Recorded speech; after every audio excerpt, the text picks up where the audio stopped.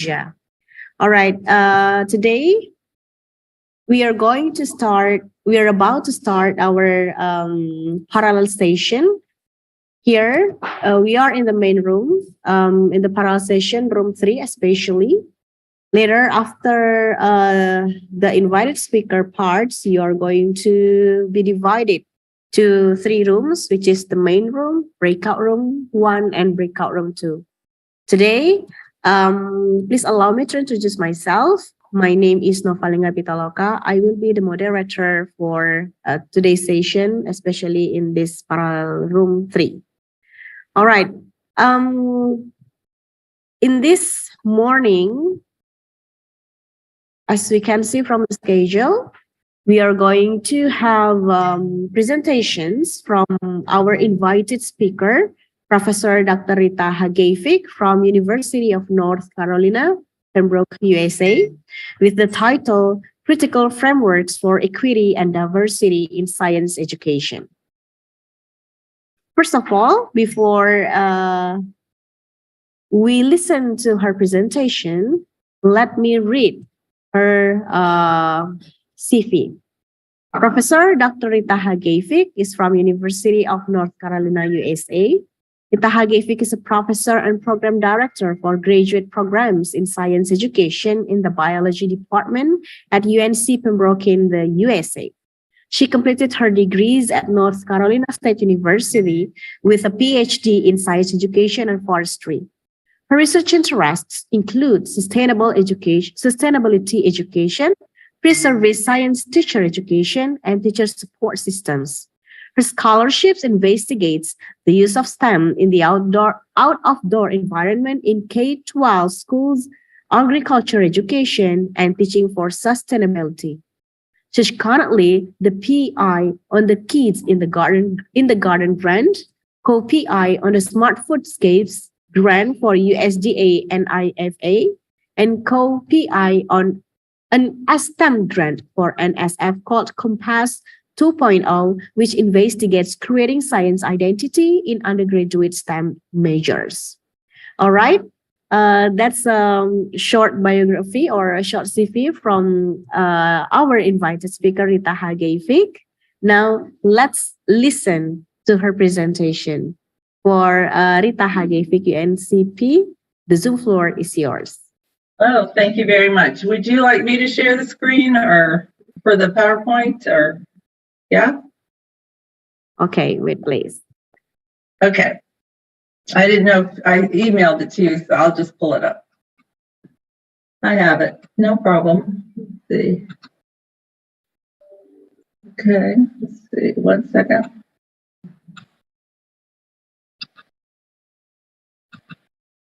Can we see this fine? Is this good? Yes? Yes. All right, we can get started, yay. All right, okay. Well, good morning or good evening, everyone. Good morning here. Good morning here. Yes. Let's see if I can do this. Selamat pagi. Not too bad. Selamat pagi. Indonesian is good. I am honored to be with you today to discuss critical frameworks for equity, diversity, and science education. So today, I think what I would like to do is first discuss why it's important, why it matters, some definitions, a diversity and equity and inclusion framework, a case study as an example, and then conclusions and questions. So why does it matter? Why is diversity, equity, and inclusion so important in science, especially? Well, the scientific enterprise should reflect the society it serves. We know from research that diverse teams are critical to science and engineering excellence. In fact, they perform better.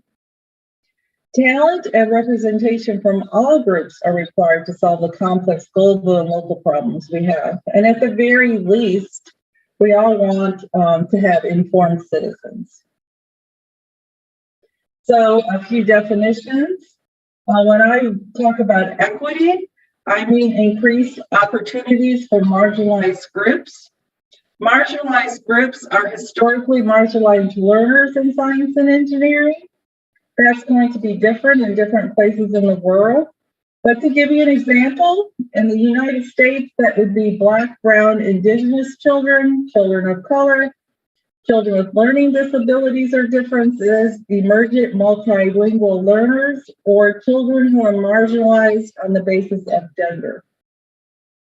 Increased representation and achievement, expanding what we think science is and doing science is, and seeing science as a part of culture and society.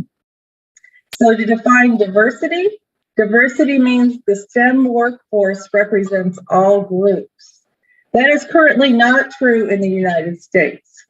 In the United States, the STEM workforce is 80% white and 72% male, where the majority of children in schools are non-white. And half of the children born are female. So the STEM fields are not currently reflecting diversity in our country. These definitions come from two very recent reports, the National Academy of Science and Engineering report and the National Science Foundation report. So define inclusion. Inclusion means equal access and full participation in STEM learning opportunities. And then belonging is a sense of being accepted, valued, and included and encouraged by others. So this would be teachers, family, friends, other people. So those are the definitions that to keep in mind as we talk about this topic today. So what does the research tell us? So this is just, there's actually been quite a bit of research in this area, so I just selected a few things here. So what the research tells us is teachers are telling us teachers need support in these areas, setting high and equitable expectations for all students, acknowledging opportunity gaps for students, increasing visibilities of minorities doing science, more role models, recognizing ways of knowing and practices in science, understanding policies of inequities in society, understanding the backgrounds of your students, and developing a conscience of their own positionalities. So from the research has come this diversity, equity, and inclusion, which I'm just going to call DEI for short here, in science teaching, to try and frame some practices for teachers to incorporate in their science teaching. So number one, the first approach is increasing opportunity and access to science by addressing expectations and opportunity gaps. So what would that look like in the classroom? What would a teacher do? What might they write into their lessons? Well, providing shared experience around natural phenomena, supporting multiple modalities of learning, supporting scientific discourse in the classroom, and especially scaffolding learning and language. So language tends to be a barrier in science, so somehow scaffolding that language. The second approach to equity is to increase achievement, representation, and identification by seeing images of people that look like themselves doing science. This really is very important. With the Compass 2 program that I work at, that I am a part of, that is for undergraduate students who are minority students, and this seeing images of themselves doing science really resonates with them. So what does that look like in the classroom? Well, position every child in the classroom as a knowledge builder, and every child has a voice, providing scaffolding for science practices because different, children come with different levels of knowledge, promoting examples of marginalized groups doing science, role models, and addressing culturally relevant topics. Okay, equity practice number 3 expanding what counts as science and recognizing the brilliance of all the students in our classrooms. So this would look like a broad range of ideas from all students and the community, making content meaningful, so real life, recognizing multiple ways of knowing science, and integrating multiple subjects into science. So that would be STEAM, for example.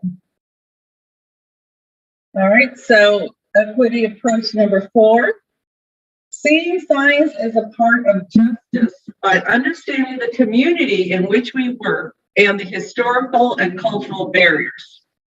So what would that look like in the classroom?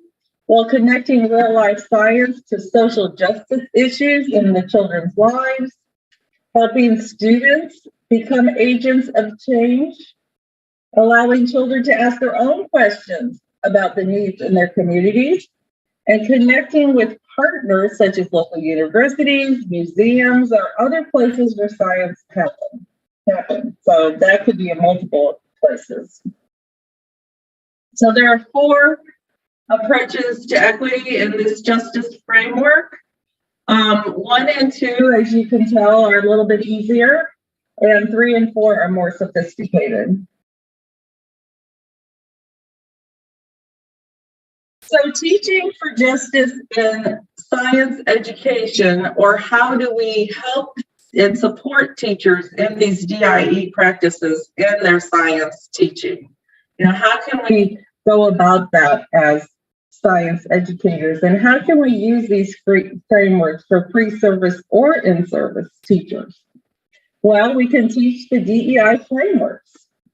We can plan and evaluate science lessons using the frameworks, or better yet, have the teachers themselves evaluate their science lessons using the frameworks. We could evaluate the reflections of the pre-service teachers using the DEI frameworks, or have them evaluate each other and each other's reflections. We could observe pre-service teachers in their teaching with the frameworks in mind. And we can examine our own practices as teacher educators as we incorporate the DEI frameworks into our instruction. So here is here's a pilot study.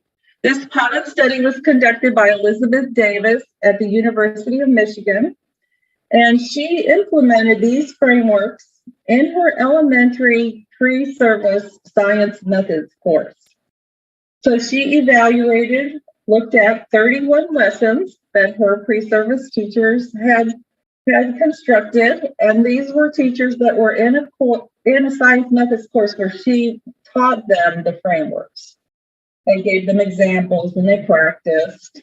So this is what she found. This is interesting data. This is what she found in their lessons, in their 31 lessons. So these are the kinds of things that the teachers were doing. And you notice that there are more from framework 1 and 2, just a couple from framework 3. You have children, multiple ways of expressing their ideas, multimodal learning. And then you have this strategy here that they really liked. Well, you have 7 people who tried it. But this is one where what you do is when you have the students in groups around a science, say a lab, and a lot of times they'll have lab jobs, like they'll have a principal investigator, materials, instead of defining the jobs, you let them pick their own role and define their own roles and give those roles names. So that's what that strategy is there. But you can see that there's no floor here, which is a much more sophisticated implementation of the equity framework. This is an analytic tool that Davis came up with to use with her pre-service teachers, where you take the frameworks and you create these graphic organizers, and then you can have the students reflect upon their own practice, their lessons, their reflections, and then they can evaluate themselves on how they're doing in implementing DEI strategies in their classroom. And I'm sure that you could think of a graphic organizer that might work for you. But here's an example. So, since we know that framework 4 is the most difficult, it seems, to implement, I thought that I would give you an example of a case study, something I've done around framework 4 that is current and worldwide. And this is citizen science. So using citizen science to do science. So what is citizen science? Citizen science is gathering data that encourages the general public, oftentimes non-scientists, to become involved in scientific projects through participation in data collection and discovery. What's nice about citizen science projects is that they're online. There are literally hundreds of them. So there's many, many that a teacher can pick from to use with their students. They're community-based. They connect the students with real scientists around global and local problems. The students get to collect and analyze data, and they get to engage in science practices. So used properly, that can be a framework 4 strategy. I'm sorry to interrupt you, Rita Hagevik. We still have around 4 minutes left, including the questions and answer session. Okay, so I got to go faster, right? Yeah. Okay, thank you. Okay, so pollinator conservation is the example that I've done. So here are the citizen science projects. So the teachers and students look around their school campus and look for pollinators. They interview teachers and other staff and find out what their parents and families know and feel about pollinators. They design a pollinator habitat. They collect data and share it with others, and they can even make their own bee homes to place on their campuses and also at home. So here's an example of how to do that. This is what we used. You can use paper straws. It's pretty simple. Here's the data that we collected. You just peel open the cardboard and you can look at the cocoons.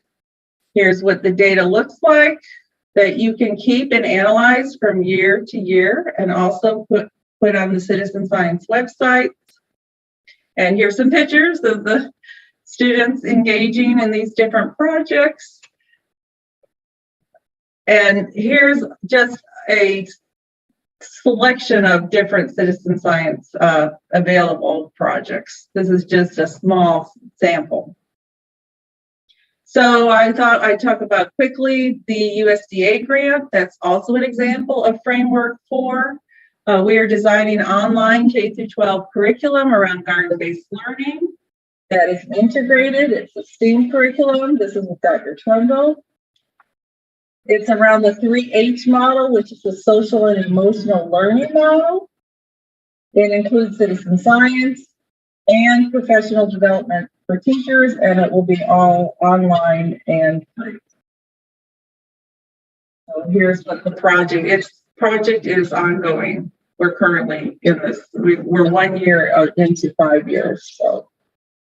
So conclusions: there is an urgent need for diverse teams in science. Engaging students in sense making is important.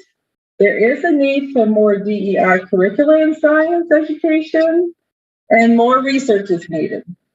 And of course, more examples of more sophisticated ways to support teachers in frameworks 3 and 4. And now I will take questions. Okay, what a great presentation, Rita Hagevik, and it's very interesting about diversity and also DEI. Yeah, we saw the examples from your presentations. The students are working very well on the science projects. Yeah, it's very interesting. All right, we invite all of the participants to ask questions to Rita Hagevik. Maybe you can chat. Okay. So here we go. We have questions from Susi Amizera. How do we know the strength and the weakness to fill the evaluate tools in our classroom?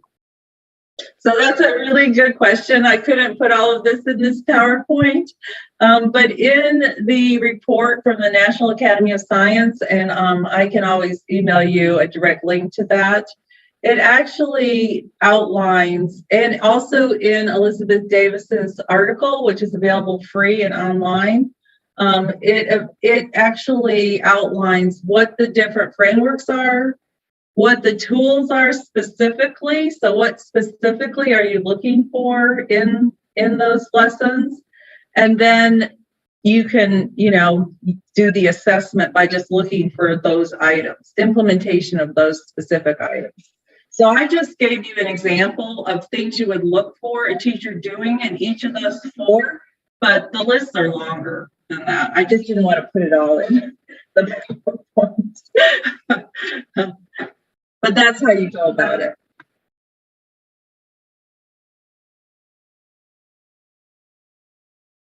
All right, thank you for the answers, Rita. Then I think we have one more question before we close this presentation, as we have very limited time. From Daniel Asamoah, UVD. Most of the ways of practicing equity are limited to approaches 1 and 2, as Davis' findings suggest. You shared that the other approaches are difficult to be implemented in the classroom. From your experience, in what ways can the other approaches of equity be implemented in the classroom? So that's a really good question. I've done this for a while. And what I've seen, and you've probably seen too, is that pre-service teachers, they're just learning how to teach. They're learning the mechanics of teaching, right? So that's why they're at level 1 and 2. And I feel like until they get more like the daily teaching under their belt, then they're more able to, expand to, say, the higher levels of the equity framework. I really think the key is having support systems in place that will help them do that. So how do we have support systems in place that will help them, bridge over to those higher levels of equity? And so that's what we're trying to do with the USDA project, is providing this online professional development to help people enact these higher frameworks. Yeah, that's a really good question. All right. Thank you so much for your answers for the questions, Rita Hagevic. And thank you so much for presenting your research results here in the fifth SULE IC 2022. Unfortunately, we have very limited time to listen more to you, and hopefully in other occasions, maybe in the next international conference, you're going to see you again and listen more about your research project, Rita Hagevic. And for this, we would like to present to you a virtual certificate, which is later will be sent to you. Okay. Thank you very much. Yes.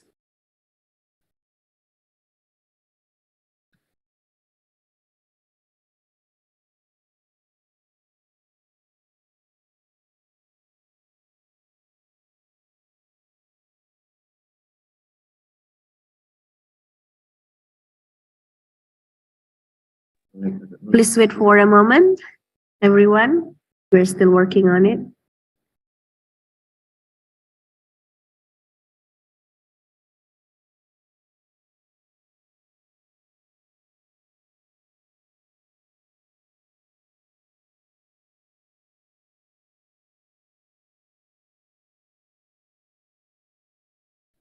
All right. Here it is, the certificate of appreciation for Professor Dr. Rita Hagevic. We hope that you can accept our certificate of appreciation. Thank you so much. Okay, we'll see you again in the next occasion, Rita Hagevic.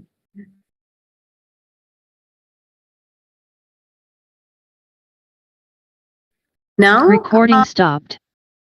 We're going to break you into the breakout room.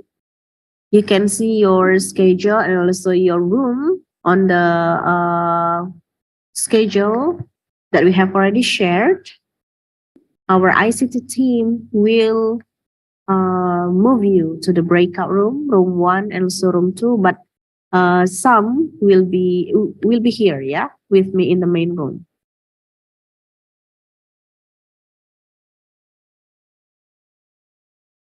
We hope that you can rename your name according to your breakout room in order for us to be easier to move you to the correct breakout room. For example, if your breakout room is 1, then please use the code BOR1 as the initial of your name before your name. And then if your breakout room is 2, then please rename your name to BOR2 and then your name. And then if your breakout room is 3, then rename your name to be BOR3 and your name.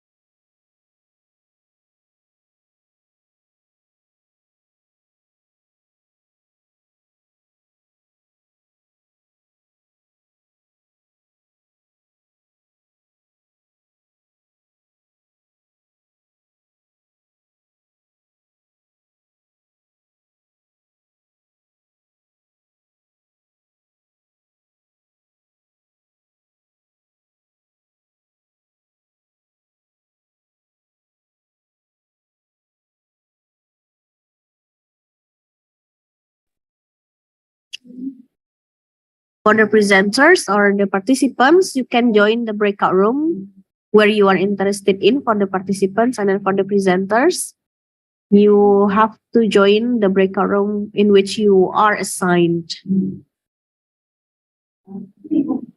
Oh yeah, Bu Ati. Please wait for a moment, Bu.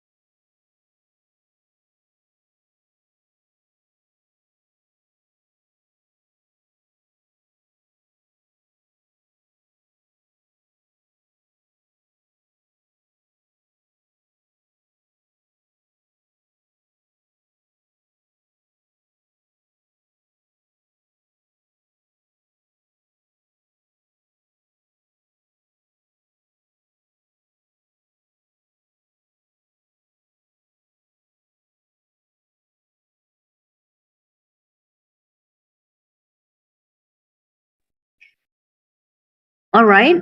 For the presenters in the main room, we have around 10 minutes for each presenter to present their paper. For the presenters in the main room, we have Penti Maretasari and Saparini. And then at 8:40 until 8:50, we have Kristilia Suri, Ketang Wiono, and Sardianto. And then from 8:50 to 9 o'clock, we have Meli Ariska, Hamdi Aksan, Muhammad Muslim, and Sudirman.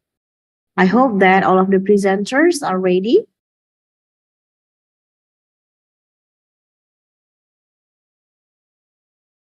Do we have Ibu Penti Maretasari and Saparini here?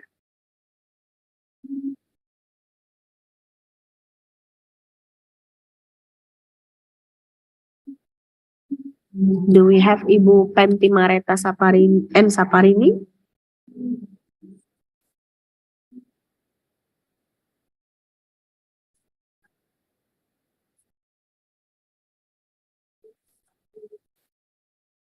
Do we have Kristilia Suri, Ketangwiono, and Sardianto?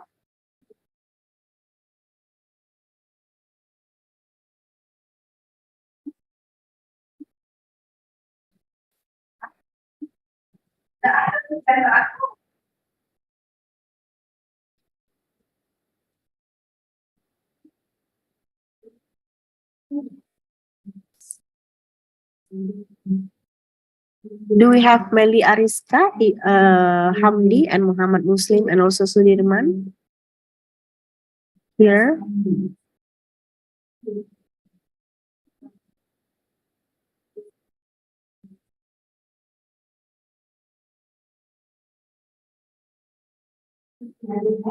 Okay, while waiting for the presenters, we would like to inform you that during this parallel session, you can type up your questions in the chat box, yeah, so that later we can ask the questions. We can read the questions to the presenters.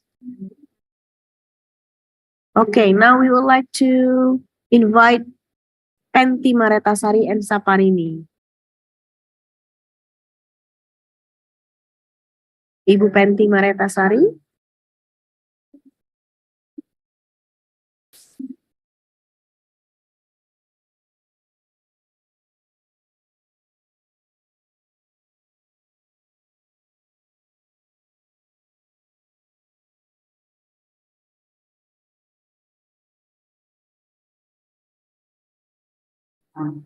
Ibu Penti Maretasari, we see that you're here with us. Would you please respond?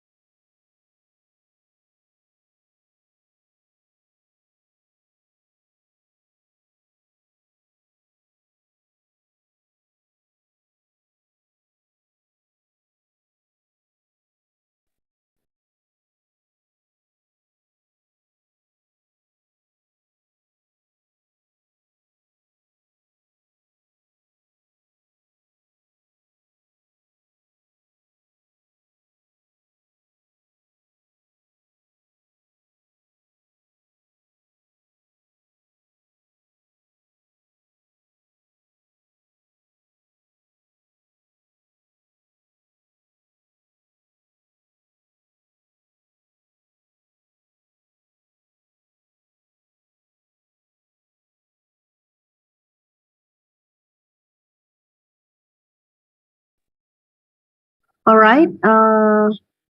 We have checked that all of the presenters are not here yet. Ibu Penti Maretasari still does not respond.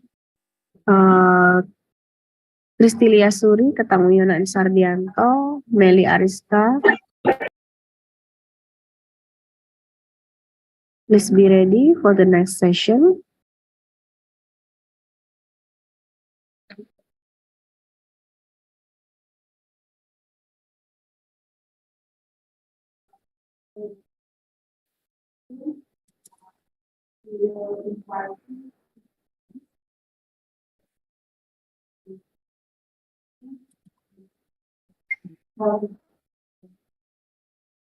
Play ka lang.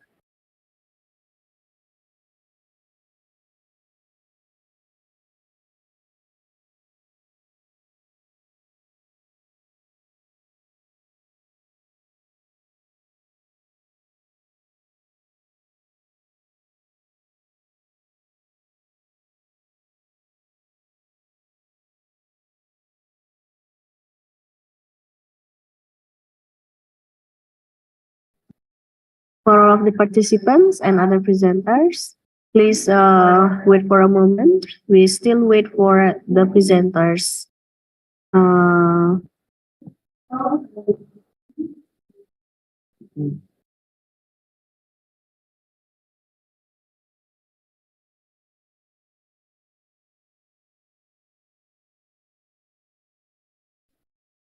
All right. So here is Ibu Penti in the chat box saying that her network is not good. So let me check for the next presenter, or maybe Ibu Penti, you can start share your screen and then you can try to start your presentation, Ibu Penti.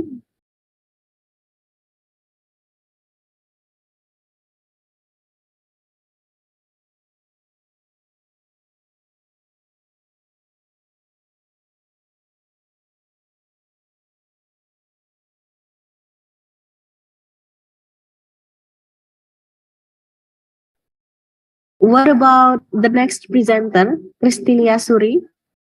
Are you ready for your part? Ready. Oh, okay.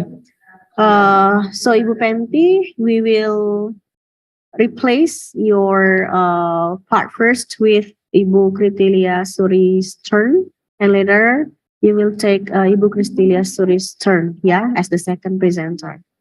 Okay, for Ibu Kristilia Suri, please take your time.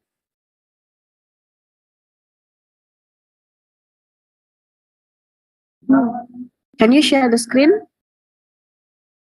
Ibu Kristilia Suri, yes. You can start your presentation.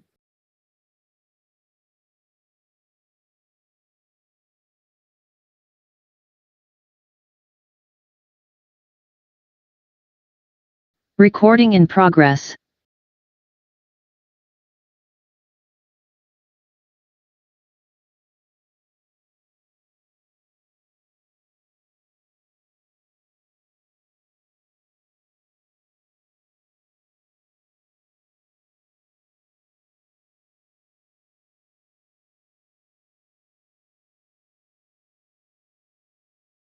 Okay, you can start your presentations. Oke, Assalamualaikum warahmatullahi wabarakatuh. Waalaikumsalam warahmatullahi wabarakatuh. Well, I will present the result of my research entitled Physically Learning at STEM Based to Increase Communication Skill for Senior High School Students. Before we begin our presentation, let me introduce myself. My name is Kristilia Suri. My colleague, Mr. Ketang Wiono and Mr. Sardianto Markosiahaan, Sriwijaya University.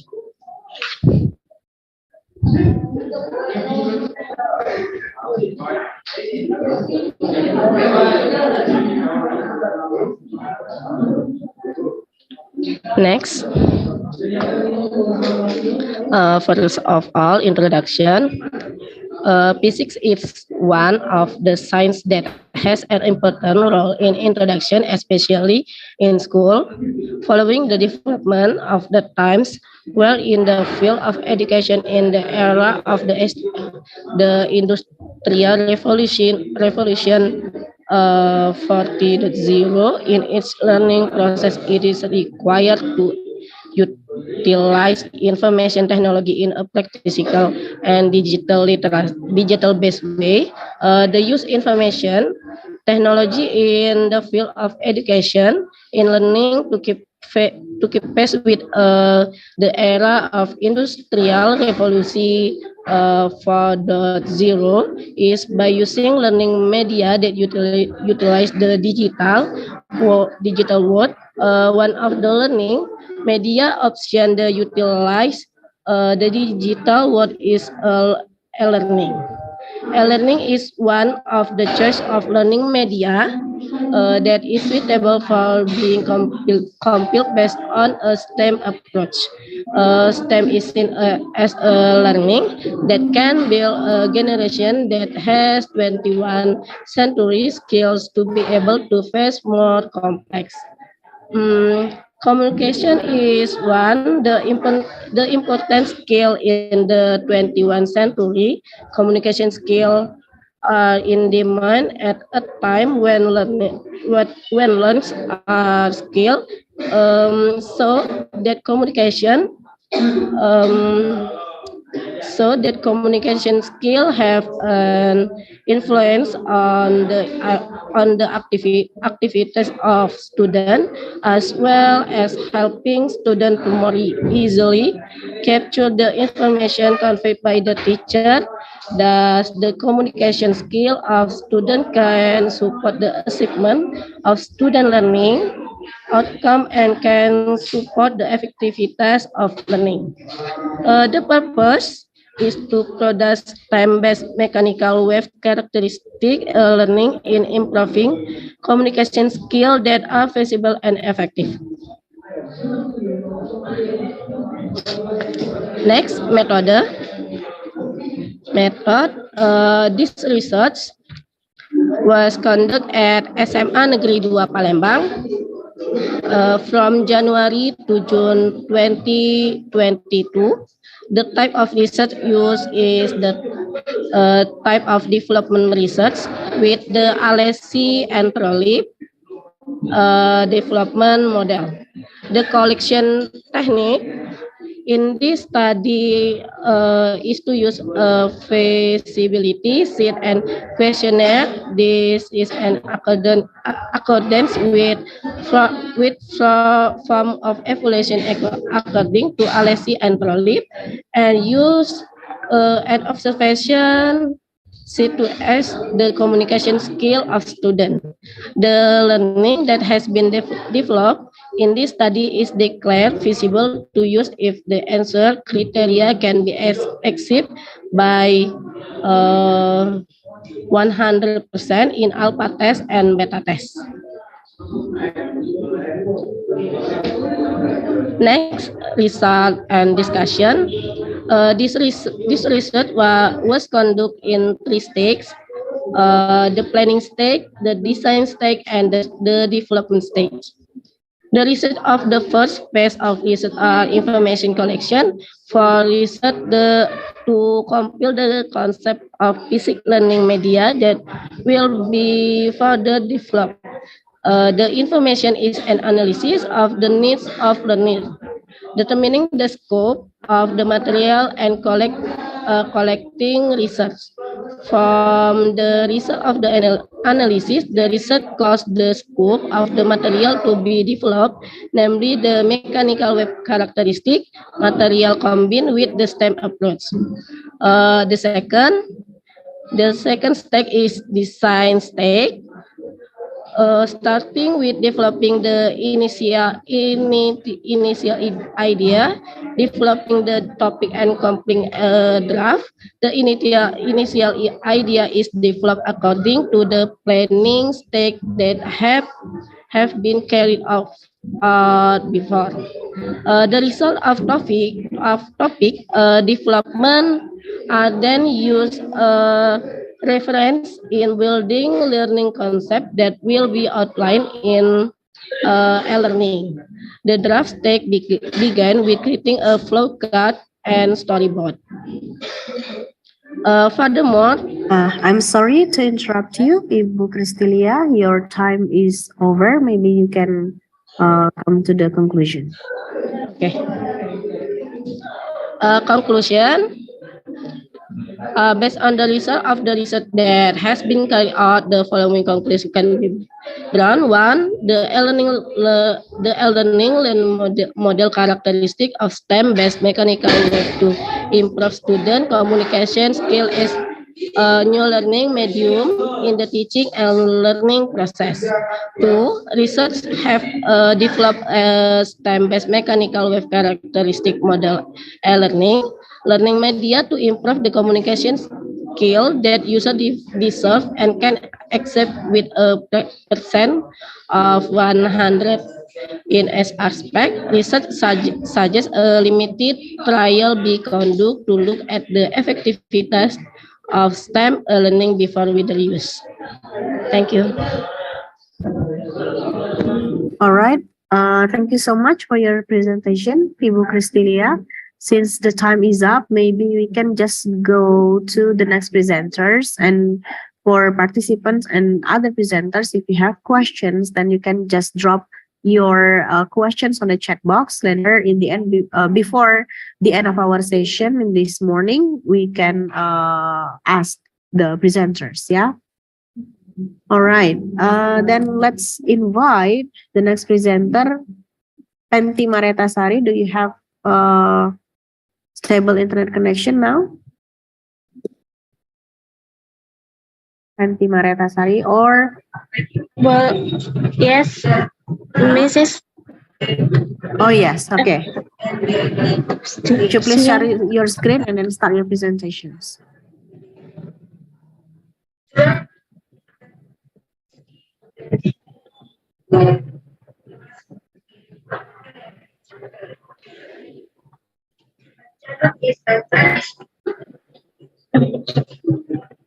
Okay. Bismillahirrahmanirrahim. Assalamualaikum warahmatullahi wabarakatuh. Waalaikumsalam warahmatullahi wabarakatuh. Good morning, Miss and Mrs. Today I want to introduce myself. Okay, my name is Fenty Maltasari. I'm from Physics Education Sriwijaya University, Indonesia. On this occasion, I and Miss Safarini will present our paper. The paper titled Science Literacy Skill for Sriwijaya Negara Junior High School Student in Palembang. First, I will present to the introduction. According to Noviana, scientific literacy is one of the human resources that can combat and tiny, brilliant, and innovative thinking, which is one of the key to effectively solving 21st century problem in the period of globalization. According to the Program for International Student Assessment (PISA) assessment, Indonesia students' scientific literacy skills remain inadequate and deteriorating. The result of the PISA exam in 2020 found the Indonesian student score 400 out of 493 in OECD country in science literacy subject. According to 2016 PISA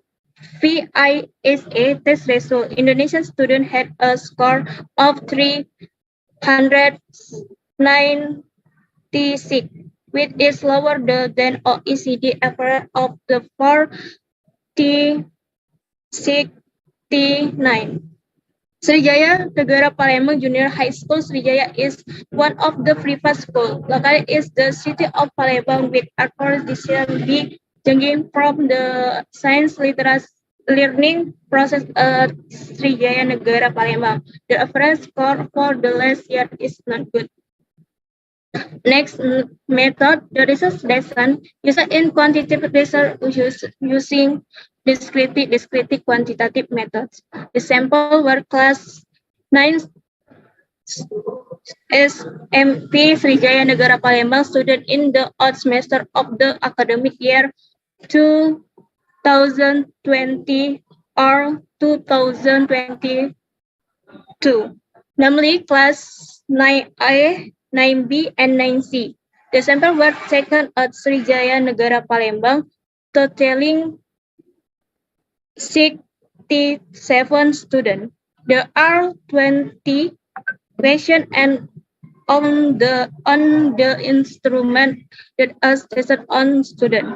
Student scientific literacy skills were analyzed using multiple choice tests. Data from the trial will be included in the Minister software, which is part of the REST modeling suite measuring summary static table. Table item, person measure, and reliability is one of the output of the software, which has been translated into logic value. Next discussion then and result and discussion. Table 1 ada any summary statistic demand that the information of the unit is based on table 1. Among other, first person measure 0.46 logic representing the average score of all students work on the item. When the average score action the largest score of 0.0. It implies that the student All right. ability is I'm sorry to interrupt you. Would you please just go to your conclusion because our time is up. The time is up.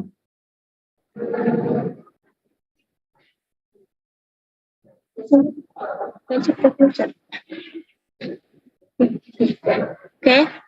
Conclusion based on the analysis of research data on scientific literacy skill in Sriwijaya Negara Palembang Junior High School student with stress modeling.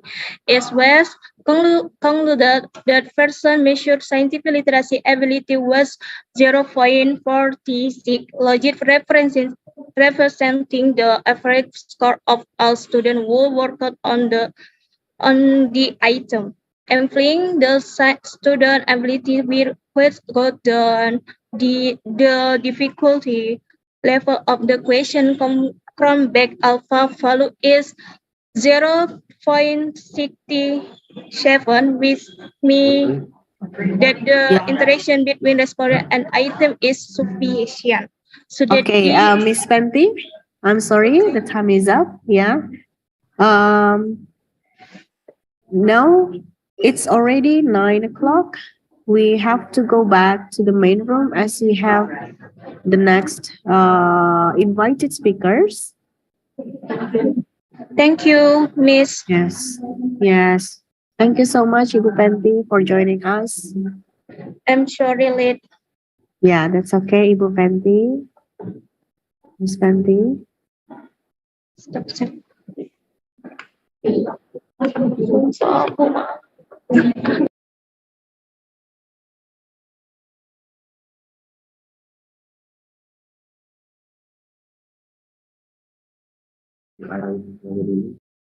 All right, please wait for a moment because the ICT team is moving other participants from the breakout room to the main room for the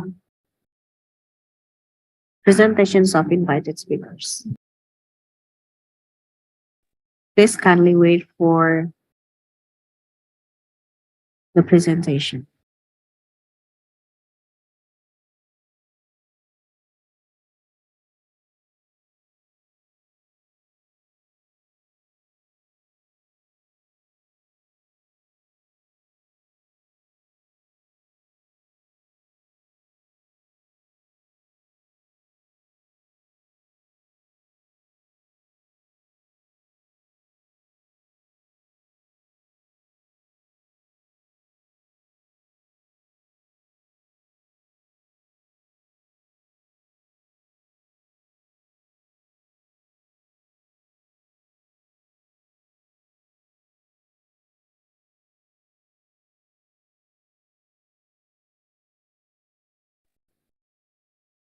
All right.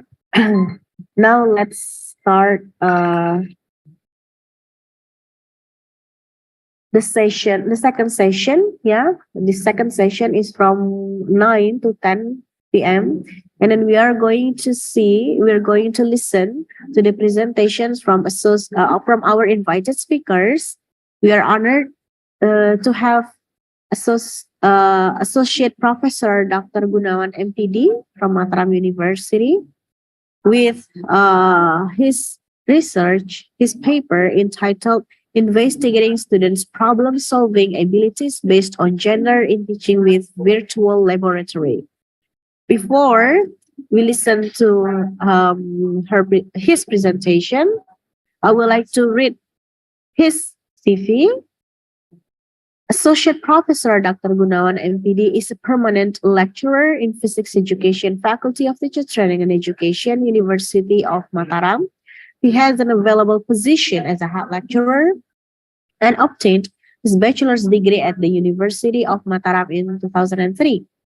Then he continued his master's education at the Indonesia University of Education and completed it in 2008. His last education was at the Indonesia University of Education in 2011. His research usually focuses on physics education, computer simulation, virtual laboratory, thinking skills, and learning styles. He is actively making scientific papers that are published in various journals.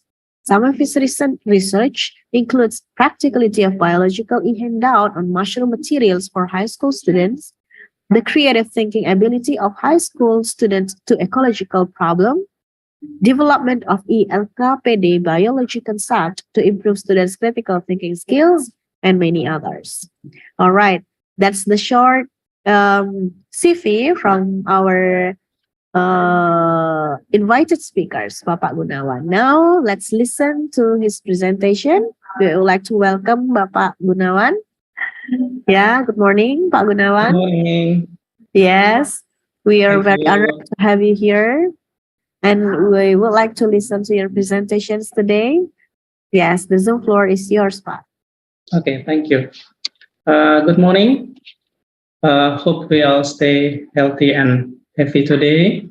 Thanks to the moderators, conference chairs, all committee members, technical team, our presenters, our participants of 5th SULE IC 2022.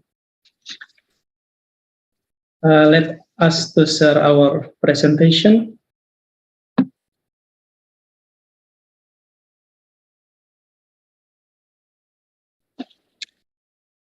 One greeting from us in Lombok, the island of 1,000 mosques with beautiful beaches and tourist destination.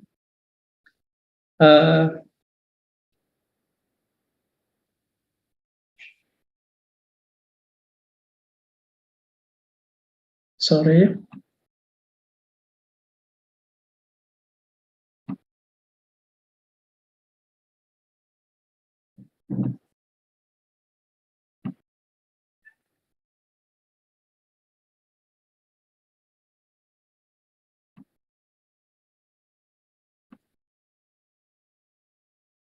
Let us present our paper entitled Investigating Student Problem-Solving Ability based on genders in teaching with virtual laboratory.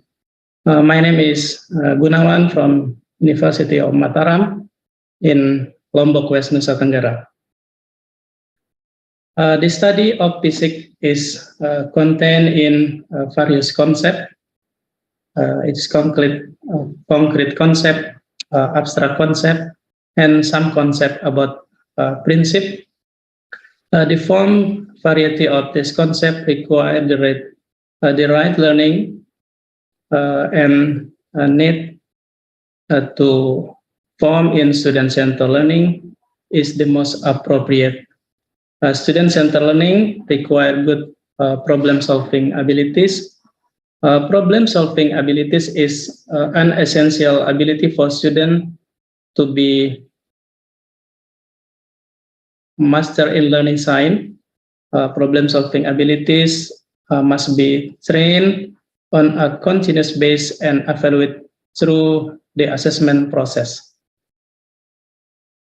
One of the obstacles in implementing problem-solving process into physics learning is the lack of application that can be observed directly by students. The experimental method in the laboratory can be used as an observation method because it directly guides students on their problem-solving abilities by seeing and experiencing directly the problem given. But not all physics concepts can be carried out by direct experimental activities. Some of them are constrained by material limitation of facilities or even security problem in doing so. The solution given to show a physical phenomenon that is difficult to do in direct experimental activities is to use virtual laboratory-based software that can interact with its users.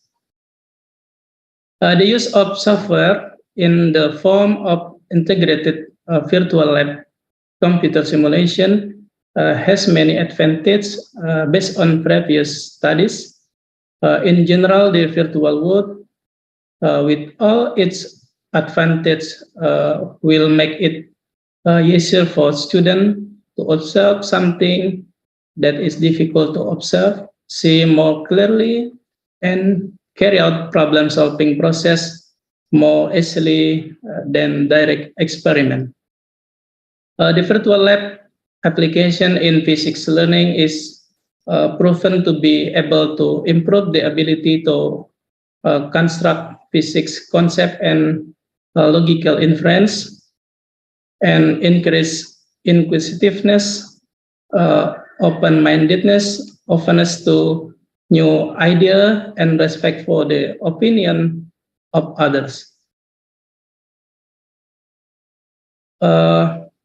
In our research, based on genders, gender difference are a unique theme of the topic of problem solving. In our previous studies, there were differences in the creativity of male and female students after learning physics with virtual lab. In addition, there are difference in mastery of physics concept in some cognitive aspect, both in male and female students. In general, there are also studies that discuss different in male and female problem-solving abilities. The result of study discussing the use of virtual lab that are associated with difference in the ability of problem-solving abilities in terms of genders aspect have not been widely implemented. In this study, virtual lab media have been used in the learning process of physics with expected to improve student problem-solving abilities.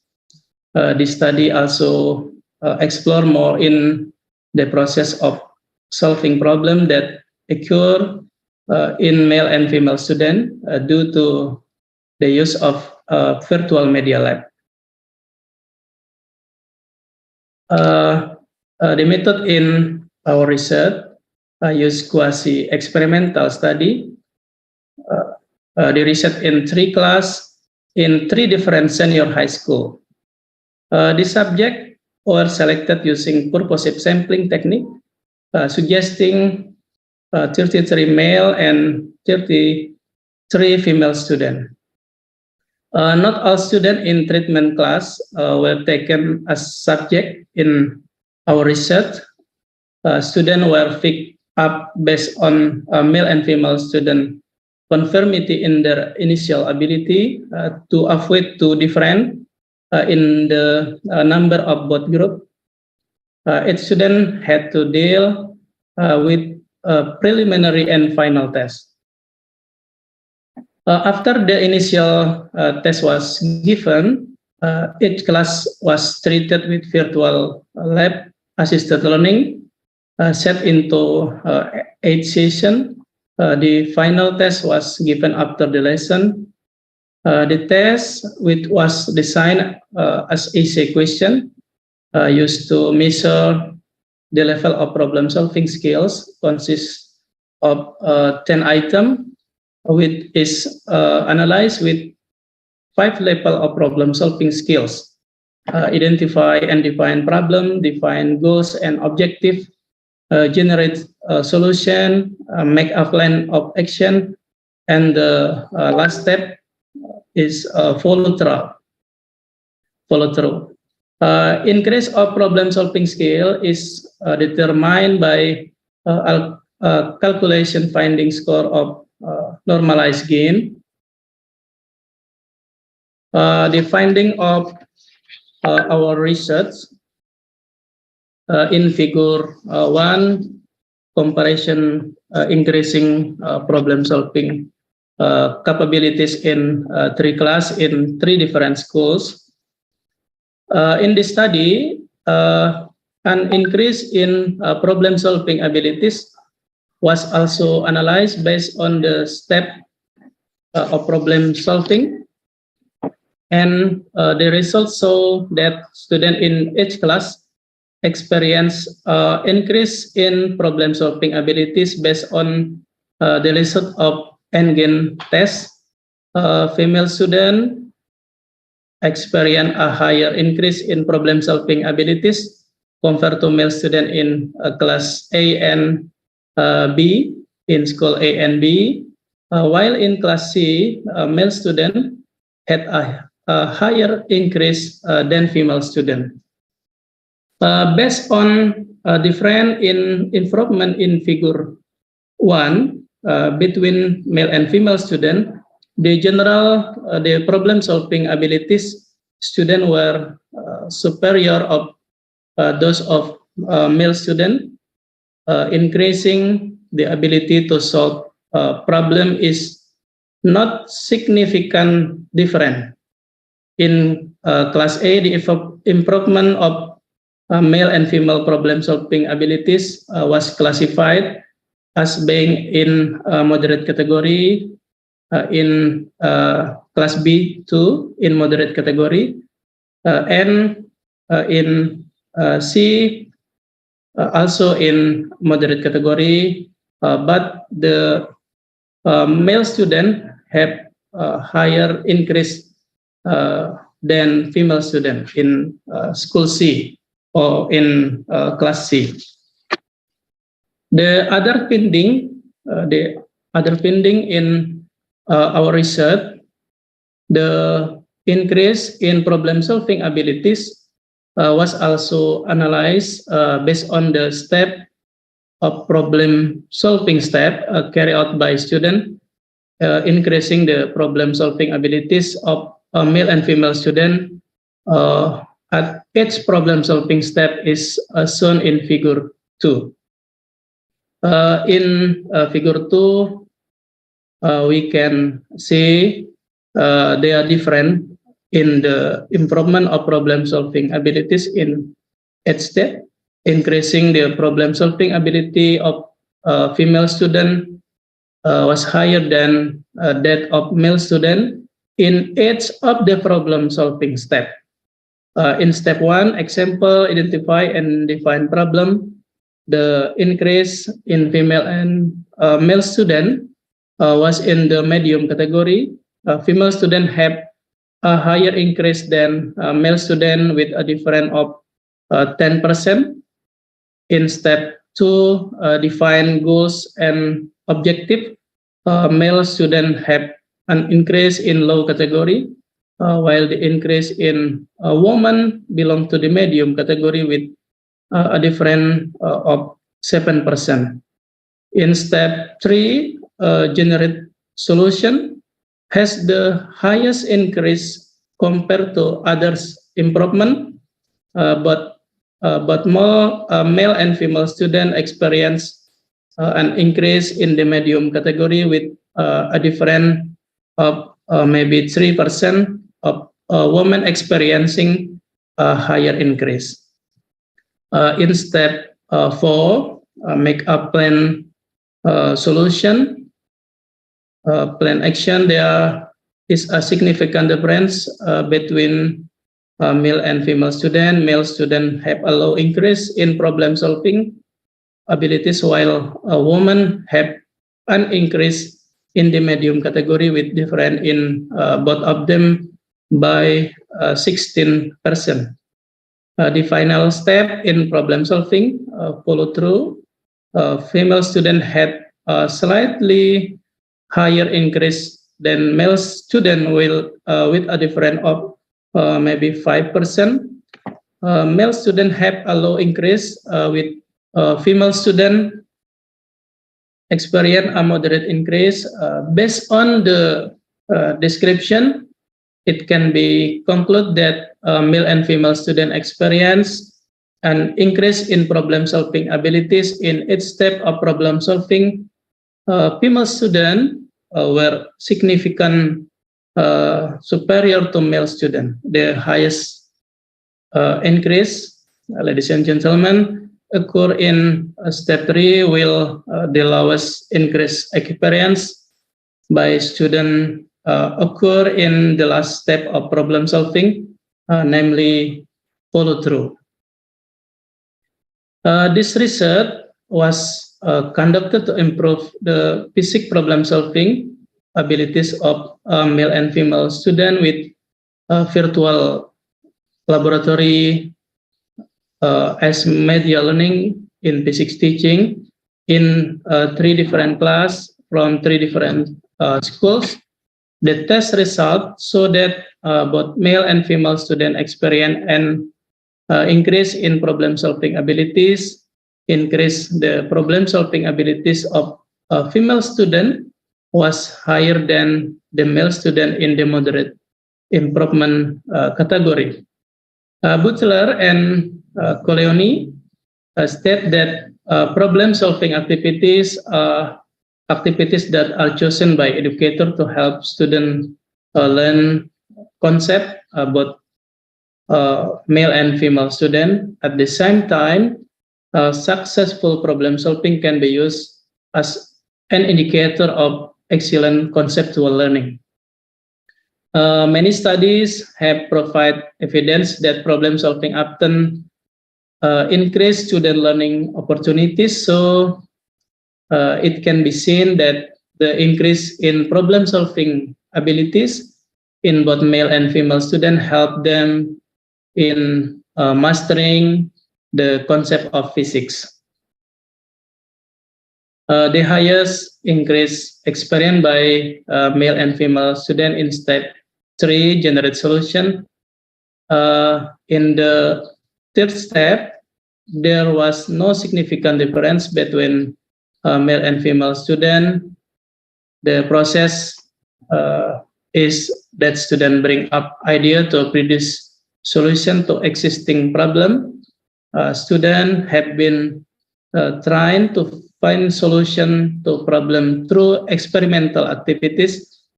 Students also train in contributing ideas and exchange idea during the discussion process between group member in the class. The difference in the improvement of problem solving abilities between male and female student is also determined in the learning process, in the ongoing learning process based on observation. Female students tend to have higher and more active motivation to learn physics than male students when learning takes place. This makes the improvement of female students' problem-solving abilities higher than male students. Female students can easily solve problems step by step according to indicators of problem-solving abilities. Ladies and gentlemen, the conclusion of our research, the learning process, the learning physics using virtual lab as media proved to be able to improve student problem-solving abilities. The improvement both in male and female student consists in the medium category.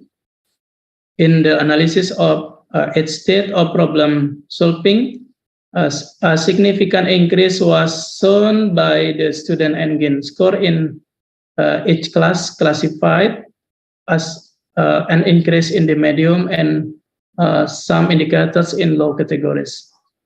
Problem solving abilities in male and in male is slightly lower than female student, but not significantly different. Improved problem solving is also analyzed based on problem solving step.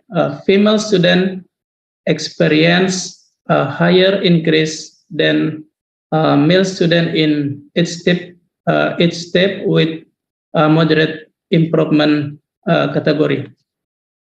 That's our presentation. Hopefully it's useful for future research for our team and others team who join the SULE conference today.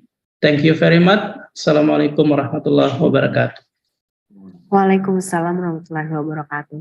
Thank you so much, Mr. Gunawan, for sharing your research. It's very interesting about virtual laboratory to improve students' problem-solving abilities. All right, we invite all of the participants or other presenters to ask questions. All right. We have already one question. Yeah. Oh yeah. Maybe I'd like Excuse to. me, Yes. we can ask some question for Mr. Gunawan. Yes, please. Okay, thank you, Miss Nova, for the questions. Okay, Mr. Gunawan, is it a very interesting research I thought, because there are so many different of the female and male from your result. Actually, I get the answers for the conclusion that the female is more motivated than the male one. But maybe you can explain to us why the female are more motivated than the male students.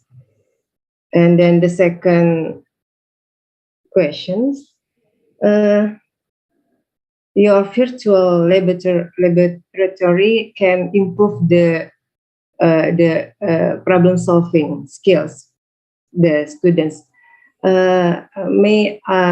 Can you explain to us why what happened with the virtual laboratory so it can improve the decisions making of the students? Okay, thank you.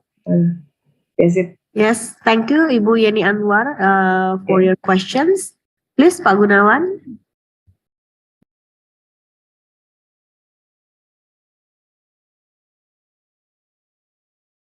Okay, thank you. Thank you, Mrs. Yeni Anwar, and maybe some participant who asked me with some question, with different question in chat box. Ms. Yeni, in general, in construction of who the male and female student think about something, the female student have more high inquisitiveness more than male student.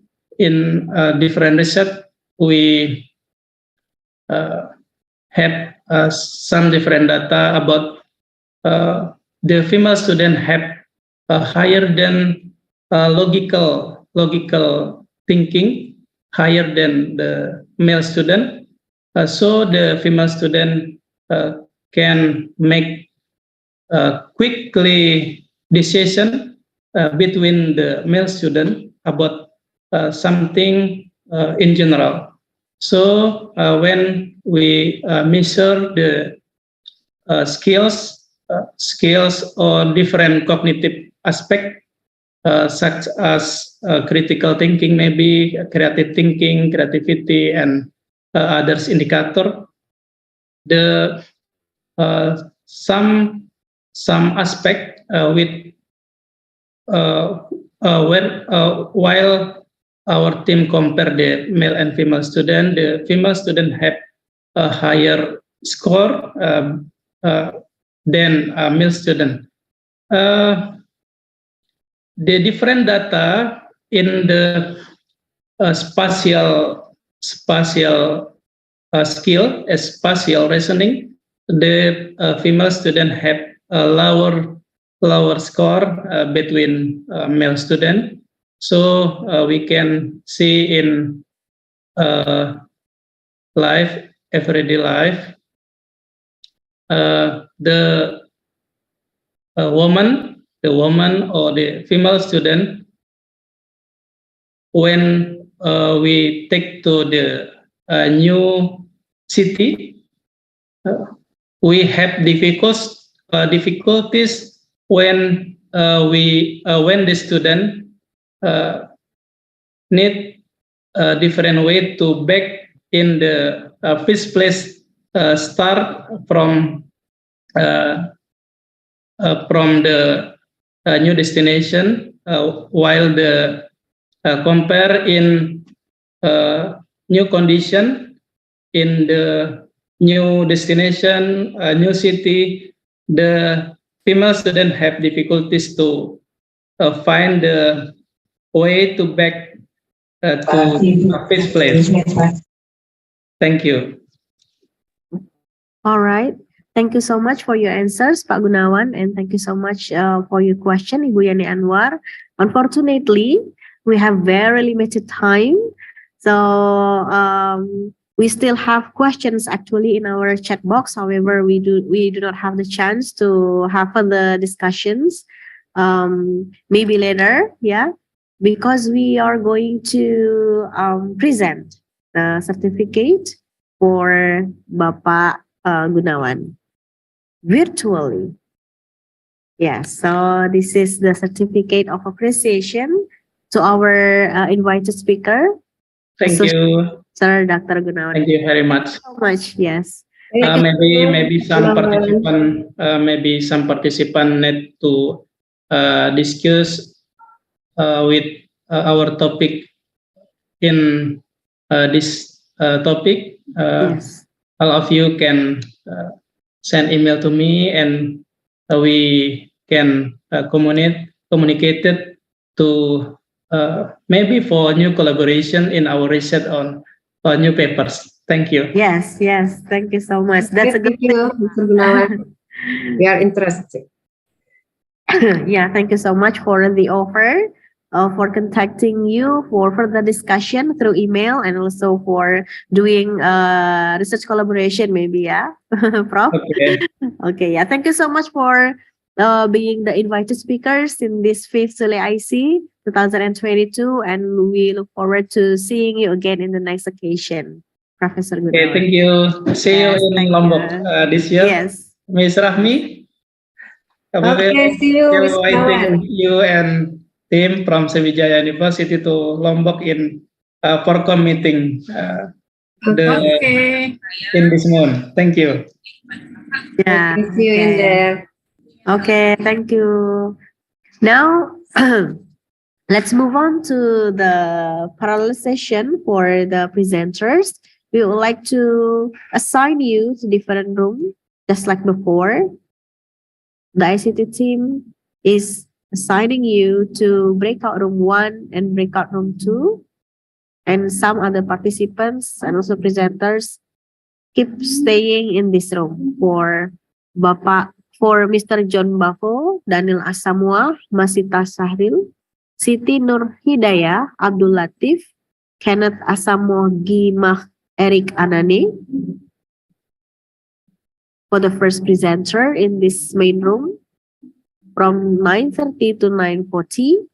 And then we're going to have Leni Marlina, Nuris Daryani, Rolipa, Ida Sriyanti, Sudirman, and Melinda as the presenters in the next session at 9:40 until 9:50. And then we're going to have the last presenter in session 2.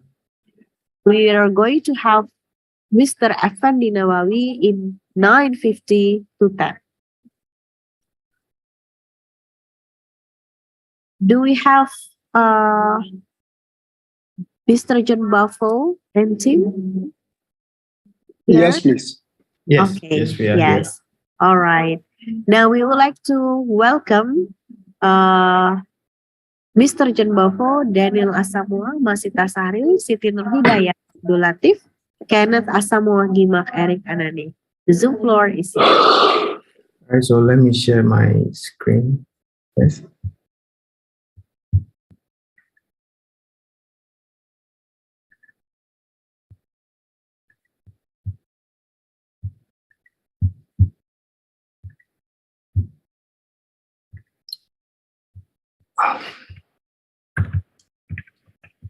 Okay, so I don't know if you can see my screen. Can you see my screen?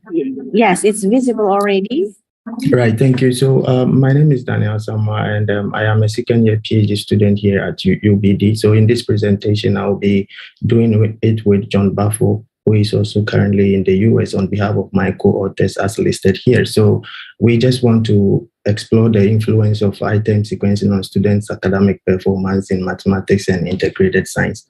So for our introduction, we are aware that test helps us to measure some traits of students, especially after we have taught them some specific concepts. And so common examples of tests that we have been using are multiple choice tests, true, false, and then essay items.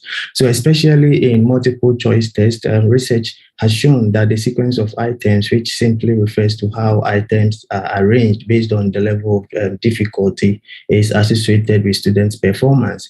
However, research findings with regards to the link between item sequence and students' performance have been contradictory. While some studies are saying that students' performance are influenced by item sequence, other studies are claiming the otherwise. So having taken this gap, we noticed that little is known, especially in the context of Ghana and in mathematics and science at the secondary school level.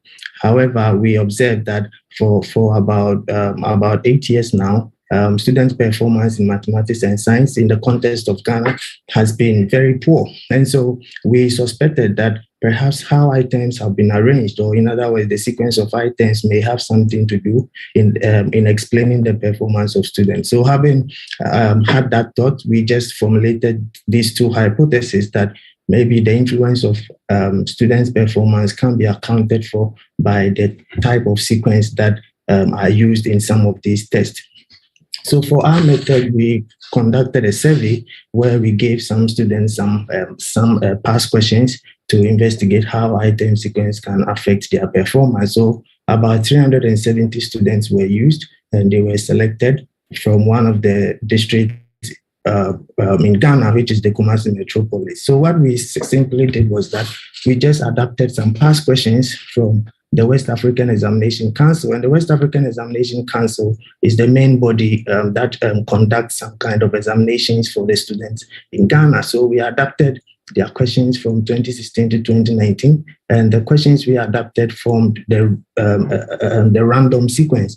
And we pilot tested that random sequence items, and we rearranged the items based on the level of difficulty to form other sequences, which is easy to hard sequence and then hard to easy sequence as well.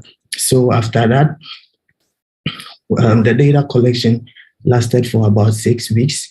And after that data collection, we just conducted an ANOVA analysis to investigate group differences. So we found evidence to support that in both mathematics and science, of course, the sequence of items or how items are arranged really influence students' performance. And we investigated further, and we found that when items are arranged from easy to hard sequence, students are more likely to perform well compared to when items are arranged on the random sequence or even on hard to easy sequence. And that applies to both mathematics and science. And interestingly, we also found that for mathematics, about 53% of students' performance was influenced by the sequence of items. And for science, about 44% of students' performance was also influenced by the sequence of items. So on this note, I think I will call John to also continue with this presentation. Thank you. Yeah, so based on the findings of our study, we are making a claim that students perform better in mathematics and science when items are arranged from easy to hard. And our findings confirm some existing findings in both mathematics and science, such as Corbiner and Gray and co. Our findings also refute the findings obtained from other studies, such as Van de Scheen. And so we believe that arranging test items from easy to hard motivates students in the first place. And when students are motivated, it sustains their interest. And when their interests are sustained, they get that form of enjoyment and the hope to be able to complete the rest of the items. And indeed, in our contest, we realized that during the administration of the easy to hard item sequence, we realized that the students were calm, relaxed, and independently responded to the items without any form of pressure or challenge. Yeah, so basically, we are concluding that item sequencing can influence student performance both in mathematics and science, where student performance in easy to add can have more impact on their performance or predict better performance among students.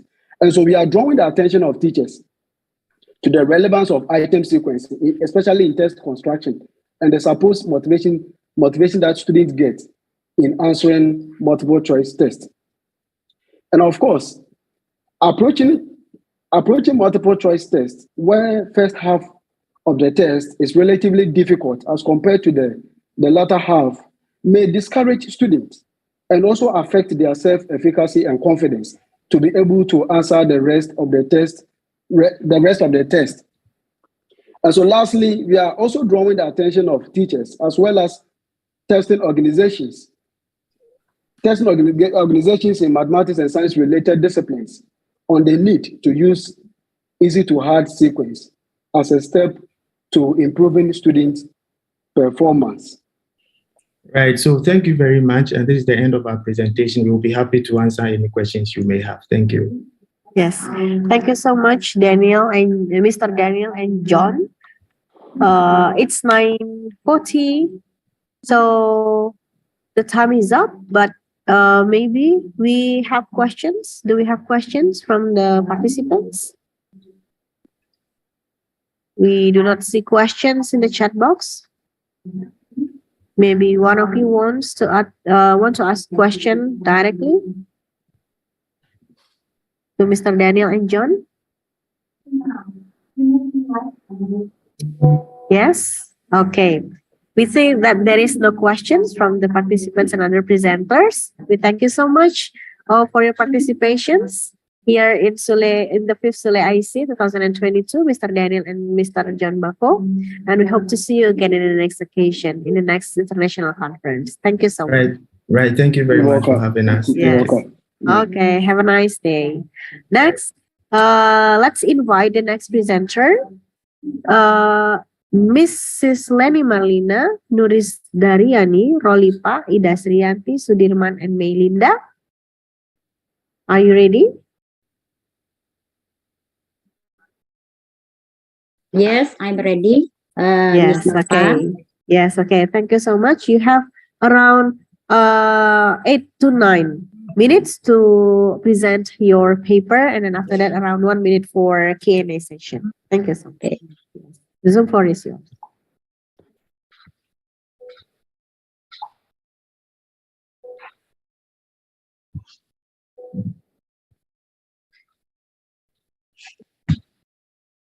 Okay, thank you, Ms. Nova. Well, I will present the result of our research with title Differentiated Learning in Senior High School 3 Banyosin 3. I myself, Leni Marlina, Nuris Daryani, Rolipa, Ida Srianti, Sudirman, and Melinda. We are from Master Program in Physics Education, Bachelor Program in Physics Education, and Bachelor Program in Biology Education at FKIP Sriwijaya University.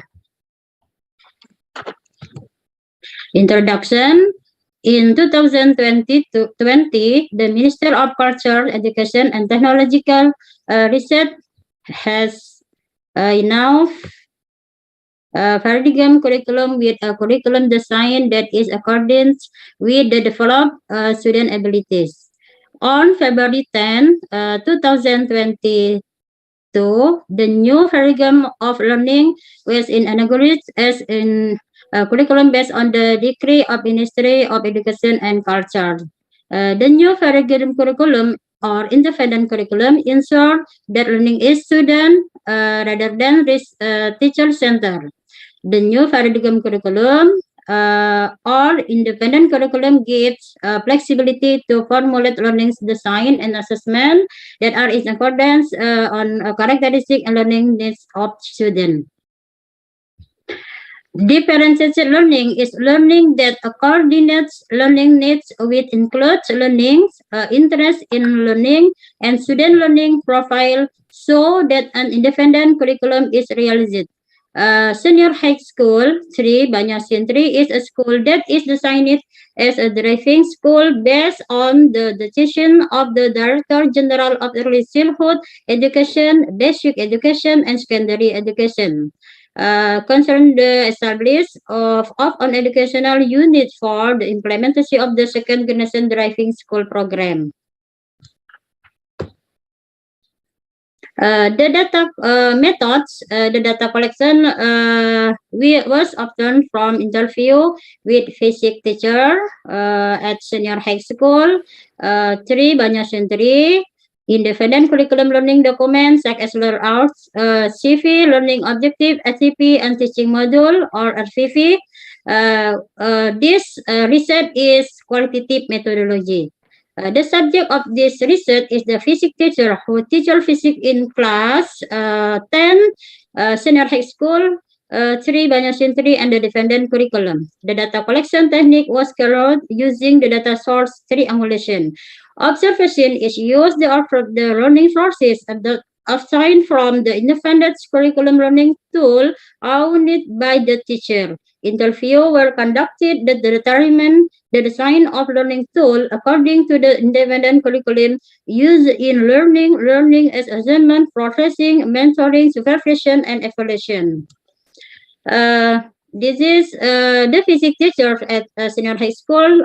Sri Banyasintri has identified opportunity to expand learning content on open up space for various learning platform in the classroom. Teacher emphasizes the importance of teaching differentiated learning pathway in the classroom that can be achieved without first building relationship with students, understanding their study habits, and acknowledging difference between students. By building on this foundation, teacher explained that teacher can better understand individual learning preferences in the classroom and develop effective individual. This features one, learning profile in class 10, senior high school, Sri Banyasintri, where is visual of 59%, audio 24%, and kinesthetic 17%. 24% with me, and audio 70%. This diversity of learning profiles that whether unequal learning needs between students in the classroom. Darini et al. This is content differentiation, feature 2, process differentiation, feature 3, and feature 4, product differentiation. For content differentiation, the content differentiation carried by the physics teacher at senior high school at the planning stage was in accordance with the implementation. This is done so that students can get learning content through the approach they like the most because it is in accordance with their learning style preference. For process differentiation, the physics teacher at senior high school, Sri Banyasintri, differentiated the process of how students learn by providing various resources according to the student visual, audio, and kinesthetic learning profile preference. This can be seen in the following lesson plan. All resources lead to the same understanding, but with different process according to the student learning profile. And for product differentiation, the product produces students so evident their learning is differentiated teacher of Banyasintri gives choice in hope their understanding. Conclusion, the physics teacher of senior high school, Sri Banyasintri, has demonstrated in an individual approach to teaching and learning. These results are effective in supporting the needs of diverse group of students. Differentiated learning provides opportunities for students to be guided by teachers who are in line with their needs. Acknowledgement, this result was funded by the Competitive Learning Grant Fund, FKIP Fund in 2022, according to degree of the Dean of the Sriwijaya Faculty of Teacher Training and Education. Thank you for your attention, and I say wassalamualaikum warahmatullahi wabarakatuh.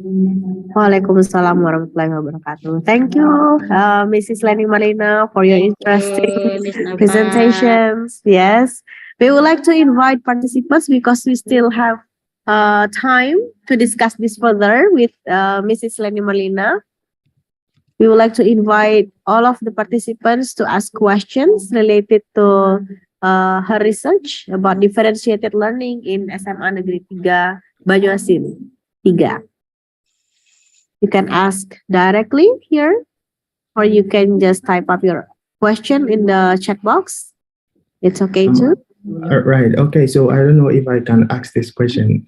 Yeah. Yes, please. Okay. Right. So thank you very much for your interesting presentation. But I was just wondering, you said that your results will support effective teaching and learning, especially for different students. So I am just wondering, can you share how those results can really help us to support effective teaching and learning for diverse students? Thank you. Thank you. Thank you so much, Mr. Daniel Asamoah, for the question. Please, Ibu Leni Marlina. Okay, this differentiated learning in senior high school, Banyuasin 3, background research in the education in Indonesia in general tend to organize mass classical education, where teachers are the center of learning. The teacher doesn't see that students have different unique needs as the main actor in running the national education will. A teacher should understand that every skill is unique. Thank you. Yes, thank you so much for your answers, Mrs. Leni Marlina. All right. Time is up, unfortunately. We cannot have further discussions. Thank you so much for your participations, Mrs. Leni Marlina, in this Okay, thank you. IC 2022. Yes. All right. Next, please welcome the next presenter, Mr. Effendi Nawawi. Are you here with us, Mr. Effendi Nawawi? Okay. Yes, okay. You have around... May I share screen? Yes, please. You have around 8 minutes to present your presentations, and then maybe around 2 minutes for Q&A questions. Thank you.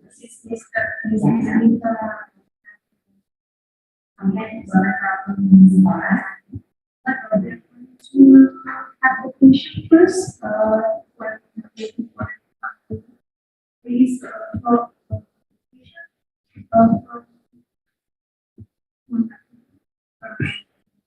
as for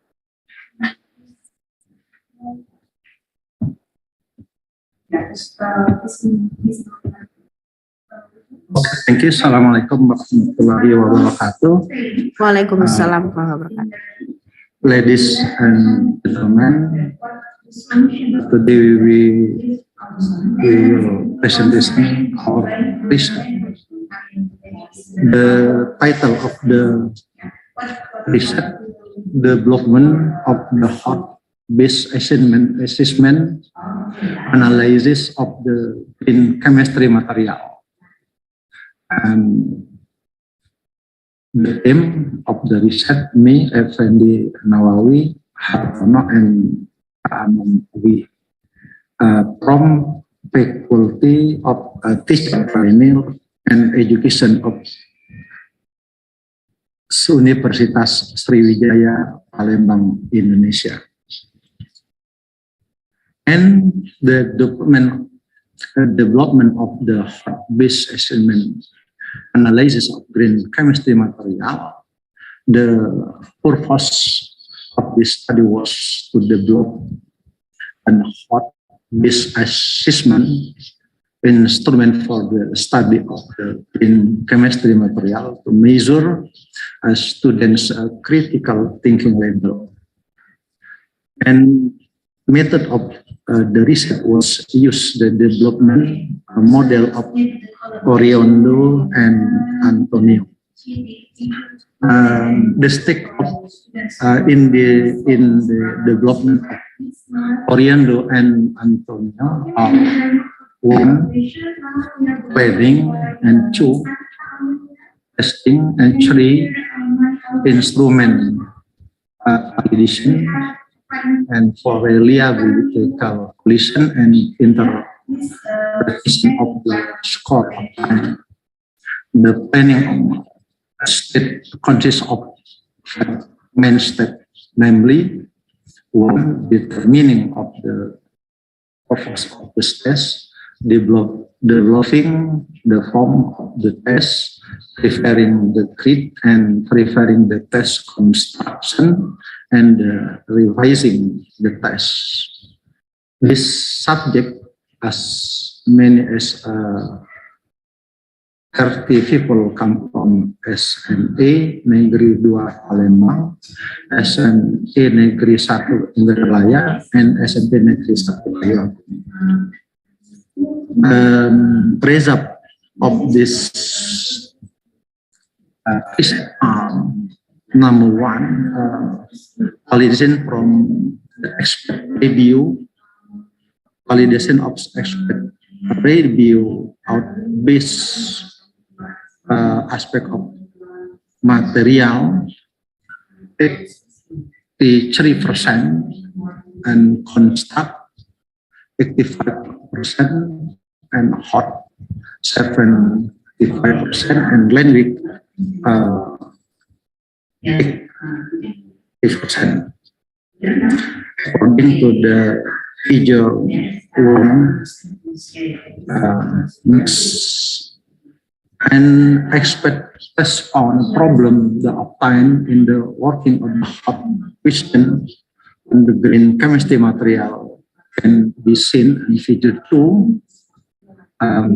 Problem number 1, tujuan pembelajaran mendeskripsikan kimia hijau, ada stimulus berupa wacana dan jurnal green chemistry, kemudian a question, simpulkan pengertian kimia hijau dengan critical tips, the revise from the expert of the question.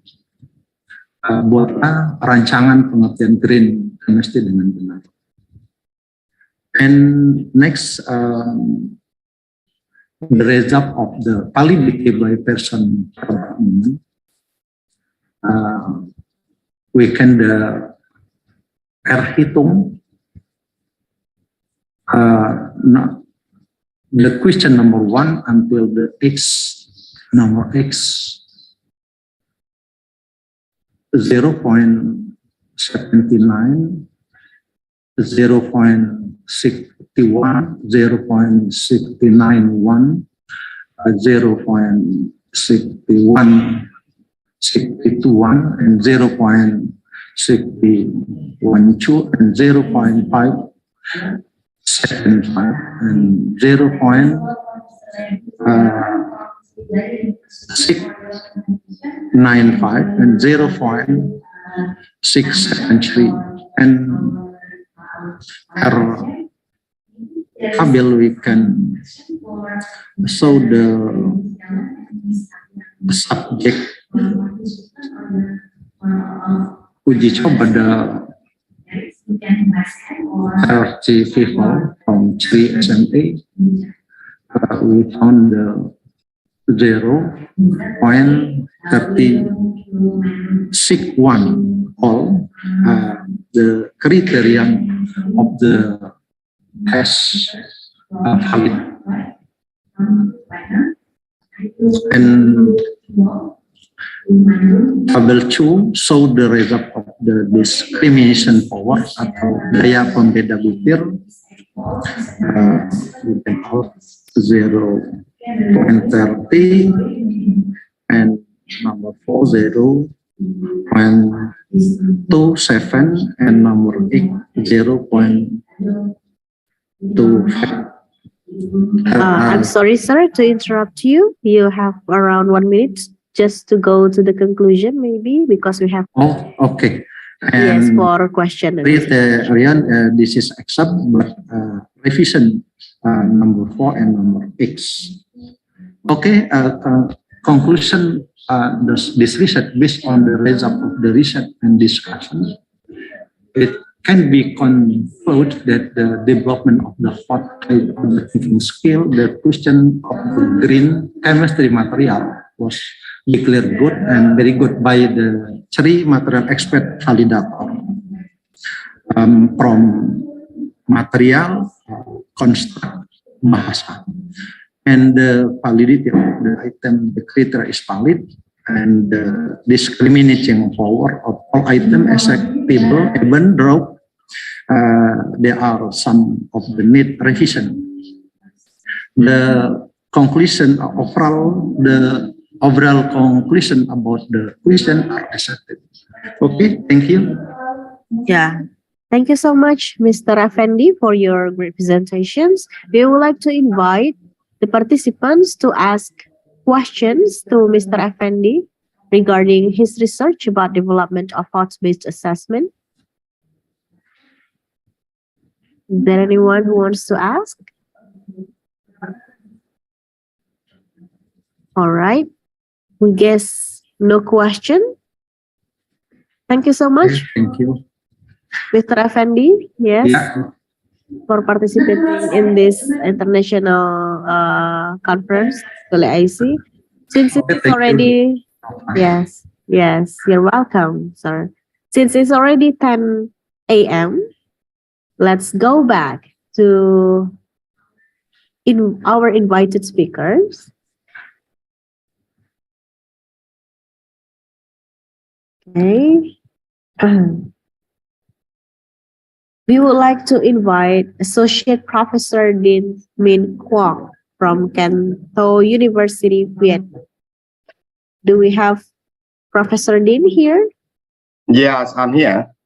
Yeah, okay. We would like to welcome to our international conference, the 5th SULE IC 2022. Welcome virtually to Palembang. It's virtual, yeah, unfortunately. Before we listen to Professor Min Quang Din presentation, let us see the CV of Professor Din. Okay. I'm sorry. After graduating from Canto University in 2005, he was recruited as a lecturer at the Department of Biology, School of Education, Canto University, Canto City, Vietnam. 1 year later, he did a master program at Hanoi National University of Education and Biology for 2 years. Therein, he continued to work at the Department of Biology, SOE CTU. 4 years later, he got a PhD scholarship from the Australian government and did it at Flinders University, South Australia for 4 years, which is from 2012 to 2016. After graduation, he came to the Department of Biology, SOE CTU, to work, teaching, researching, and supervising undergraduate and postgraduate students. He achieved the Associate Professor in Biology in 2020. He's also Vice Head of Department of Biology, SOE CTU, from July 2021 until now. All right, that's the short CV from Professor Dean. Now, let's listen to his interesting presentations. Yes, please. Thanks so much. Yeah, thanks so much. Now I would like to share my presentation to my screen. Hi everyone, can you see my screen, my presentations? Yes, it's visible. Yeah, thanks so much. Good morning everyone, ladies and gentlemen. I'm very happy to be here to share with you some information about the presentation title, The Scores in the High School Education, a point view from a student at the Cái Nước High School, Cà Mau Province, Vietnam. And you can see the list of our work our author when we work on this manuscript or work on this presentations. So in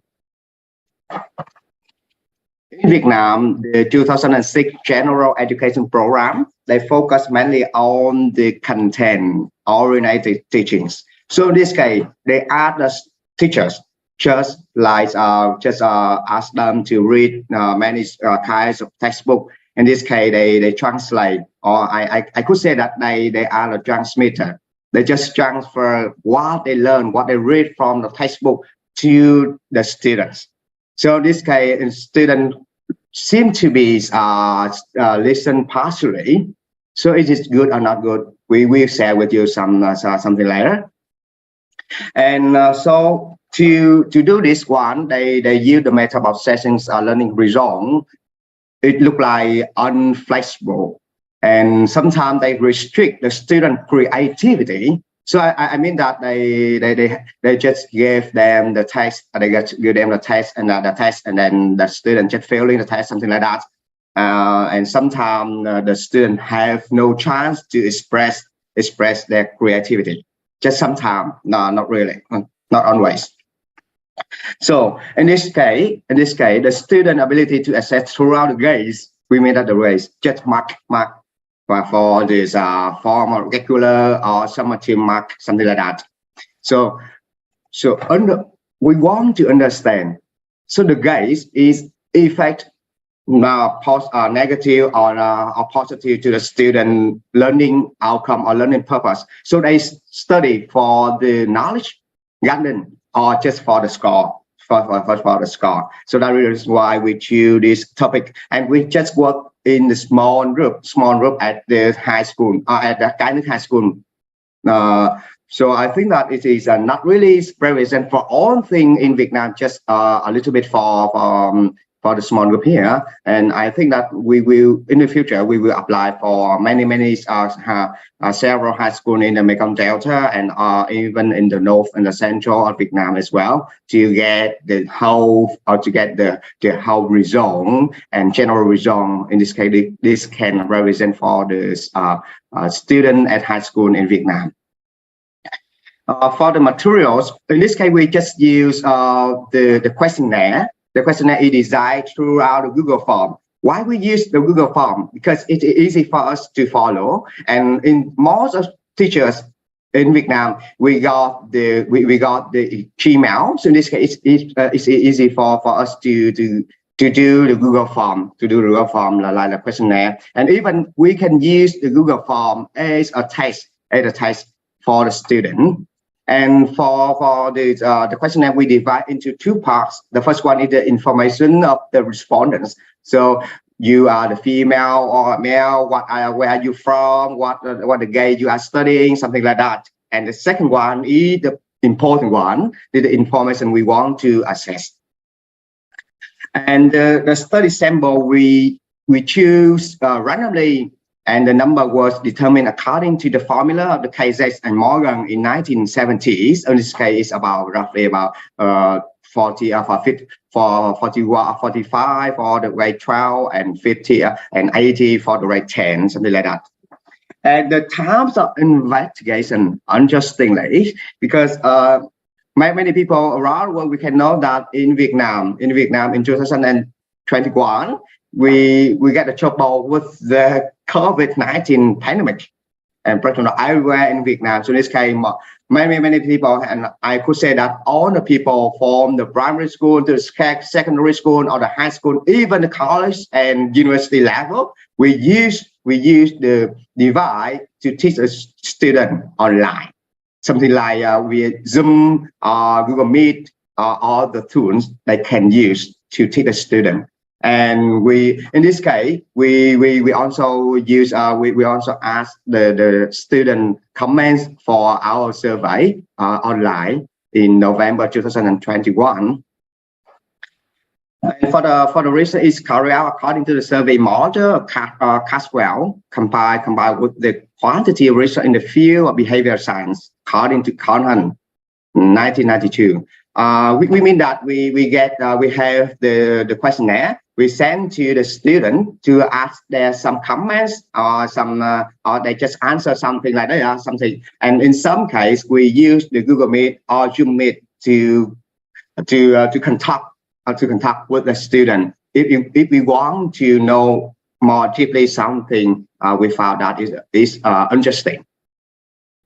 And for the data analysis, we use for the difference in student comments were determined by the non-parameter statistics at the significant level of 5%.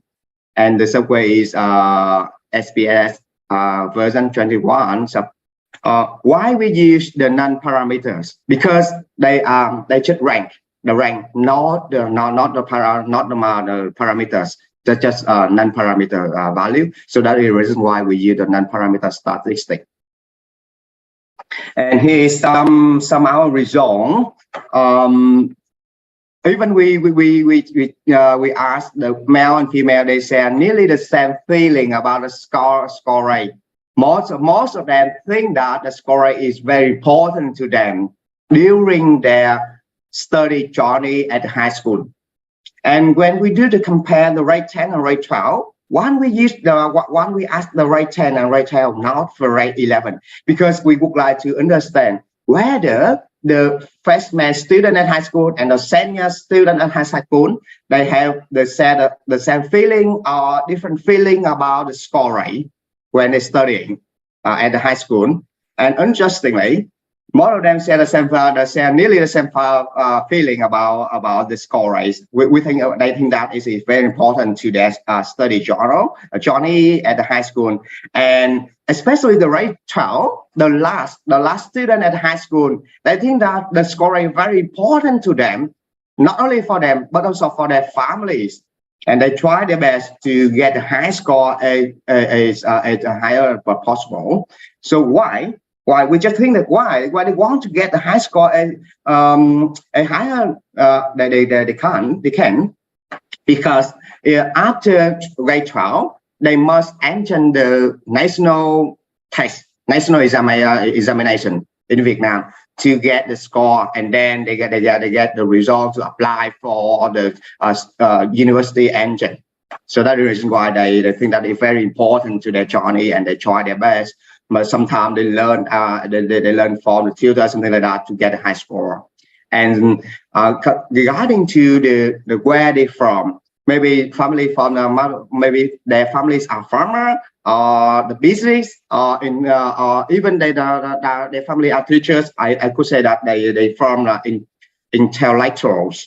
We try to understand maybe they're different or not different. And interestingly, the student from the family with the good or the fair economic condition, they just think that the score is very important to them. When they try their best, and even their parents ask them learn by heart, learn to get the good job if they want to, and they just learn. And sometimes when we do the teaching via online, as I mentioned before, with the Zoom Meet or Google Meet, we found that the face of the student is not good enough because they just they learn very hard. They have enough time to relax, something like that. I think that is not good for them. Yeah, and even from the original, from the natural science or social science, they share nearly the same feeling about this one. And both of them, they think that the score rate is very important to them during their study journeys at the high school.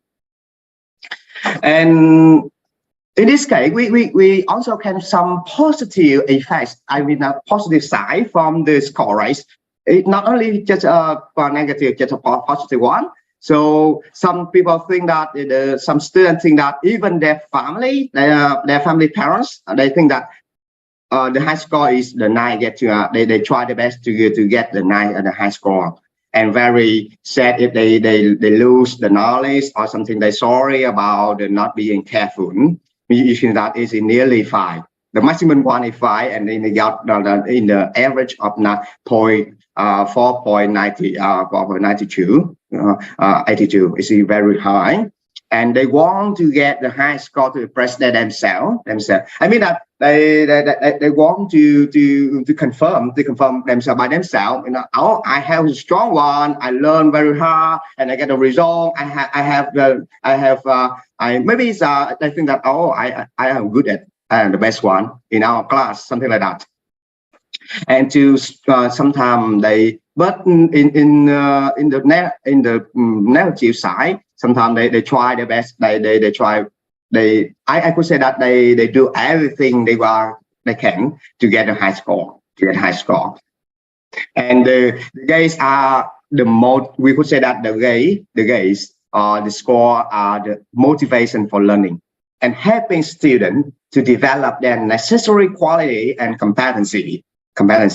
We could say that if we got into the positive side, and interestingly, the female, I could say that the female look like more sensitive than the male one. Because why? Because when the female get a high score or get a low score, they show their face. We can realize everything about their feeling if they get the high or the low score comparing to their counterpart. And for the society, just student only, but the guys, why we could think that? Because I just say in this case, in the current status, most student or the society, they just think that this one is good or not good, is better or not or lower or about something that they just give the score to just the student. I could say that the society trusts students only by their gaze, and sometimes the students are under lots of pressure because of their gaze. As mentioned before, they try their best, they learn very hard, and they have no enough time to relax. Something like that is not good for them for the long term. For the long term, I could say that. And students use the violence to test and to get the high score. Even they use everything. Maybe sometimes they can cheat their teachers, something like that. Sometimes. And students have had a conflict with their friend because of gaze. So the students are pressure the score, and sometimes they cheat to get the good gaze or the good score. I think that is not good for them. And academic pressure, if the student have, many students do not have enough time to get or lack of sleep. As I mentioned before, we found that the student face is not good. They so tired, something like that, because of studying. And for the solution, we just use, we could say some solution to help the student to lessen the negative side of the score rise. First, it is necessary to have an educational capacity that enhance capacity instead of imposing it. And secondly, the teachers need to increase the use of teaching method. I mean that they should use different methods for different students, because some students they familiar with this method, but for the other methods as well, something like that, and active teaching techniques and variety of the method assessment learning outcomes. So I think that we just think that instead of they just give them the test and they just answer in the test paper. So we can use all the way to assess the student outcome. Like they can share their presentation, or even they can use some products they do by themselves. So in this case, we could say that it's a variety of the method assessing learning outcomes. So it's good for the student and also the teacher as well. Finally, the families very important. They must parents, they must understand. They need to understand their students' feeling and share and properly encourage their children in the right way when have difficulties in the learning. I could say that we know that I could say that all parents, they want to show the bad thing the best thing to the student, or they hope that their child, their children get the good result, or I mean that the many good things to their children, but they must understand the children feeling, because some people, some parents, they want to ask their children to be the doctor in the future, but the student, I think that, oh no, I don't like to be. I don't want to be the doctor in the future. I just think, teacher is here. I want to be a teacher in the future, because I think that the teacher is the suitable, they are the suitable choice for me in the future, something like that. So I could say that.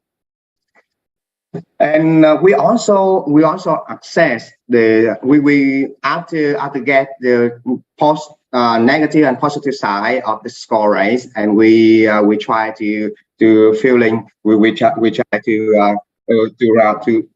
find out some solution, and then for solution to manage to help the student to lessen the negative side of the score rates.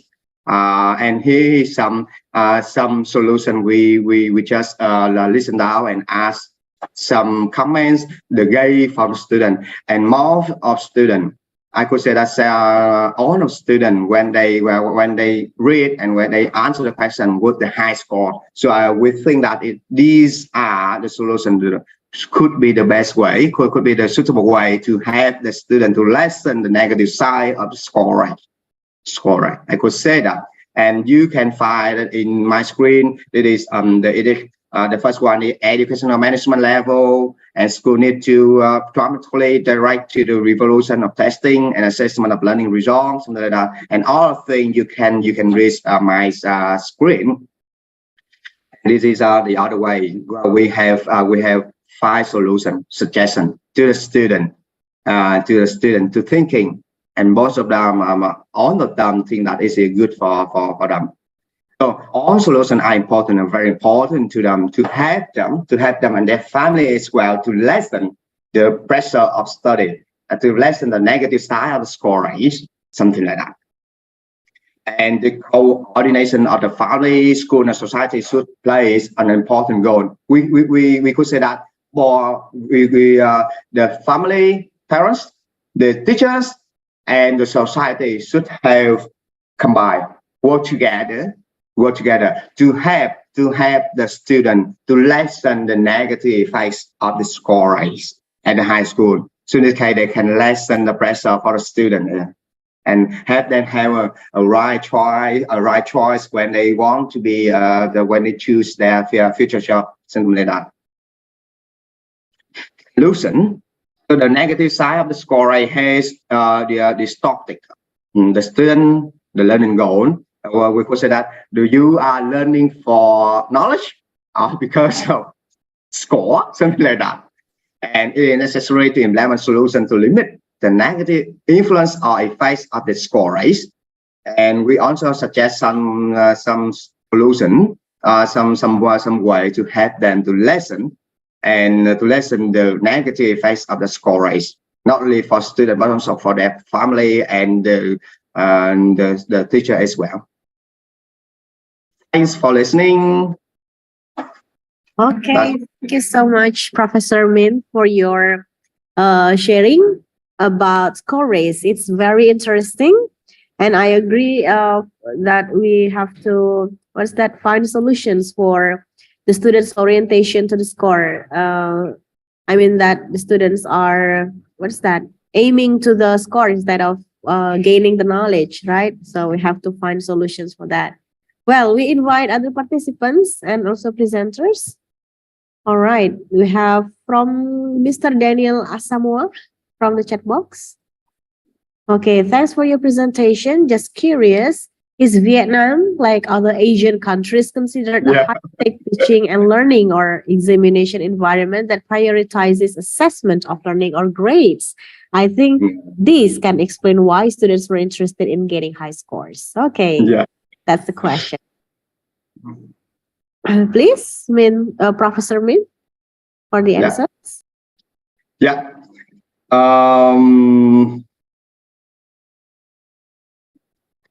I could say that in Vietnam because as I talked before, more of parents and the society, I could say that many people around, they just think that the good people, the good student with the high score, with a good score, with a high score, or they get the best result during their study journey.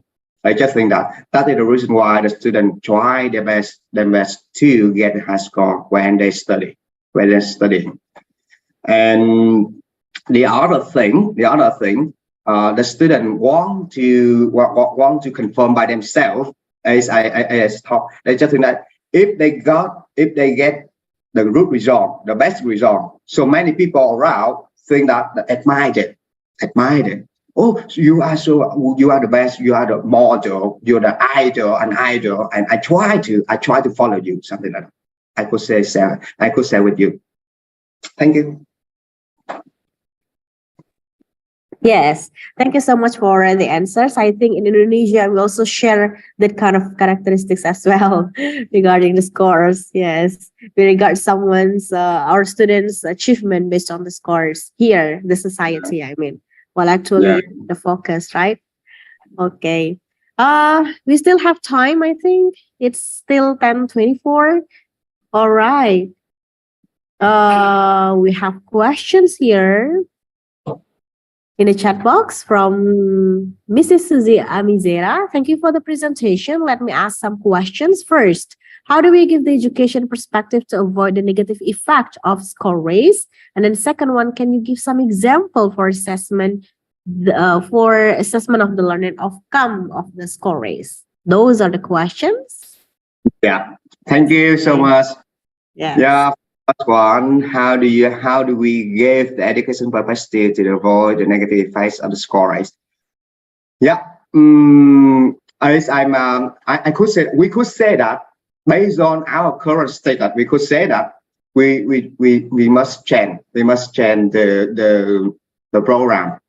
And luckily and fortunately, I could say that in 2019, the Vietnamese government, specifically the Ministry of Education and Training, they asked the educators, lecturers around Vietnam to work together to build up the new or to revise or to build I could say that to revise to get the good program for the student.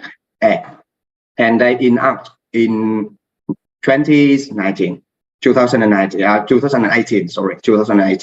and now, and in the program, it look like more flexible. Because why I could say that? Because the teachers or even the student, they can choose what the textbook they want to gain the knowledge.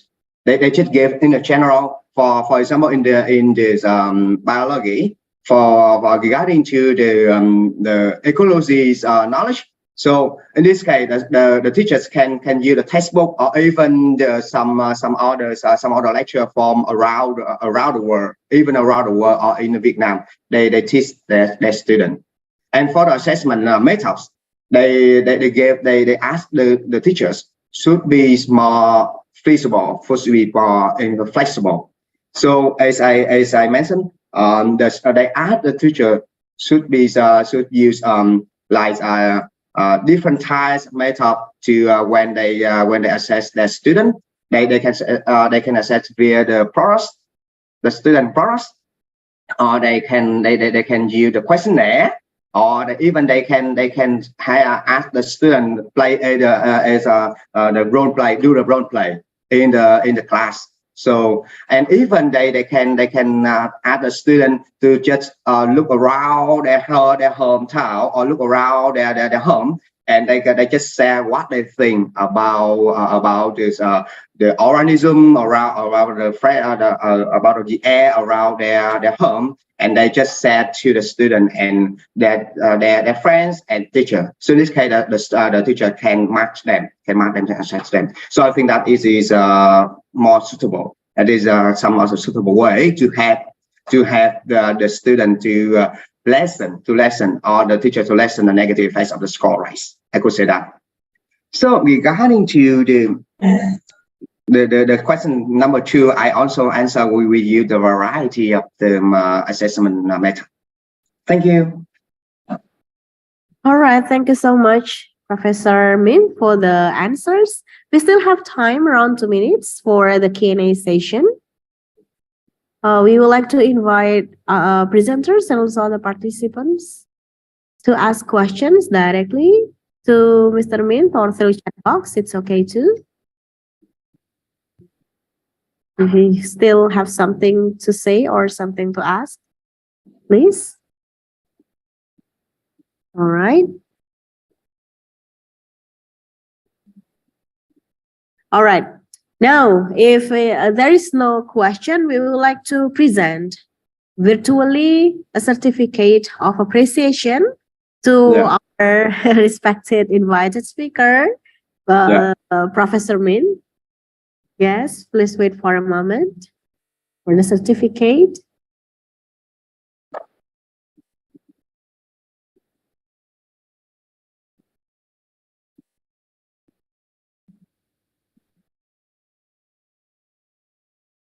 Okay, so here it is.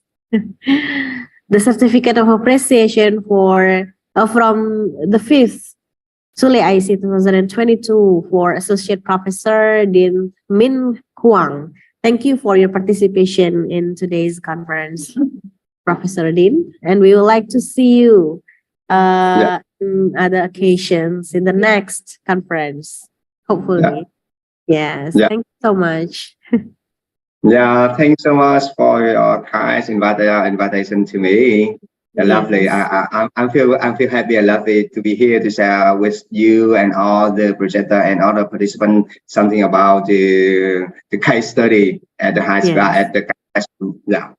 Okay. Thank you so much, and we'll see you again. Yeah, see you again. Bye. Bye. Okay. Now let's continue to the parallel session. The ICT team will assign you to the breakout room 1 and breakout room 2 for those who are in breakout room for those who have the schedule in breakout room 1 and also breakout room 2. And then here in the main room, we're going to continue to the next presenters. We're going to have Nurlaili Miftahur Rahmah, Muhammad Mashkuri, and Sri Ratno Dwi Aryani.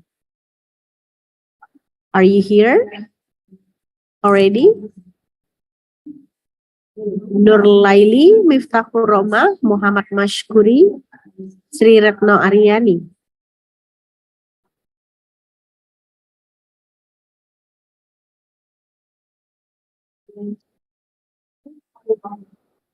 Do we have Nurlaili Miftahur Rahmah?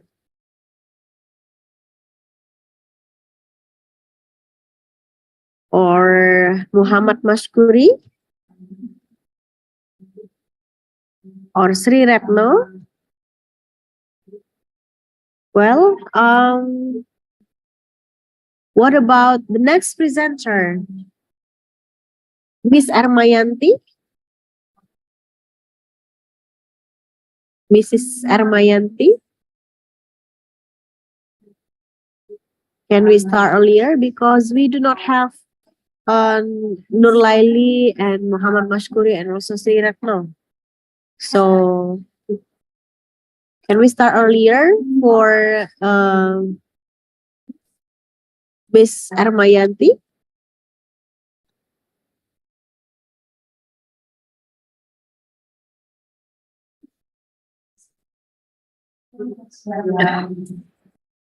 Miss Armayanti, are you here with us?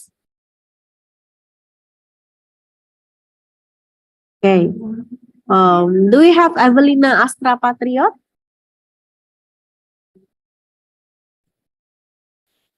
Evelina Astra Patriot, yes. Okay.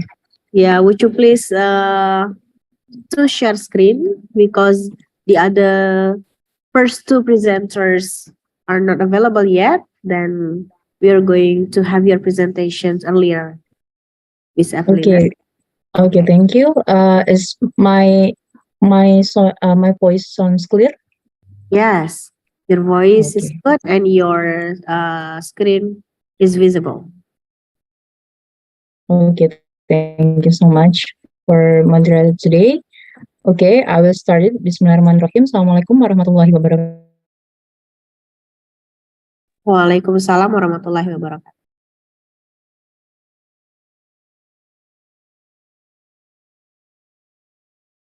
Self-regulated learning on first year students at Physics Education Department in Online Learning. So for the first time, I will introduce myself. My name is Evelina Astra Patriot as the first author from Physics Education, Sriwijaya University. And then the second author is Saparini from Sriwijaya University. And the last one, the last author is Pandu Jatilaksono from UIN Raden Fatah Palembang. Okay, for today, I will tell about the introduction for my paper. There is a main point for introduction. We tell about the spread of the novel coronavirus, or we call it as COVID-19 pandemic since the beginning of 2022 has globally changed various aspects of human life, and then economy, and then education, of course. So this condition, the policy of the field of education is what has been converted by government. So it is being transferred from offline learning to be online learning. And then the online learning process encourage the students to learn independently at a distance by utilizing existing references and technology. But in reality, students are still not able to manage their situation and circumstance for online learning activities. For this reality, some students prioritize activities that do not provide benefits for their self-development compared to learning activities. But theoretically, we tell about the self-regulated learning is a process model using a cyclical structure in the phases of before, during, and after learning. The students believe they have the ability to achieve the desired outcome in the specific learning environment. And then the third point about distance learning, students in distance learning are required to be more independent because the nature of online settings result in independent learning. So therefore, online learning can control, manage, and plan their learning actions, such as regulatory processes have been referred to as self-regulated learning. And what is the aims for this paper? There's the above a background. The author aims to examine to problem how the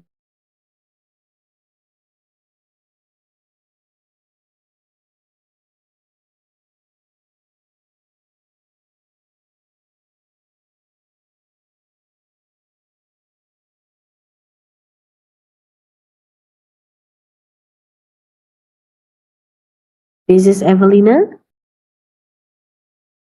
Are you there? Because we cannot hear your voice.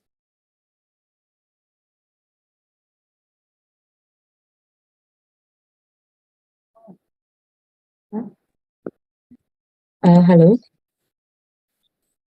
Hello. Yeah, hello. There you are. Yes. Okay. I'm so sorry because the connection is not too good. Yeah. Yeah, that's I will okay. continue my presentation. Yes, so please. Start the research. You can share screen first. Oh yeah. Yeah. Okay.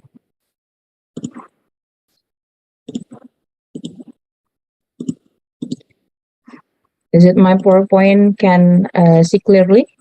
Yes, it's visible. Okay.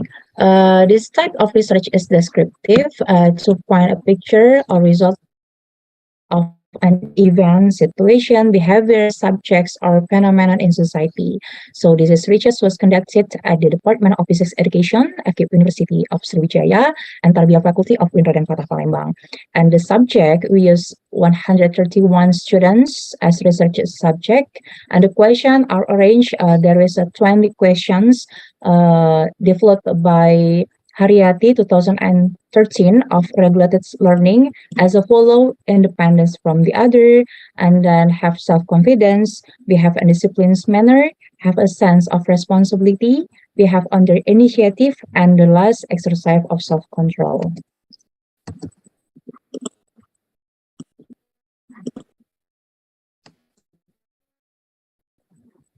This is the result and discussion from the diagram. We see that the 6 indicators from self-regulated learning based on the total of respondents, independence from the others with 15 respondents, and then have self-confidence, 27 respondents, we have a disciplined manner, 40 respondents have a sense of responsibility, 12 respondents, and then we have under initiative, 17 respondents, and the last one exercise self-control with 20 respondents. So for Bell diagram, we said that the third indicator, we have a disciplined manner, have the higher the total respondent with 40 respondents. And then the table criteria of self-regulated learning based on the percentage. The first indicator independence from the other. We get 64.46% with the high criteria, and then have self-confidence with 66.86% with a high criteria too. We have a disciplined manner, 70.8% with a high criteria. Have a sense of responsibility, 68.23% with high criteria, and then we have under initiative 66.28%, and then the last exercise of control with 68.53% with a high criteria too. So based on this result and discussion, we can, on the learning independence scale, it shows that the tendency of learning independence in students who are applied to online learning included the high category for all of the indicator. This can be seen from the result of the analysis of each indicator of the learning independence variable, showing that almost all respondents have the intensity of learning independence in the high category. Okay, the conclusion of my paper, the first, independence from the others with a high category, and then have self-confidence, disciplined behavior, having a sense of responsibility, behaving based on their own initiative, and then exercising control. Self is high category too. So for all of the results of this study can be used as references in preparing and refining the curriculum in the Department of Physics Education, FKIP Universitas Sriwijaya, together with FITK Universitas Kota Palembang, to relate it to self-regulated learning. Okay, I think enough. Thank you so much for the chance in this occasion. I beg to moderator. Yeah, thank you so much for your presentations, Ms. Evelina. And unfortunately, we ran out of time, for the Q&A session. Maybe in the end of the session, if we still have much time, we would like to, provide for the Q&A session in the end of session 3, if we still have much time.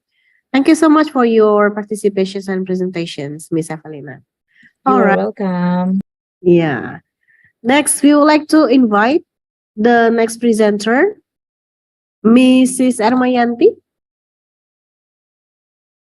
Are you here with us, Mrs. Ermayanti? Yes, I am here. Yes, right. Okay. It's time for you to present your paper, maybe around 8 minutes, and then we provide 2 minutes for Q&A session. Ibu Erma. All right, time is yours. Okay.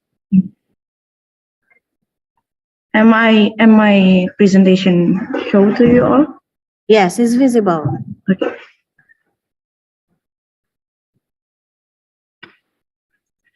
Okay, Assalamualaikum warahmatullahi wabarakatuh.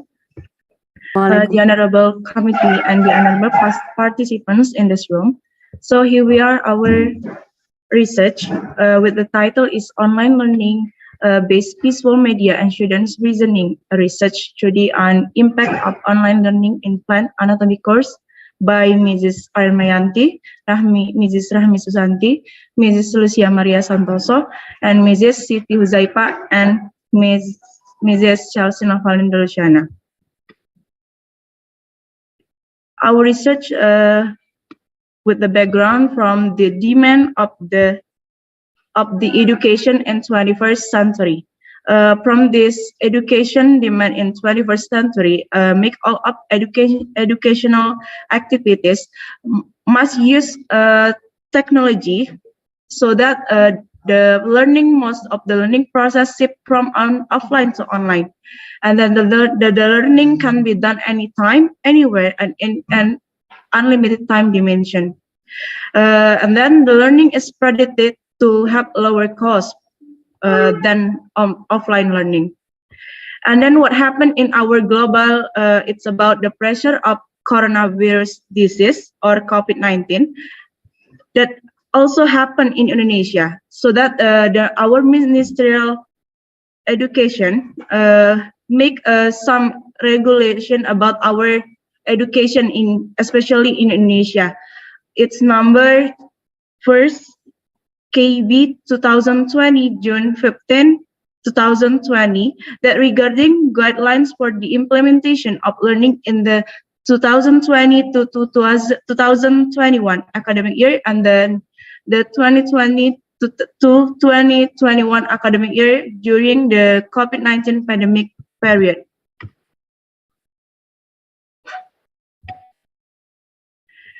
Based on previous research, we can see that online learning have a good impact or positive impact, and then have also the negative impact.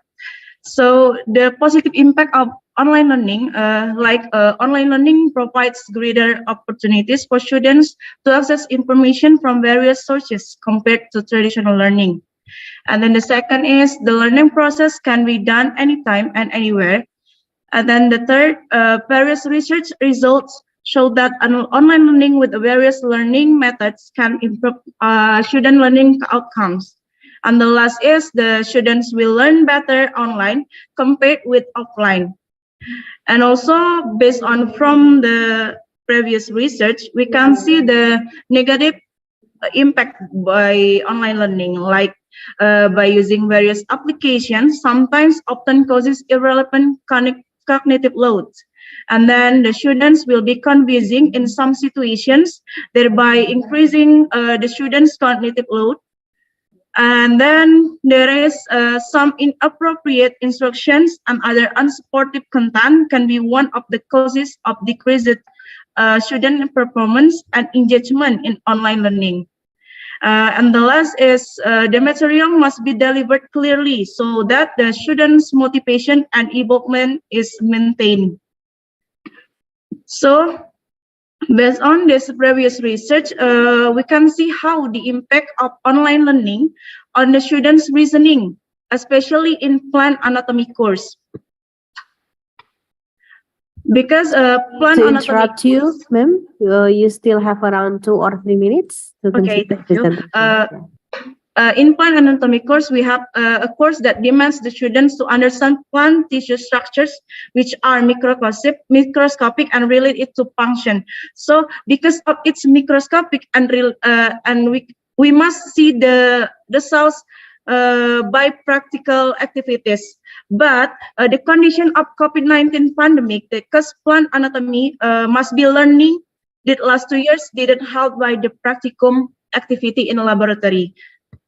So from this research, we aim to describe students' reasoning abilities in online learning of plant anatomy based on visual media during the COVID-19 pandemic. There are some methods this research placed in biology education in Sriwijaya University, which is the subject is 152 students. And then the instrument collect with reasoning tests based on Marzano framework, and then observation guidelines, and the last is questionnaire. And then from all the data we analyze by using calculating the percentage for each indicator. The data obtained are then analyzed descriptively. And then the test score we use to represent students' reasoning. And it is the indicator of this research. From the research, results show that in general, into academic years, the reasoning abilities of two students were in the poor category, which is to 28.76. It means poor in the poor category. So this result illustrates that online learning hasn't yet trained students' reasoning skills in plant anatomy course. From this research, we can discuss some anatomy material is really abstract for students and its structure is 3D. And then the students cannot help the practical activities, so that the students have their difficulties to imagine the real cells and tissues characteristics. And then to fulfill the concrete evidence, there is slideshow containing much pictures that make the students confused in the understanding the learning or causing the cognitive load for the students. And then students only listen the explanation, so it is hard to exercise their reasoning. And then the learning process is only one-way learning. And the students are losing their signal so that the information will be cut to. So based on this observation, it needs to develop a 3D-based learning media so that we can describe the complete structure and the cell using an application. And then from this research, we can conclude that from this data show that in general, in the 2 academic years, the reasoning abilities of students were in the 4th category, with 22.76% of students in 2019 till 2020 and 78.08 in 2020 to 2021. These results illustrate that online learning hasn't yet trained students' reasoning skills in plant anatomy course. So based on this research data, we need to develop a 3D-based learning media so that we can describe the complete structure and cell using an application. So that's all our presentation about our research. Thanks for your attention. Thanks. Wassalamualaikum warahmatullahi wabarakatuh. Waalaikumsalam warahmatullahi wabarakatuh. Thank you so much for your great presentation, Mrs. Sarmayanti. It's very interesting. However, we ran out of time. We would like to invite the next presenter later if we still have much time left in the end of our session today. We are going to open the Q&A session. Thank you so much for your participations. All right. Next, we would like to invite the next presenter or the last presenter in this session 3, yeah? In session 3, do we have Nurlaili Miftahur Roma, Muhammad Mashkuri, and Sri Retno Dwi Aryani?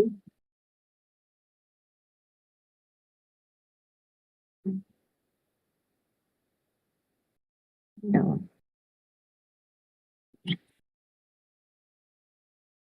Again, we would like to invite Nurlaili Miftahur Rahma,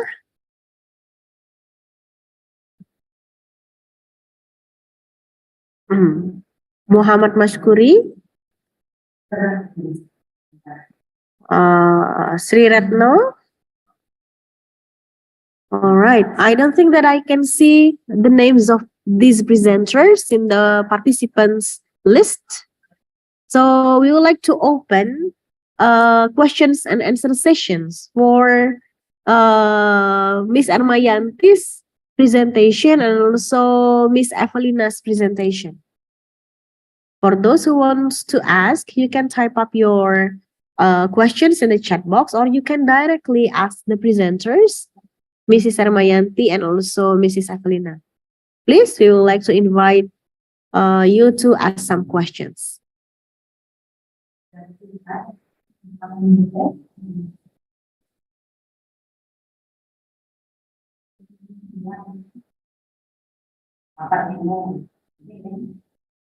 Any further questions?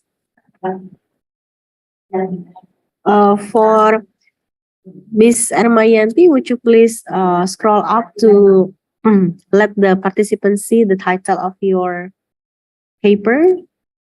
Maybe they are interested in asking the questions. All right. Dear participants and also other presenters,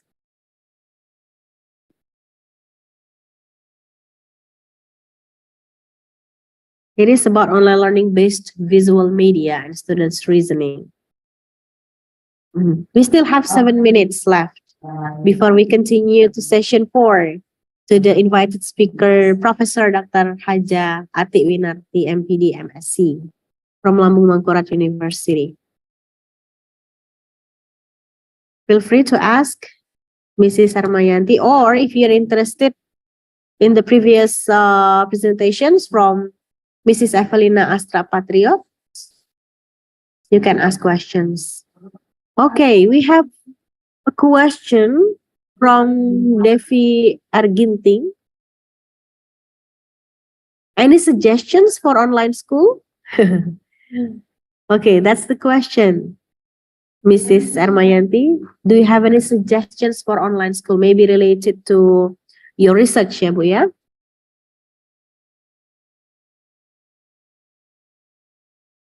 Okay, please, Mrs. Armayanti. You may answer the questions. Do you have any suggestions for online school?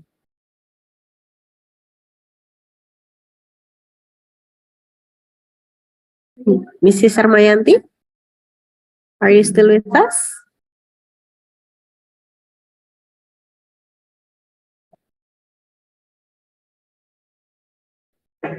Okay, thank you so much for the question. The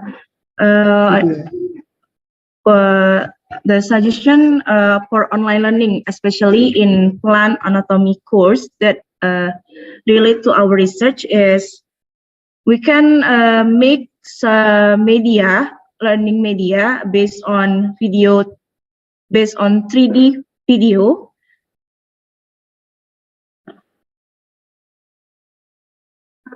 And then we can use some application that can show the complete structures or the complete cells that make the students, our students, be easier to see the real characteristic of the cell or the tissues in plant anatomy course.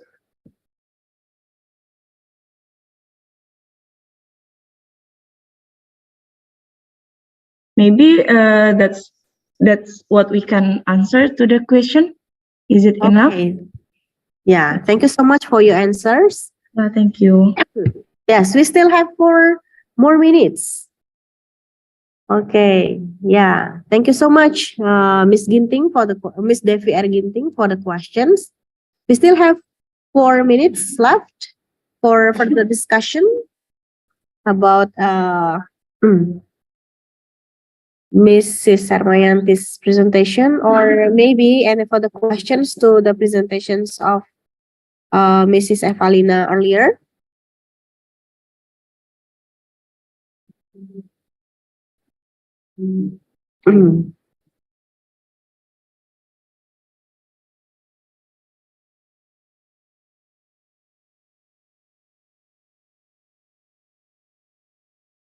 Or do we have the presenters, Nurlaili Miftahur Rahma, Muhammad Mashkuri, and Sri Retno? Are you here?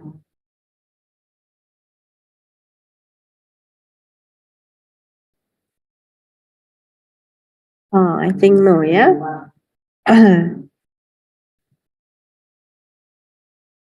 Okay.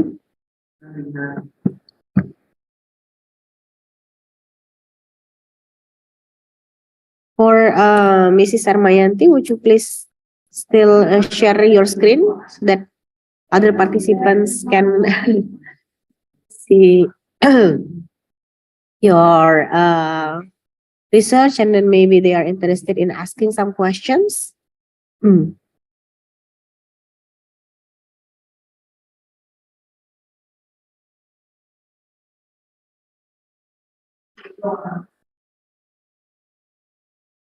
All right.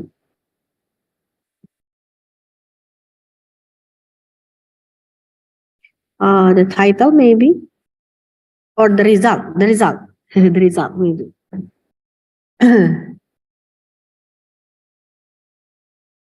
Yeah.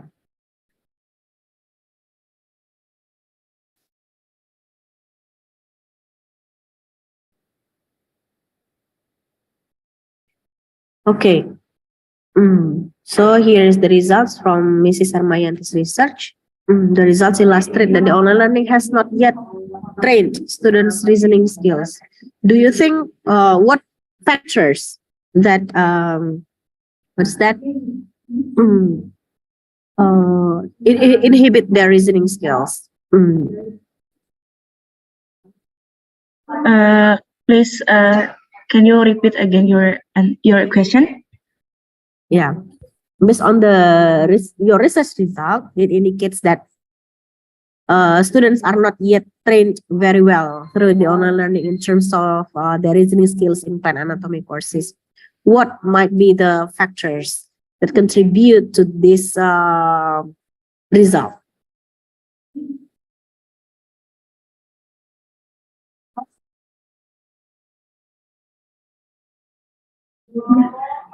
Okay, thank you for the question. So the factor that make this result is really poor in the poor category is plant anatomy course is we must see the real structures and the cells, but by this online learning, the students can do any activities in the laboratory, like do some practice, but this online even this online learning make this plant anatomy course must be learned by using a slideshow that only shows the pictures, not the real pictures that like an offline learning. Okay, yeah. All right. Thank you for the answers, Mrs. Armayanti.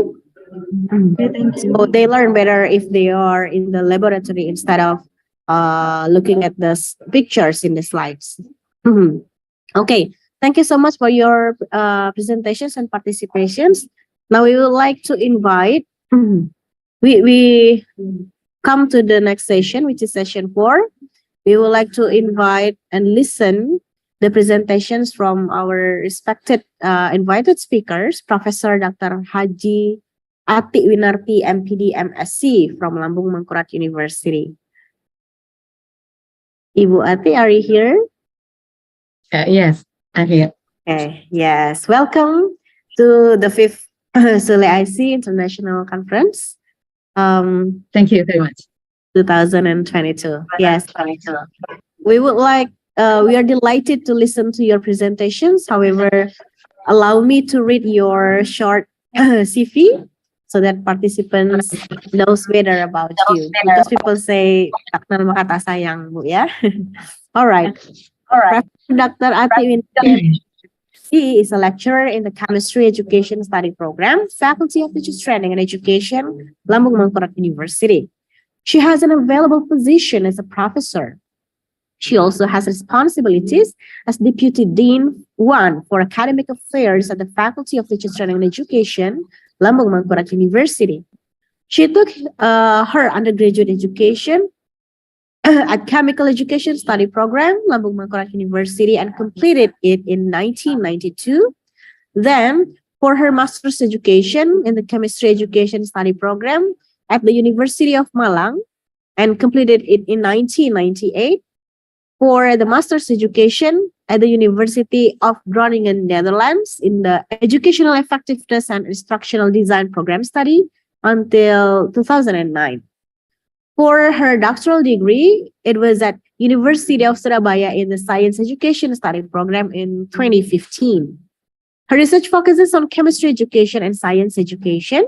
Some of her works in scientific research that have been successfully published, including the title, Effectiveness of Multiple Intelligences-Based Teaching Strategy in Enhancing the Multiple Intelligences and Science Process Skills of Junior High School Students, the ability to think critically of biology education students through solving environmental problems and optimizing students' right brain potential in chemistry learning, and many others. All right, that's all the short CV of Mrs. Atik Winarti. Now, let's listen to her presentation. The Zoom floor is yours. Thank you so much for the moderator. Please let me share my PowerPoint.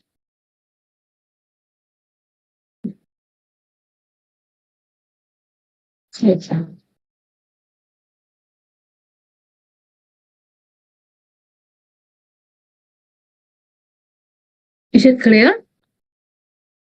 Yeah, there, it's visible. Okay, thank you very much. You're welcome. Thank you for the time. But before I present my PowerPoint presentation, I would like to thanks to Sriwijaya University for inviting me to be the speaker in this conference. It's such a great honor to meet you all, the speaker and the participants, even only in virtual meeting. Okay, now I would like to talk about the topic of my research. This is actually about transformative learning, and culturally responsive teaching is one type of some types in transformative learning. Okay, actually, this research is still in progress. We're still finishing the data analysis, especially for problem-solving skills. We did this. We are doing this research about culturally responsive teaching, integrating culture in chemistry based on learning style during and post-pandemic 2019. This is the roadmap of our research. Actually, start from 2020, I and my team, we try to identify the actual chemistry learning problems in a classroom, in chemistry classroom. But we don't use the score for identifying the problems. We use transcript-based lesson analysis, TBLA, and we found that teacher center, LOT, teacher law of LOT of teacher questions. So teacher ask in law of level of thinking of students, and one way teaching and learning interaction is part of the problems. And in 2022, in the same year, we developed a valid and practical learning tools about dilemma stories. Dilemma stories is one of the types of transformative learning to build sustainable environmental awareness of students. Then it continues in 2021. We develop a transformative learning tools based on learning style to increase student learning independence, kemandirian belajar. Yes, and in this year, we integrating CRT, culturally responsive teaching. This is the first time we apply CRT in the development of teaching material of wetland chemistry learning design to improve students' cultural literacy. Why wetland chemistry learning design? As the Faculty of Teacher Training Education, we educate the prospective chemistry teacher to be the chemistry teacher in the letter. But the problem is to design chemistry learning, especially in wetland area, because our vision is in wetland area. It is so difficult. So we try to educate them and give them knowledge about how to design chemistry learning in wetland area. Then we try to apply cultural responsive teaching, because in wetland area has the unique characteristic of the wetland. This is the reason of our research. Ready or not, we are now in disruption era. And it is accelerated by not only about the rapid changes of digital information, but it's also accelerated by the pandemic of COVID-19. Different from other terms like iteration and innovation. Iteration means doing the same things better, and then innovation means doing the new things. Disruption means doing the new things that create new possibility, and so many new possibilities now. And in disruption era, internet is using everywhere in every aspect, and we are forced to use internet, and students are forced to sitting in front of the laptop in the full day. And the problem is the most internet user in Indonesia is the people, the students that is in 13 to 18 years old.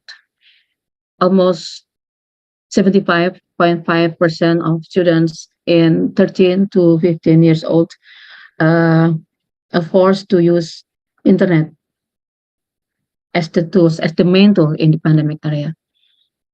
And actually, they are not ready enough. They are not have enough knowledge how to interact with other people by using internet. That's why the complexity of problems in the sudden disruption era happening, like reduced social characteristics, low concentration of learning, then the possibility of cybercrime, and we know that so many cybercrime happen by internet, and even the loss of cultural. And we underlined the last one, the loss of cultural identity. We try to find how to solve this problem. In the previous year, we used dilemma story to solve some of the problem, like low concentration of learning and social characteristics. And in this year, we focus on how to solve the loss of cultural identity. And we choose cultural responsive teaching. Why transformative learning? Transformative learning aims to transform attitude and values of the people. Transformative learning type of cultural responsive teaching, and the basic of learning style, we implement in this research. Why learning style? Because from our experience, by using learning style that fit with students' learning activities that fit with students' learning style, it make learning activities more fun. And based from student response in the previous research, we found that it's good if we apply learning style in this learning design. And we hope that we can develop learning material that integrates transformative learning, especially culturally responsive teaching or CRT, based on students' learning style on wetland chemistry learning design course. Wetland chemistry learning design course is actually this is a choice course, yeah. So student can select this course, and we also provide this course to students who take program Permata in our department. We hope that we can produce a valid, practical, and effective learning material. Definition of transformative learning. Transformative learning is a process where through learning a person is able to transform his way of thinking to become more inclusive, open, receptive to change, and reflective. Different from other learning approach that focus on the mastery of the material, focus on learning material of the learning lesson material. We focus on how to transform the way of students thinking, so they become the pembelajar mandiri. It's like this. This change process is based on awareness of the individual's mistakes or weaknesses. So it comes from inside, datang dari dalam kesadaran diri siswa sendiri. So that it will change a new perspective that is considered appropriate to be the foundation for carrying out a transformation. It's not comes from outside, but it comes from their own mistakes or their own mistakes, weaknesses. And this will produce a fundamental change in the learner. So if so far the learning objectives have been prioritized on achieving cognitive aspect, then in transformative learning, the learning process is directed at the transformation of the learner from his previous state into someone who is able to develop all his potential.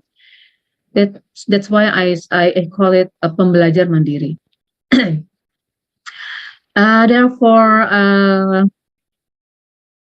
characteristic in transformative learning: disorienting dilemmas, critical assessment and examination of assumption, berpikir kritis, penyadaran kritis tentang apa yang sudah dilalui, dipikirkan, dan menguji asumsi.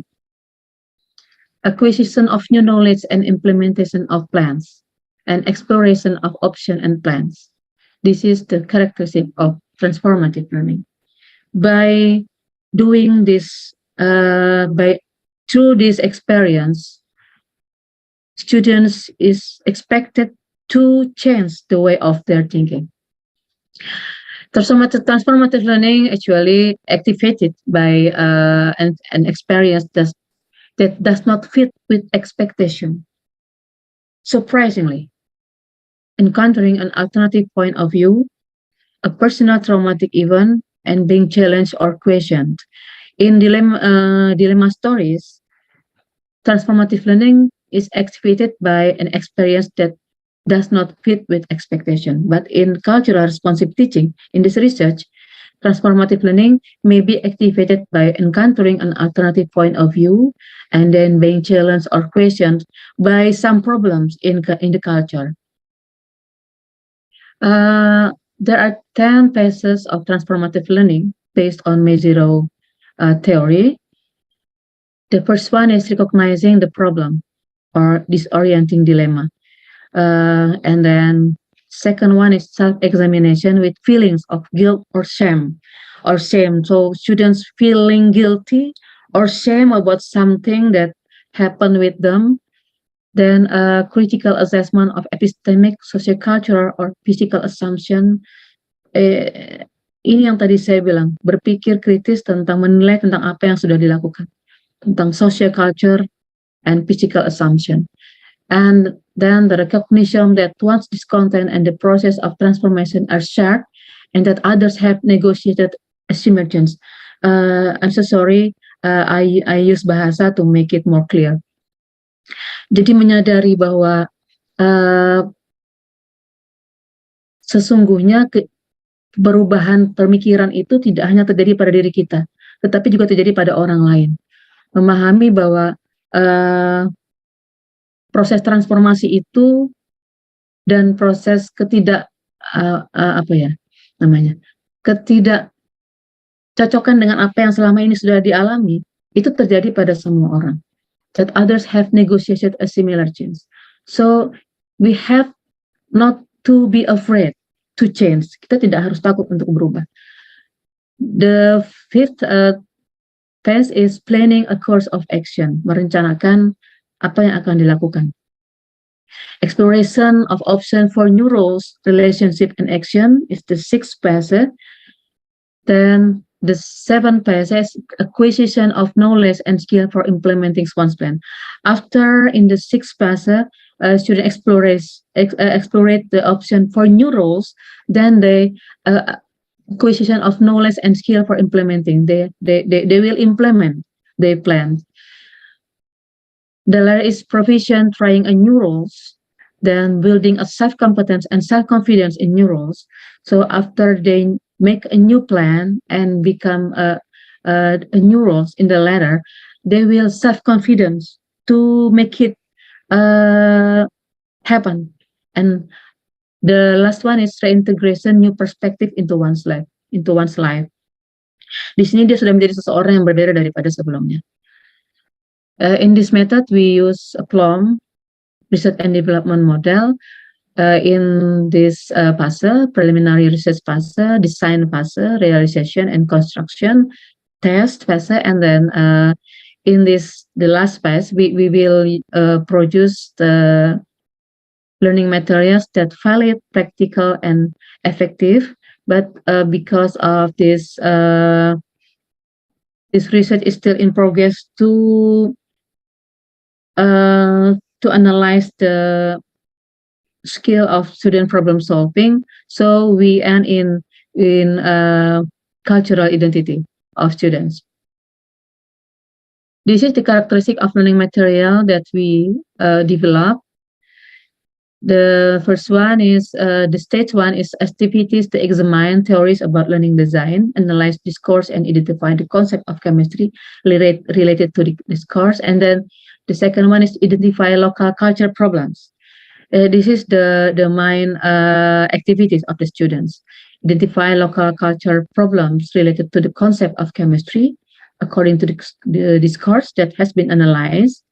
Then the third one is develop a chemistry learning design on concepts that have been determined from the results of discourse analysis. Chemistry learning that is designed must be related to local wisdom. And in the last activities, students not only develop chemistry learning design, but also they design the problem solving of the culture related to the chemistry concept. This is the learning material that we develop. This is the cover, and then in the center is the weekly assignment. So every week we use we give them the assignment. And then this is the result. This is the result of the validity of the development learning of the developed learning material. From the four aspects, we got the format and the supporting material get the highest rank from the validator. And in total average 89%, we conclude that this learning material is valid. And the readability of the developed learning material, we can conclude that students, the user, can use this developed learning material, then they like to use this learning material. The green color is is the choice, agree choice from the student, and yellow color is strongly agree choice from the student. And the red color is quite agree. And we got that all the students actually agree, but they divide into strongly agree and agree in this learning material. And the practicality of the developed learning material that we develop based on cultural responsive teaching, based on learning style, we get that in social interaction and support, get the highest rank. It means that this learning material can support social interactive between students. Among students in the classroom, the activities is very, how to say, very high activities. Students can discuss, that they can give their explanation and so on. And based on the project that we give to the students about cultural literacy, this is the examples of students project. Actually, still there are still some other examples. We analyze the project into three parts: the local wisdom, the chemical concept, and then the integration the chemical concept into the local wisdom. For instance, Batimung. Batimung is a local wisdom in sort of Kalimantan. Batimung aims to eliminate unpleasant body odor in other scene. In addition, the steam unpleasant body odor by using the steam. The steam from the spices is able to kill bacteria or germs that cause body odor. Evans hand the body while refreshing and relieving edge. And chemical concept is about boiling point, about vapor pressure, and colligative. Then integration is how to integrate this chemical concept to explain the local wisdom and solve the problem that can be happen in the local wisdom. How to make the quality of Batimung is higher. Then we can maintain this local wisdom even now is in the modernization, but we can still Batimung as the one of the way to maintain the local wisdom and then to maintain someone's help. And also Manginang. Manginang is one of the tradition of the Bukit tribe community in Batung village, one area in sort of Kalimantan. And we try to, not we, but our students try to identify concepts that relate to Manginang, that they get that organic chemistry. It's very, has a good relation with Manginang, because it studies about organic compounds, in this case, terpenes and or compounds from plants, other compounds from plants. Then how to integrate this chemical concept to the local wisdom. This is we ask students about what they think, what they feel, and what that feel after the treatment. In the beginning, they think that it's difficult to become a teacher, but then they change the way of their thinking, that they said that yes, it's difficult to be a chemistry teacher, but it's challenging. Then they move to not to feel it's so difficult, but then they enjoy to become a teacher. And this is some aspect that we ask to them, and it's happened. We are so happy when they change their way of thinking in the last. The conclusion is the application of CRT strategies in learning can be used as a medium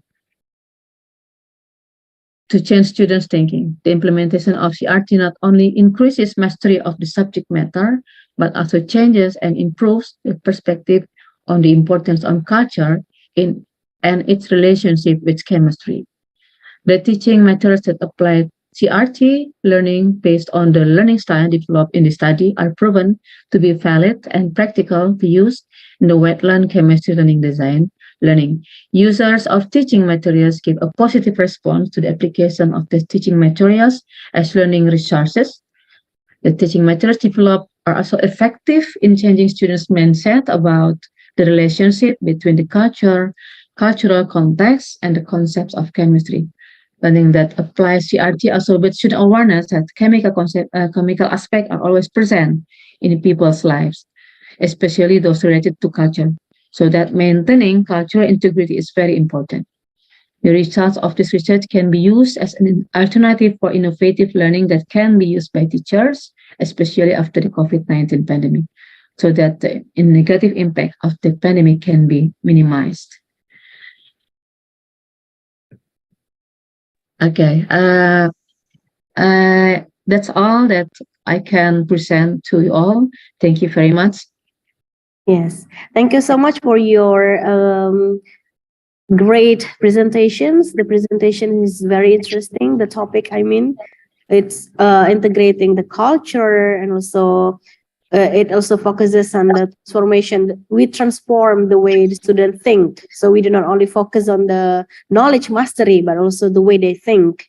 And we also integrate them, the the transformation, also the culture, the learning style into the chemistry lessons, which is very interesting. I think, Ibu Ati. Well, we would like to invite questions from participants or other presenters. We still have around 2 minutes to discuss more about Miss Ati's research. You can ask directly, or you can type up your questions on the chat box.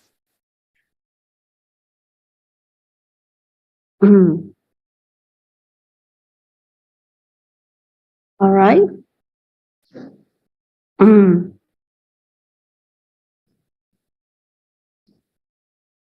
Again, we would like to invite participants and also other presenters to ask questions related to the paper presented by our invited speaker.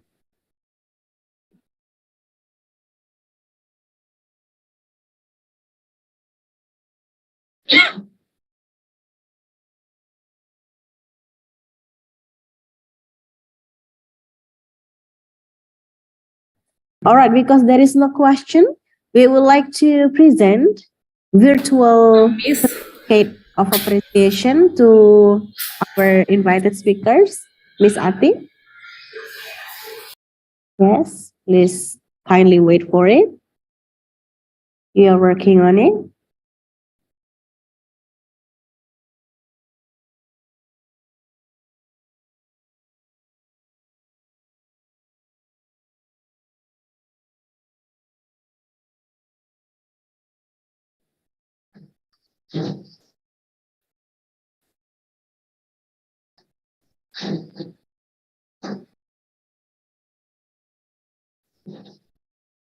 All right, here it is. The certificate of appreciation is given to Professor Dr. Haja Ati Winarti, MPD, MSc. Okay, all right, Professor Ati, thank you for your presentations and participations as the invited speakers in this event. Hopefully, we are going to see you again in the next international conference. Thank you so much for this chance. If you all between you want to discuss about transformative learning, I'm ready to respond, and please send your response to my email. All right, thank you so much, Ibu Ati, for the offer. Hopefully, there are some participants and other presenters who will contact you after this to discuss more about this research about transformative learning, which is very interesting. All right, have a nice day, Miss Ati. Have a nice day too. Thank you very much. Okay, you're welcome. Now we would like to proceed to the next presenter, parallel session. The ICT team will assign you to the breakout room. And for those who have scheduled in the main room, please stay here because we are about to continue the presentations from several presenters until 12 p.m. Okay. For the next presenters, we have Ketang Wiono, Muhammad Yusuf, and Marian Sumayeka. And after that, please be ready. Helda Anggraini, Prodi Edi, and Effendi Nawawi. And the last but not least, before we close the session 4, we have Rizky Nur Hidayah, Ketang Wiono, and Ismet. All right. Do we have Ketang Wiono, Muhammad Yusuf, and Marian Sumayeka here? Yes, I am present. Oh, okay. So Miss Maria Sumayeka will present the paper. Yeah. You can share the screen. You have around 8 minutes for the presentations and then around 2 minutes for the Q&A session. Okay, the Zoom floor is yours, please. Okay, thank you, moderator, for the opportunity. Can you see my slide? Yes, it's visible. Okay, thank you. Assalamualaikum warahmatullahi wabarakatuh. Good morning, everyone. My name is Marian Sumayeka. I am research team of Pak Ketang Yono Muhammad Yusuf, together with Professor Zulkardi, Pak Tatang, Bu Yeni, Bu Hafiza, and also Pak Effendi. For our research, this is the title, the preliminary prototype of learning material based on STEAM framework in topic of renewable energy.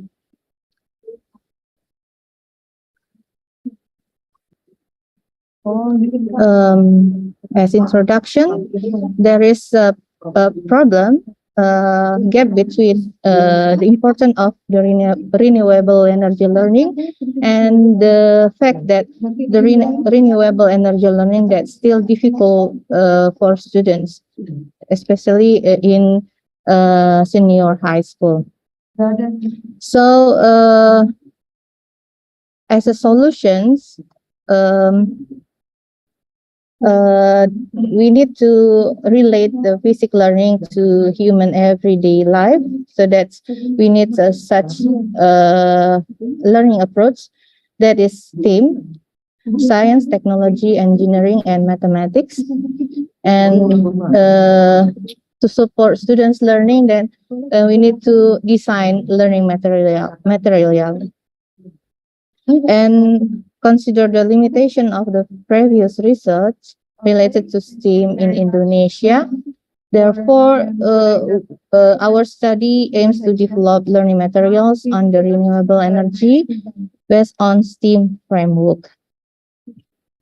Okay, the next presenter will be. This is our method. Our study used development study that consists of 3 stages, namely preliminary stage, prototyping stage, and evaluation stage, according to Plum and also Bakar. We involve 15 years old students at grade 10 in senior high school in Palembang. And data are collected through observation, interview, tests, and students' worksheet. And they are analyzed descriptively. As a result, it's still continue. We're still doing the research, and we just report our first prototype of learning materials on renewable energy topics. At the preparation stage, we study the literature related to STEM framework. So there are 5 steps according to STEM. The first step, we identify core competencies, and the second, we select a real-world context or problem. Then we prepare supporting resources and tools. The fourth step, we design a series of activities. And the last step, we develop evaluation rubric for assessing the core competencies. At the right side, here is the first prototype of learning materials on the renewable energy. So this is the cover of our book that consists of some topics. Then for this presentation, we just talk about the renewable energy topic. And this is the result according to STEM framework. At the first step, we identify core competencies. There are 8 learning goals that we design in our book chapter. And then we select a real world context or problem. We use the limitation of energy.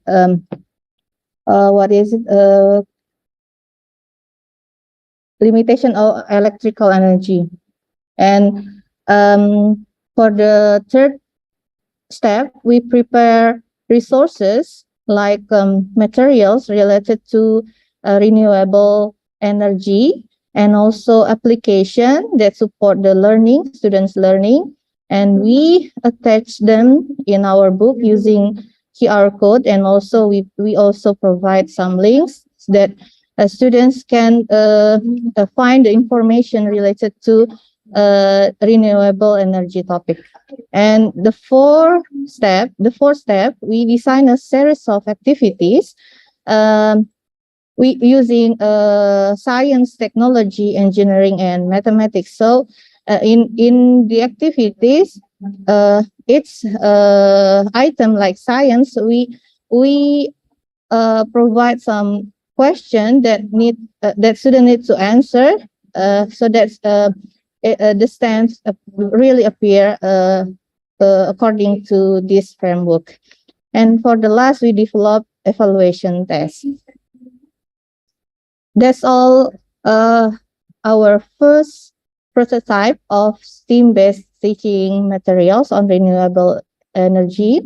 So we just on the second step, the step is prototyping step. So we still continue the research. We still validate the learning materials and also implement to our students.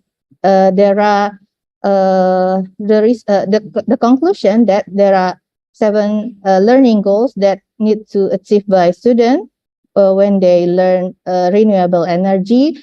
Then we use the problem about limitation of electrical energy to promote student learning about this topic. And we provide also sources or information in our book, and there is an activity that really close to STEM's framework. And the last, there are evaluation question. I think that's all my presentation. Thank you very much. All right, thank you very much for a very interesting presentation. It's about renewable energy, which is a very current issues nowadays, and also it is integrated with STEM. Well, unfortunately, we do not have much time for Q&A for this presentation, but maybe later in the end of this session, if we still have much left time, we're going to open Q&A session again. Okay, thank you very much, Miss Marian Sumayeka, for the participations and also for sharing the knowledge about your You're welcome. Thank you. Yes. Thank you. Have a nice day. Well, we would like to invite the next presenter, Helda Anggraini, Rodi Edi, and Effendi Nawawi. Yes. All right.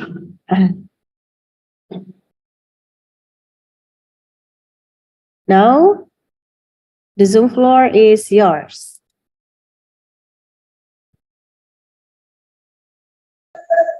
Bismillahirrahmanirrahim. Assalamualaikum warahmatullahi wabarakatuh.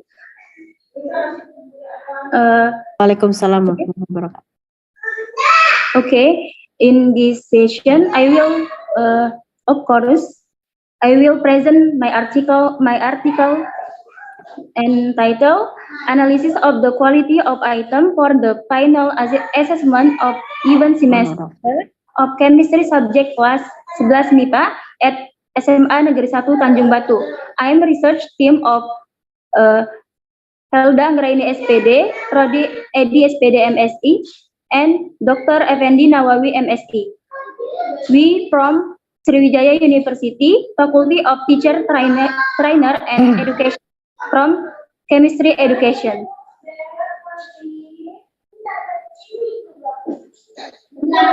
Next.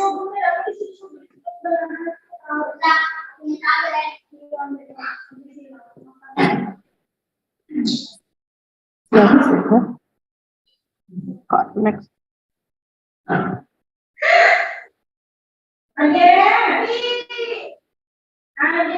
Please help me, Rizky Amalia.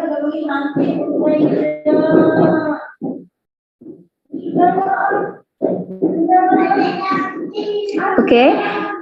that the end of semester assessment is carried out by providing a multiple choice test, which is an objective test. The question item uses a question item made by teacher. However, the quality of the question made by teacher is unknown because it has never been tested and analyzed for quality.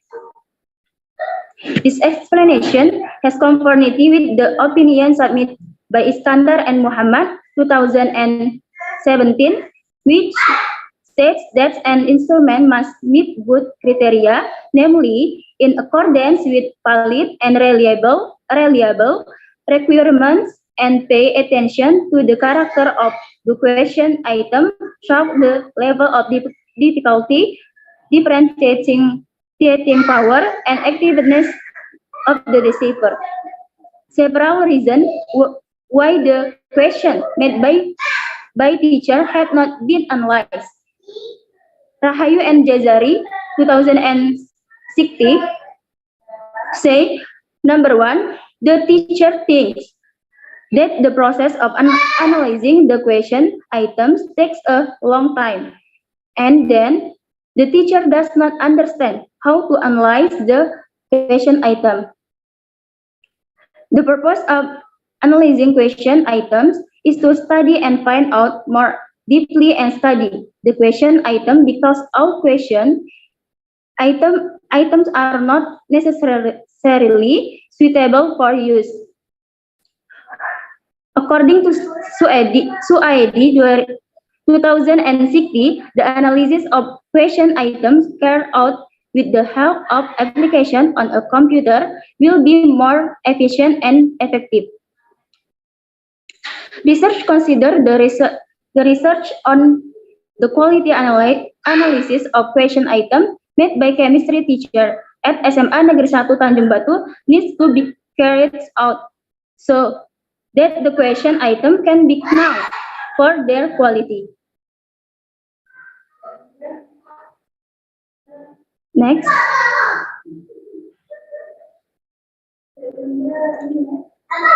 This is our method. Type of research. This is research use a descriptive type of research with quantitative and qualitative approach, or known as a combined approach. For population, all students of class 11 MIPA at SMA Negeri 1 Tanjung Batu, which consists of 4 classes with a total of 1,022 students. For the sample, the total sampling technique, all students of class 11 MIPA at SMA Negeri 1 Tanjung Batu, same as population.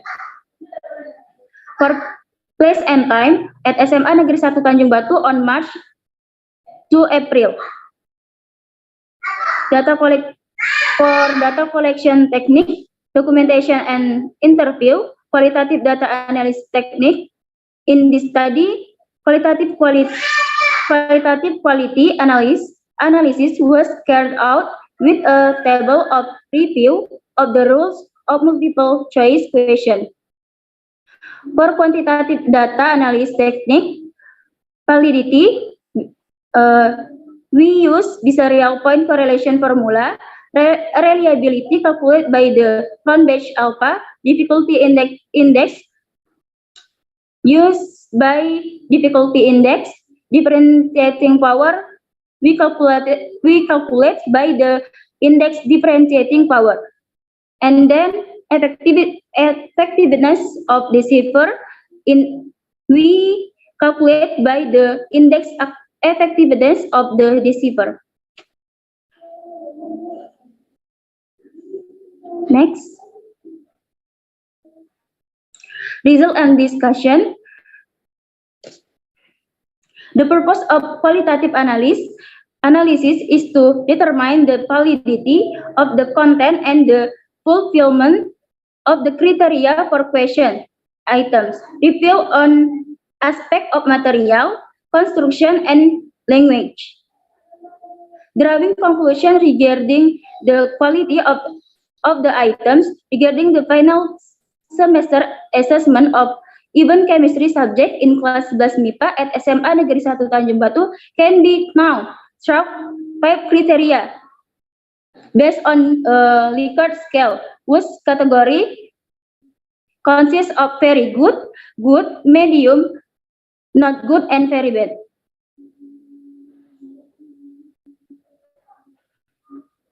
Next. And then for qualitative analysis,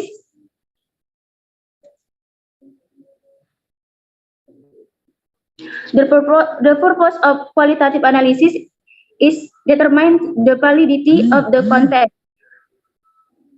Maybe for qualitative analysis, we use aspect of material, construction, and language. This is the item number 2 for comment and suggestion and repair. For number 1, fix direction on the answer choice. Number 2, problem in the difficult category because students have difficulty determining equivalent reaction. And then the answer choice do not match the material. The answer choice are illogical and homogeneous. And then the answer choice in the form of numbers are not arranged in order of the side of the numbers. For repair,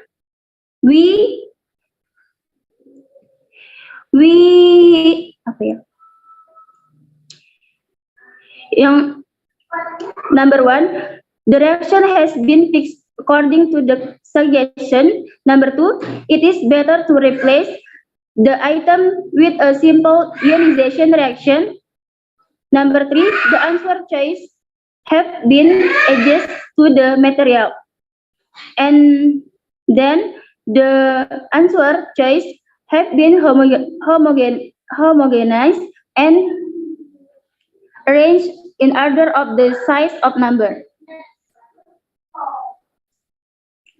For the conclusion, number 1, quantitative, there are 3 questions with the category of excellent question quality that can be included in the question bank and can be used again in assessment or test in the future.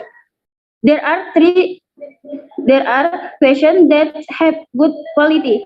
This question need to be made minor improvement so that they can be stored in the question bank.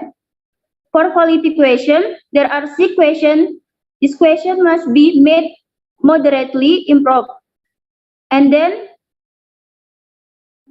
5 question item with the category of poor quality and 3 items of quality in the category of very bad quality.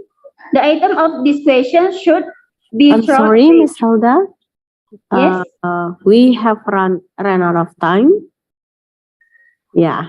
Thank you so much for your great presentations. Unfortunately, we cannot have a Q&A session later. If in the end of our session, if we still have much time left, then we're going to have the Q&A session related to your paper. Thank you so much for your participations in this conference and hope to see you again. Have a nice day. Okay. Yeah. Next, we would like to invite the last but not least presenters in this session, which is session 4, before we have a break for prayer and also lunch. We have the last presenters, Rizky Nurhidayah, Ketang Wiono, and Ismet. Do we have? Okay, so we have already had Rizky Nurhidayah here. Yes. Yes, okay, time is yours. Okay, thank you to moderator. Wow, for the opportunity for me to present my paper entitled,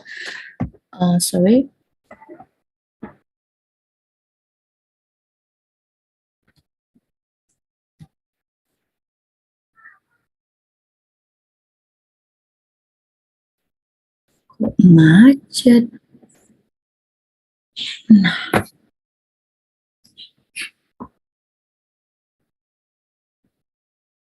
Okay.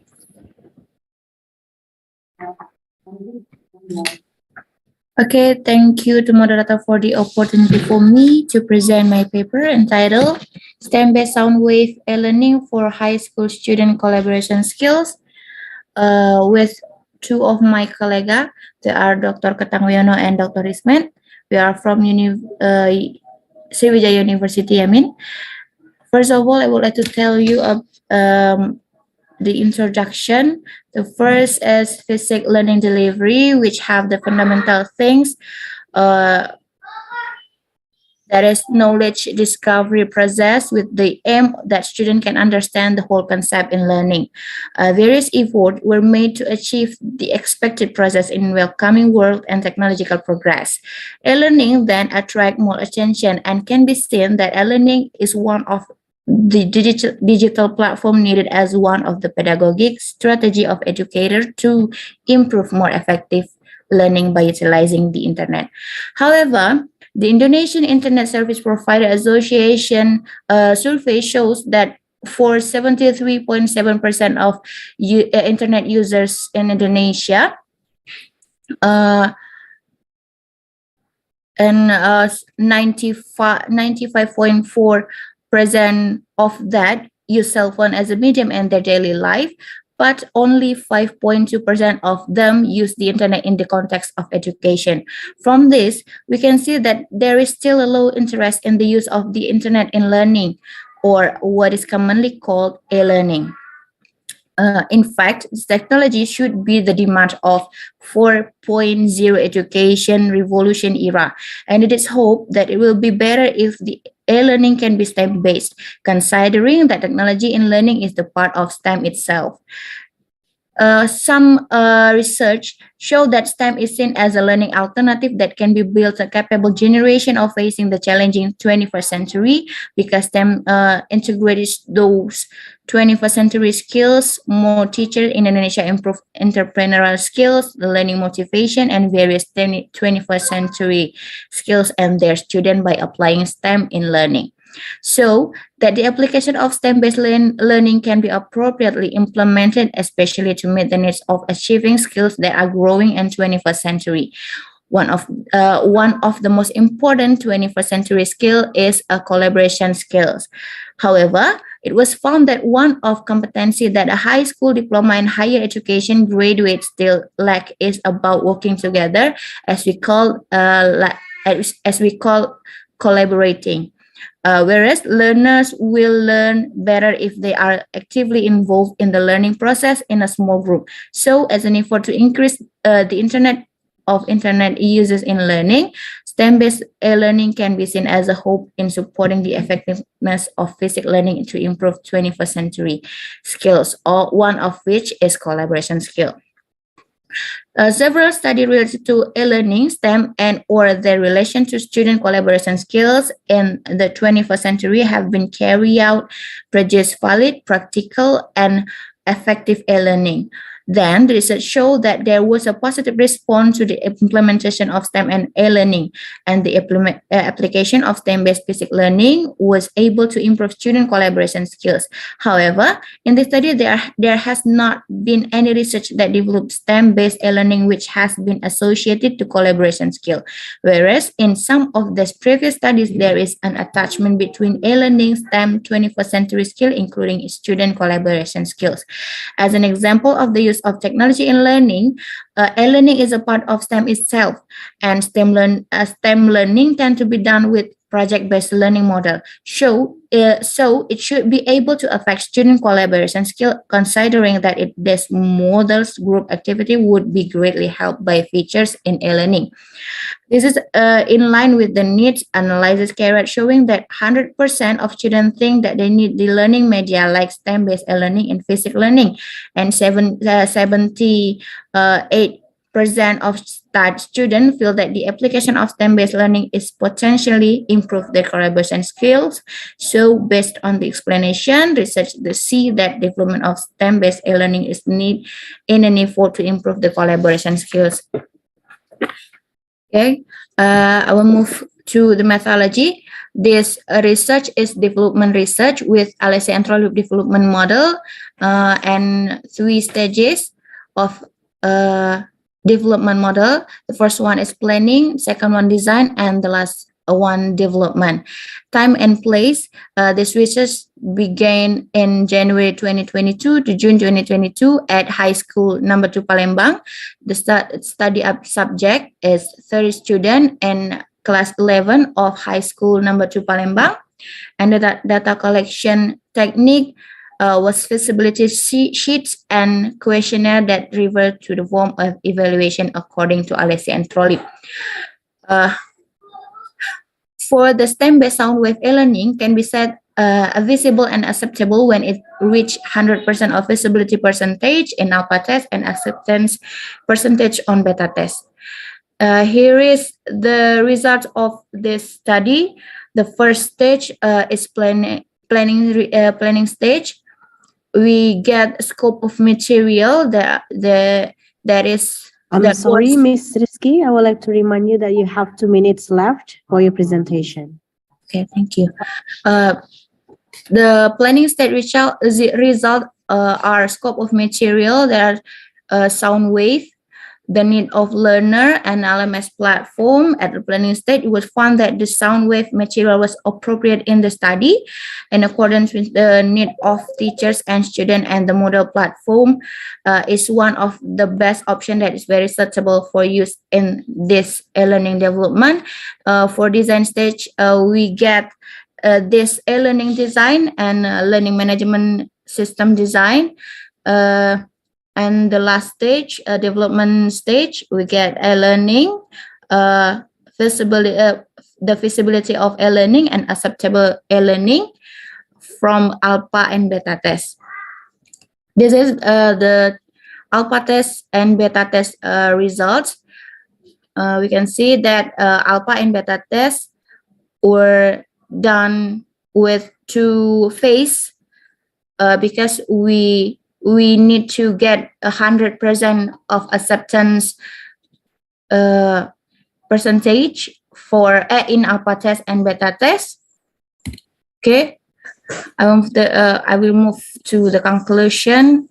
Maybe the development of STEM-based sound wave e-learning to improve student collaboration skill has been carried out based on the LSE and Trollip development model with 3 stages, named planning, design, and development. The planning stage showed that STEM-based e-learning development was indeed very much needed, and sound wave material was such suitable material to be the main content in e-learning in accordance with the needs of students as users, the needs of teachers as educators, and the applicable curricula.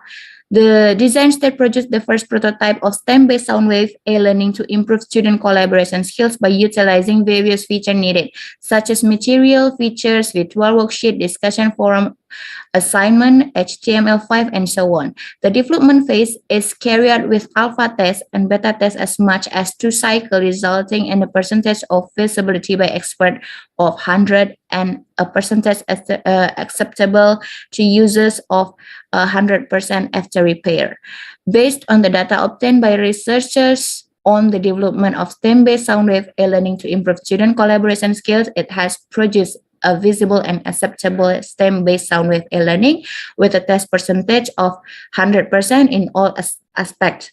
The conclusions are in accordance with the rules of drawing conclusion based on the LSE and Trollip development models used in development process.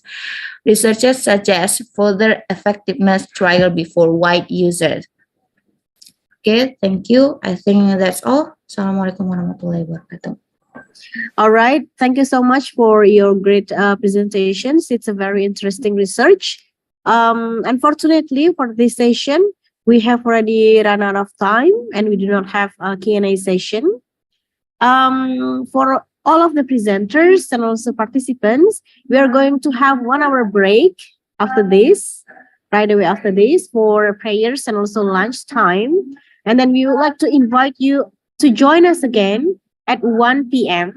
We're going to have 1 last invited speakers and also 3 presenters. Our conference today will end at 2 p.m. So Please, for those who want to be here, just stay here. And for those who wants to leave the Zoom, that's okay. You are allowed to leave, but we would like to invite you again to join us at 1 p.m. Okay. Again, thank you so much for Ms. Rizky Nur Hidayah. Okay, that's all from me as the moderator in this session. I'm going to see you again at 1. See you and have a nice day.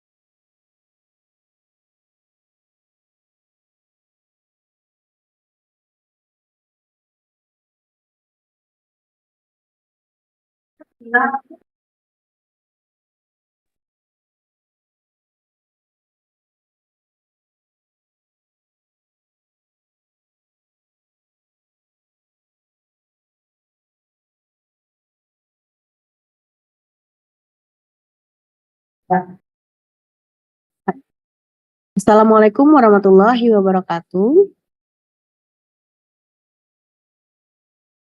Yeah, good afternoon, ladies and gentlemen, participants and presenters, and also moderators. Welcome back to the 5th SULE IC 2022 in the parallel station, room 3.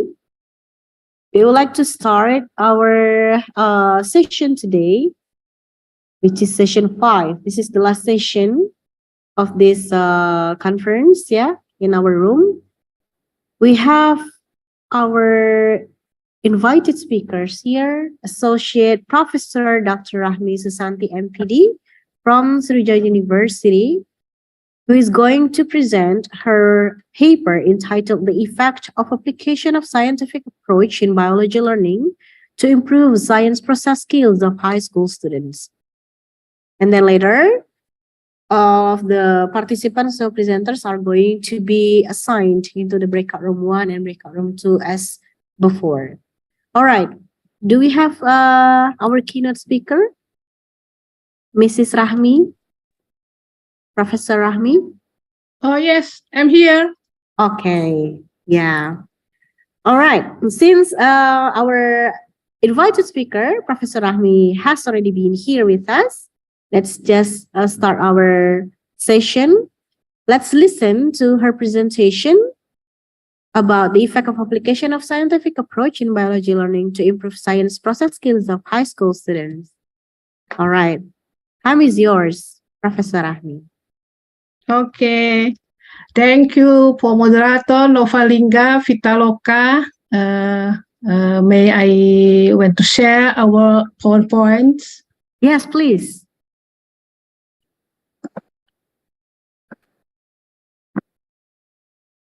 You can see our my PPT.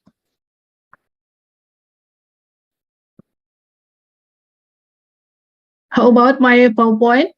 Yes, we can see. Okay, thank you. It's For visible. moderator Novalinga, my English is not very well. May I help you if I have kendala in presentation and discussion in my paper, ya?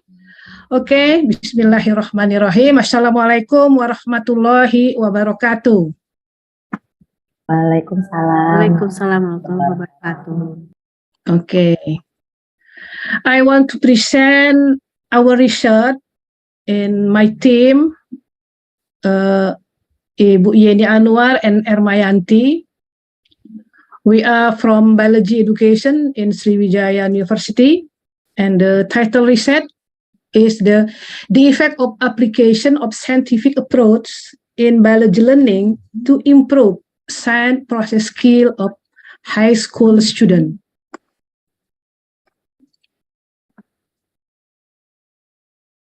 Oh, ini not yet slideshow ya? Okay. Yes, not yet. Okay. Okay, from beginning. Okay. The next. There are behind in our research. For the first, the scientific approach is believed to be a golden footbridge for the development of attitude, knowledge, and skills of students. We know that, especially for in curriculum 2013, the learning process with a scientific approach include activities are observing, asking questions, collecting information, or trying, and associating or processing information, and communicating. We know that in Indonesia, in bahasa, we know 5M. mengamati, menanya, mencari informasi, mengasosiasi, dan mengkomunikasikan. Okay, next. Biology is one of a field in science, is a branch of a science that studies nature systematically. Biology learning is not just the mastery of knowledge in the form of facts, concept, or principle, but also a process of systematic investigation of nature, thinking habit, skill, and practices. Biology provides a variety of learning experiences to understand the concept and skill of science process related to the life of the living thing. So, the activities in science learning involve the process of observing, predicting, explaining, and the best thing, so the connecting the three in the science process, connecting, observing, predicting, and explaining in science process learning. We know that from some of the reference, science process skill or SPS are a set of skills used by scientists in conducting scientific investigation. There are groups in science process skill. There are, for the first, basic science process skill, including observing, communicating, measuring, classifying, inferring, and predicting. And the second, we know integrated science process skill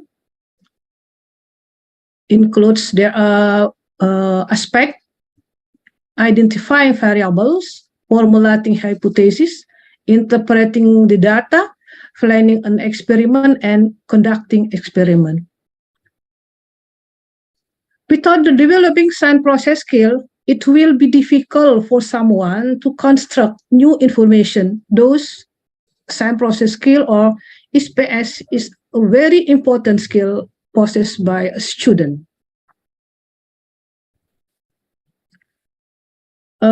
We see methodology.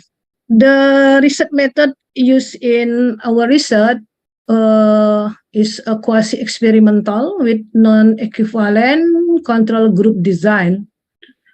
The sample used for class from two senior high school, public senior high school in Palembang City, consists two class from grade 10 and two class from grade 11. Each class consists of 30 students. And this table so that designs not equivalent control group design that we use. In our research, there are two topics used in research. Topic Monera topic for grade 10 and circulation system for grade 11. The data collecting use 25 multiple choice of science process skill.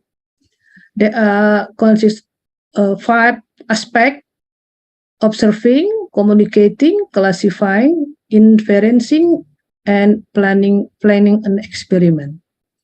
The data analyzed by homogeneity test with Levin test and normality with Shapiro-Wilk test, and the next analysis with Mann-Whitney test.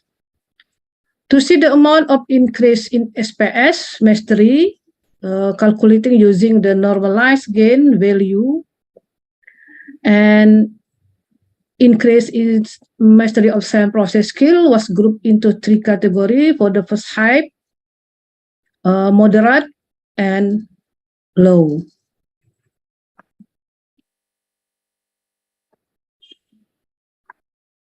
The result, because there are 2 topics in our research, Monera topic for grade 10 and circulation system in grade 11, there are 2 groups.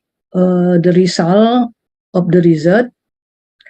In this table can show that and gain value for experimental class, it's higher than and gain value in control group with total SPS for experimental class 0.47 and gain value for control class as total SPS is 0.30. For the second topic, circulation system topic, the same with Monera topic and gain value for experiment class higher than with total SPS 0.55 and for control class and gain value for total SPS is 0.27. To the C increase and gain for experimental class for five aspect of science process skill: observing, classifying, communicating, interpreting, and planning an experiment. Aspect classifying with n gain value 0.96, it highest in the other aspect in SPS, and the lowest for Monera and circulation system in communicating aspect. To see significancy difference between experimental and control class, the data analysis with Whitney and this table show that for Monera 0.001 and description significant, the same with circulation system topic with description significant too. And the last conclusion that our research for the post conclusion that scientific approach can significantly improve student science process skill in learning biology on the topic Monera and circulatory system. And the second, there are 5 aspects of science process skill that can be developed, namely observing, classifying, communicating, interpreting, and planning experiment. And the third, the increase in SPS or science process skill of student, both and the topic of Monera and the circulation system is in the medium category with total SPS or science process skill and gain value, SPS and gain value of 0.55 and 0.47 respectively. Okay, thank you for moderator. Yes. Thank you so much, Professor Rahmi, for your presentation. It's very interesting. It's about scientific approach, which is actually adopted as a teaching approach in 2013 curriculum. And the result is very interesting. All right. We would like to invite all of the participants or other presenters who are interested in asking questions, maybe for further discussions about Mrs. Rahmi's presentation. Please type up your questions on the chat box, or you can directly ask here.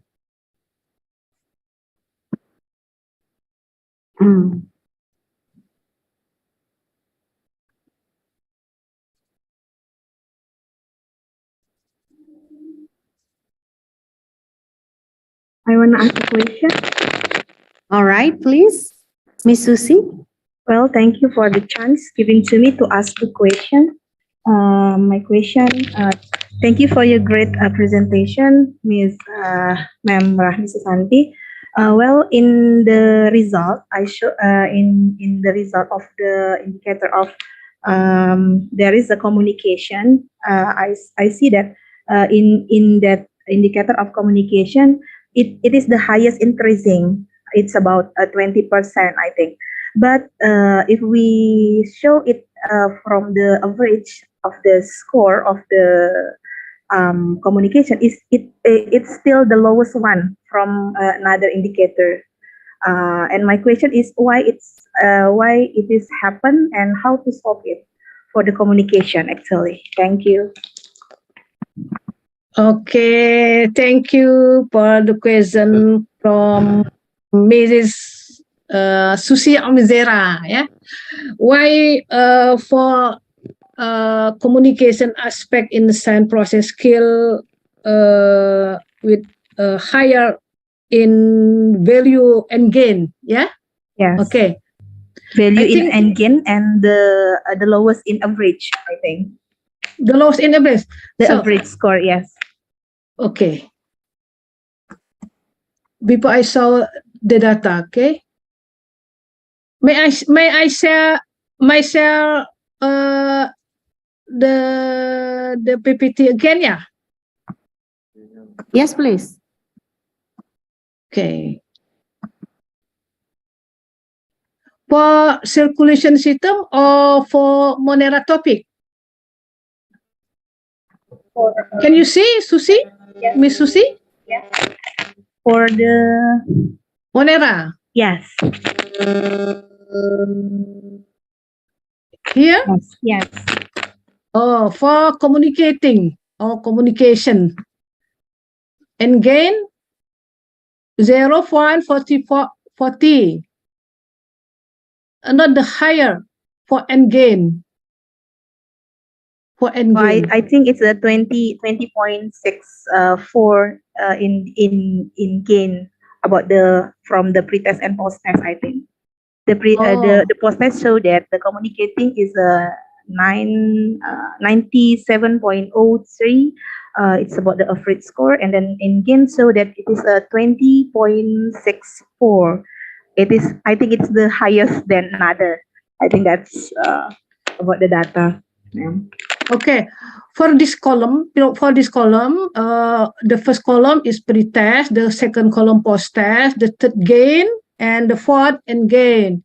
Gain is post-test minus pre-test. We can get the value gain, and little different with end gain value. And gain value we can get with gain.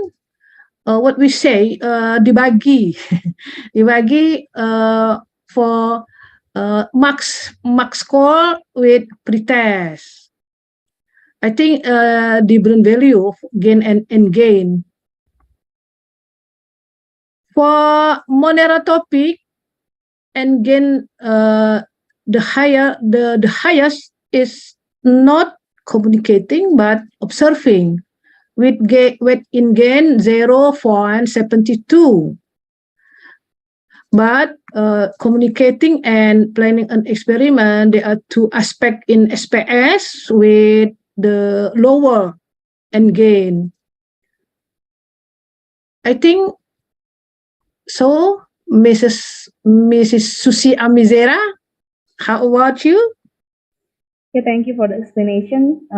Maybe I'm misunderstanding about the in-gain, but if we show the post-test average of post-test, it's still the communicating is the lowest one. Okay. And, can you give your opinion how to make the students increasing their ability for communicate? Okay, good question. I want to try answer this. Yeah. Okay. Communicating is one of aspect in science process skill. Communicating activity in communicating in SPS in science process skill. For example, the student understand with the data and so in the table or the graph can can see, or not can see, can understand. The student can understand what the graphic or the figure show information in the graphic and the data.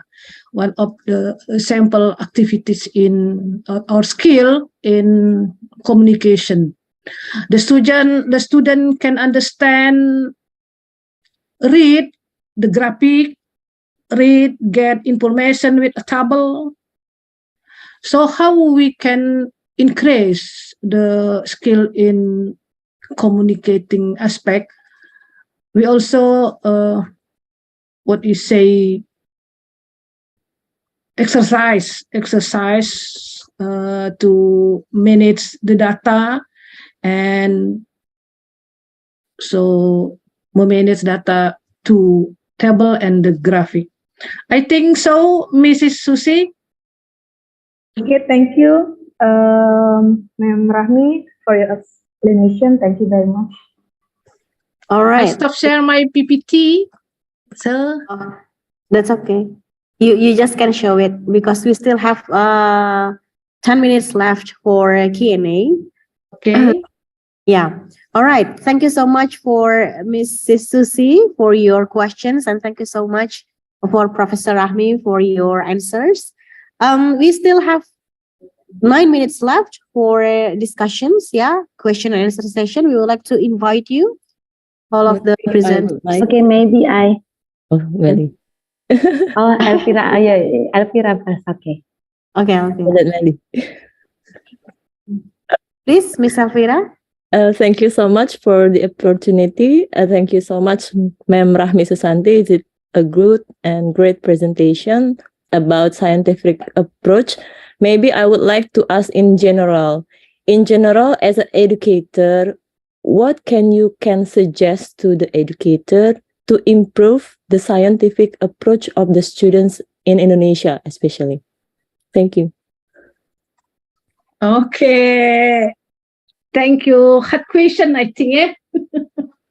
How about the strategies for educator to increase, to improve science process skill of the student?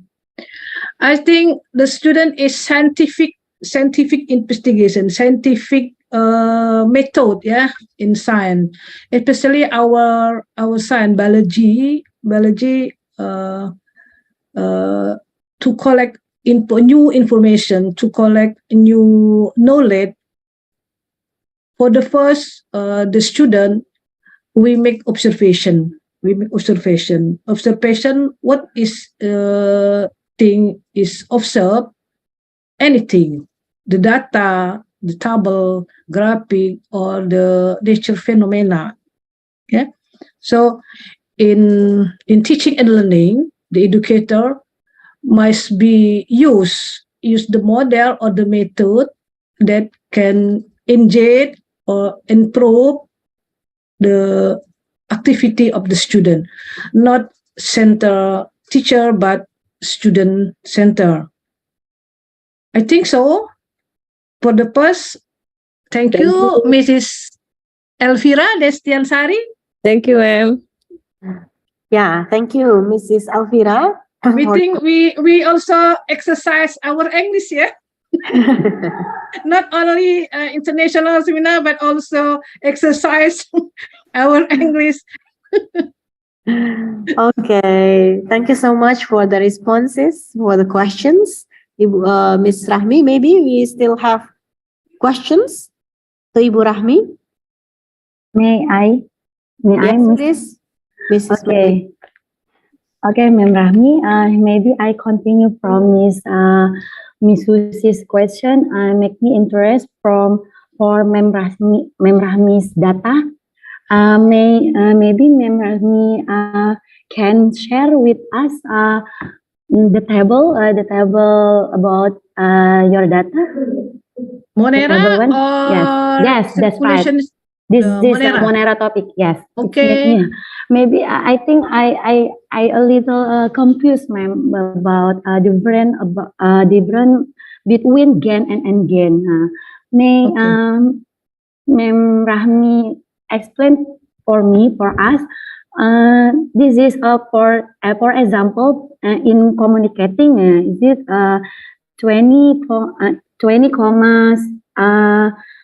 64 is and gain is 0.4. What the meaning is why gain is more higher than and gain? What the meaning is about your data from observing, classifying, communicating, inferring. Maybe Mem Rahmi can explain more clearly about. I think for experiment and control, what happened is more general is monotopic disease. Mem Rahmi can understand what I mean, maybe? Yes? Okay. Maybe this room ada from abroad. I think if I can say with bilingual ya, itu Yes. moderator. Yes, that's okay. Maybe I difficult to explain with English. Yes, that's okay. I campur-campur with bahasa Indonesia. Yes, you can mix English and Indonesia. Yeah. Feel comfortable. Why different? Why different? Gain value and gain value. Gain value can get with post-test score minus pre-test score. For example, I saw that for example pre-test 60 maybe 60 and post-test 90. 90. So gain value, so 90 minus 60 and we get 30. Why end gain and how to get end gain value? End gain value is gain dibagi. What is split? Divide. Divided. Gain Divided divide. by. Gain divide with score marks, maximal score with pretest. So, if there are two students with the same pretest or not, different pretest, but gain can be different.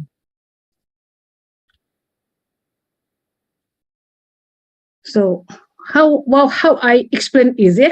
Gini, maybe I use bahasa Indonesia ya. I'm That's sorry, okay, ma'am. moderator. Feel free. Yeah, that's okay, ma'am. I'm sorry. Gain itu diperoleh dengan mengurangkan nilai skor post-test dengan pre-test. Ya. Artinya kalau untuk memperoleh nilai end gain, maka gain dibagi skor maksimal dikurang pre-test. Jadi di sini ada peran nilai pre-test ya. Artinya seseorang yang perolehannya misalnya seorang yang pretestnya 60 menjadi 90 pada post-test, maka dia capaiannya 30.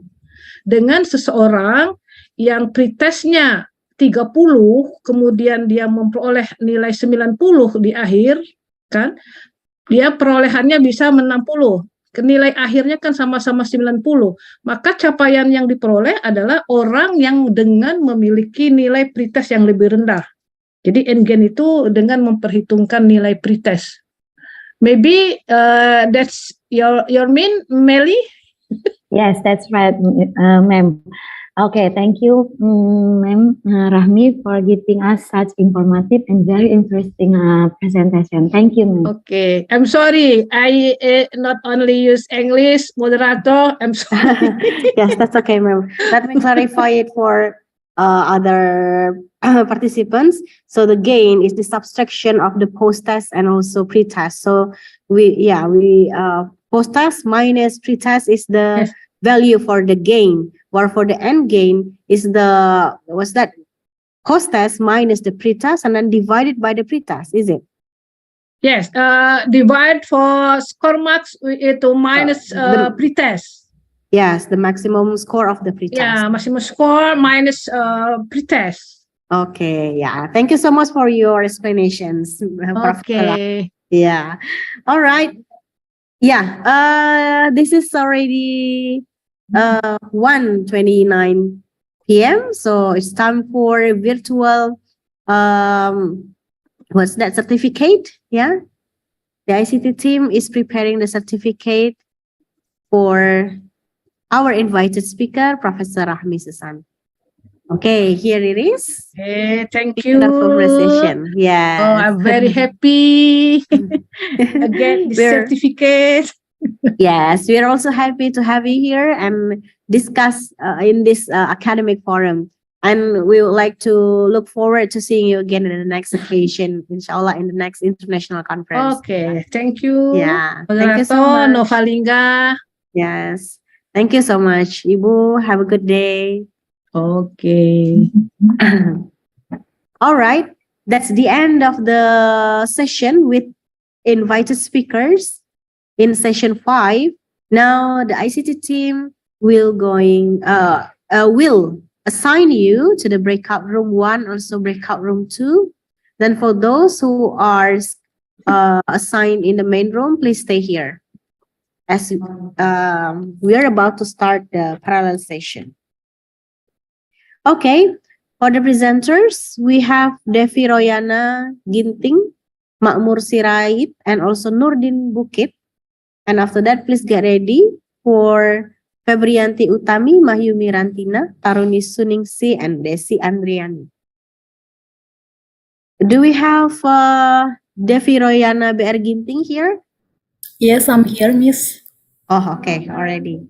All right. Let's just start the presentation. You can share the screens. You have around 8 minutes for the presentation. And then we're going to have the Q&A session. Time is yours.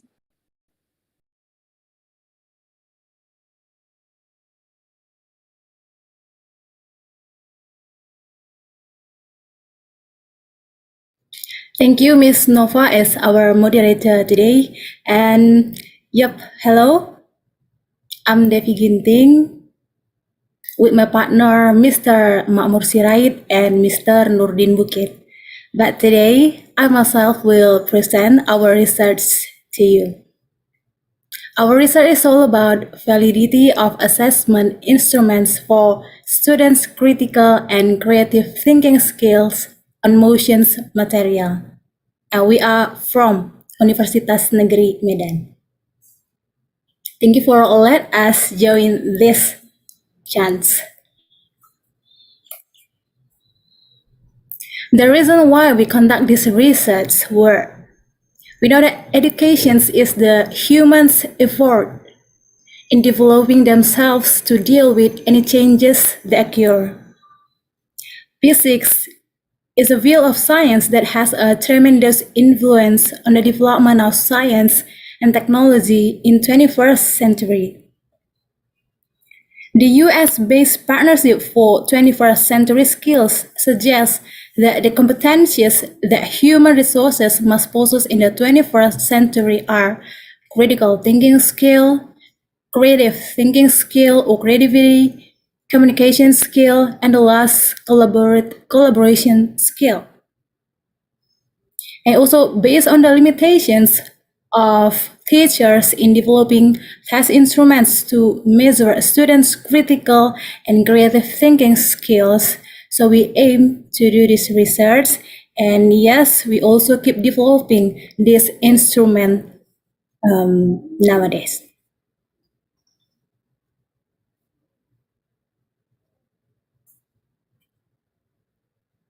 And this is the figure of the method that we have used. So first of all, we do the preliminary study. So we conclude that we need to make the draft of instrument for critical and also creative thinking skill for students. Then after that, we go to analyze curriculum. And after that, we go to find the scope of material destinations. And we've come with the motion material in junior high school, grade 8. And after that, we develop the indicators that also belongs to critical and creative thinking skills. After that, we do the questions item making. After that, we do the content validity test, and then this instrument test is already stated valid by 2 experts on this field.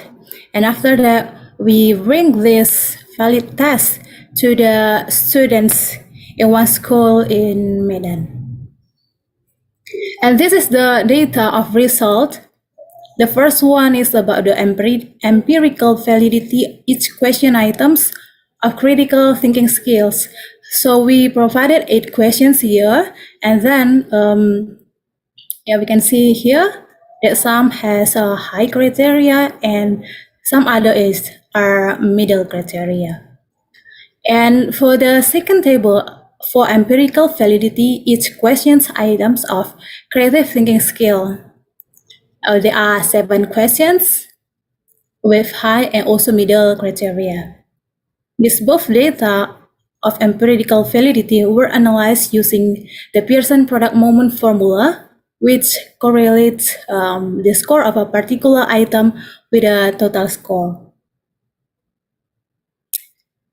For the discussion, a critical thinking skill include 5 aspects, namely to interpret, to analyze, to making inferences, to evaluate, and the last, self-organizing.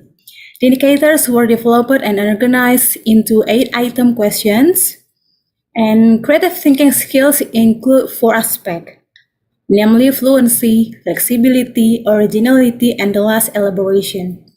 The indicators were developed and organized into 7 item questions. Those indicators are adjusted to the topic of motion.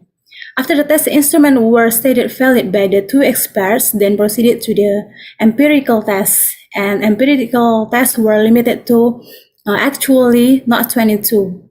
In total is 17 and around 18 junior high school students in Medan.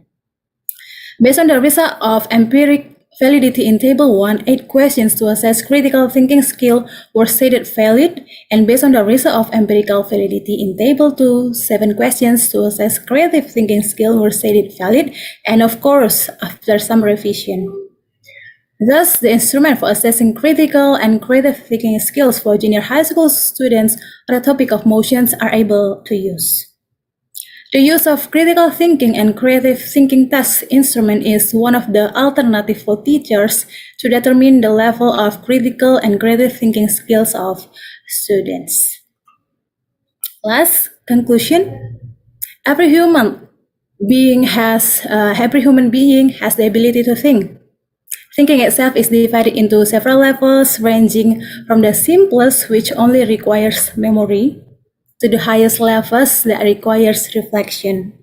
Critical thinking is a directed and clear process that is used in mental activities such as solving problems, making decisions, persuading, analyzing assumptions, and conducting scientific research. Critical thinking is the ability to think in organized way. Yes. That is shortly. People who are able to think critically will use their beliefs, opinions, and thought rationally in trying to solve a complex problem. While creativity is the ability to produce new forms in solving problems. The creative process will only occur if it is generated through problems that trigger the 5 kinds of creative behavior as follows. Fluency means the ability to express similar ideas to solve a problem. Flexibility means the ability to generate various kinds of ideas to solve a problem outside the usual category. Originality means the ability to provide a unique or extraordinary response. Elaborations, or make it in details, means the ability to state the direction of ideas in detail to make ideas into reality. And the last is sensitivity, means the sensitivity to catch and produce problems in response to the situation. I think that's all from me. Thank you. I give back to our moderator. All right. Thank you so much, Miss Devi R. Ginting. It's a very interesting presentations related to creative and also critical thinking. Yeah. All right. We still have 1 minute left for Q&A session. I would like to invite participants or presenters who are interested in asking questions to Miss Devi.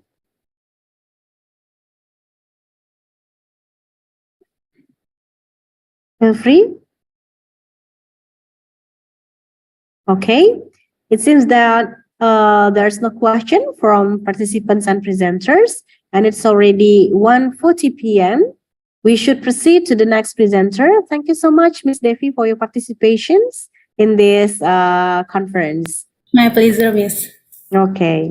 Now, let's invite the next presenters, Febrianti Utami, Mahyumi Rantina, Taruni Suningsih, and Desi Andriani. Do we have them here? Do we have Febrianti Utami? Oh, okay. Yeah. All right. Miss Febrianti Utami, you have around 10 minutes to present your paper. And later we are going to we're going to provide Q&A session after your presentations. Okay, the time is yours. Thank you, Ms. Nova. I'm sorry, your voice can be heard, but it's not very audible. Would you please speak louder? Okay, thank you, Ms. Nova. Yes, you're welcome. Okay, let me introduce myself. My name is Febrianti Utami from the Early Childhood Teacher Education Study Program. Okay, I will present my article with the title Science Literacy Ability at Taman Sari Early Childhood Education Banyuasin. Introduction. Scientific literacy is one of the basic literacy that needs to be developed from an early age.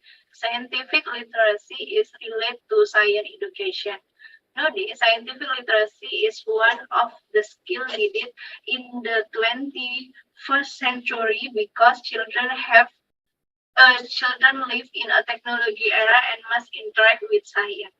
The importance of scientific literacy in the world of education is that as a tool to measure the component of scientific material that include knowledge of science content and knowledge of science as a way of knowing, understanding, and implementing scientific investigation.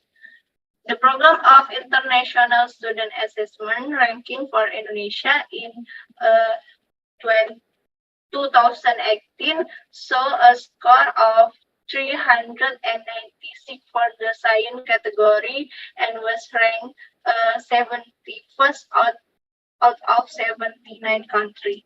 It showed that science scores are still quite low and became the basis for continuing to improve the ability of science to catch up with other countries. Based on the description above, the researcher is interested in researching to know how far the scientific literacy skill of early childhood education Taman Sari Banyuasin are as a preliminary study, so that later the result of this study can be used as the basis for future research. This research was conducted using a descriptive method with a quantitative approach with the aim of obtaining an overview of the scientific literacy skill of early childhood in Group B at Early Childhood Taman Sari Banyuasin Regency. The population in this study were all children of Group B in Early Childhood Taman Sari Banyuasin Regency, totaling 31 people. Excuse me, Miss Febrianti Utami. Yes? Would you please speak louder? Because some of the participants have difficulties in listening to your voice clearly. Thank you so much. Okay. The sample used in this study was group B1, totally 15 people with the technique of taking sample using purposive sample technique. The data collection technique is this research use an observation sheet. The data analysis technique used in this research is the percent calculation. Research and discussion. The result of observing scientific literacy ability for each aspect are in the following diagram. Based on the diagram, it has shown the scientific literacy ability of group B children in early childhood education Taman Sari Banyu Asia Regency for each aspect. In the content aspect, children's scientific literacy ability reach 66.67% in the moderate category. The scientific literacy ability of early childhood in Group B and early childhood Taman Sari Banyu Asia Regency in the knowledge aspect reached 67% moderate category. The scientific literacy ability of early childhood in Group B and early childhood Taman Sari Banyu Asia Regency in the competent aspect reached 60% in the moderate category. The context of science refers to situation in everyday life that become a form for the application of process and understanding of scientific concept. In this regard, PISA divided the field of application of science into three groups: life and health, earth and the environment, and technology. The real situation that become the context of the application of science, especially in PISA, was not taken from the material learned at school but was taken from daily life. The ability of scientific literacy in the context aspect was in the moderate category because the implementation of the learning period was still not contextual. Only some material were associated with living close to children. The purpose of scientific literacy in PISA in the knowledge aspect is to find the extent to which student ability can apply their knowledge in relevant context. The knowledge aspect includes three competencies, namely content knowledge, procedural knowledge, and epistemic knowledge. The aspect of competence, also known as the scientific process, was an aspect of scientific literacy, which means a person process of answering a question or solving a scientific problem. To build scientific literacy skill in students, which we based on logic, reasoning, and critical and creative analysis. The scientific competency measure in scientific literacy skill according to PISA were divided into three indicators: identify scientific issue or question and explain scientific phenomena, and use scientific evidence.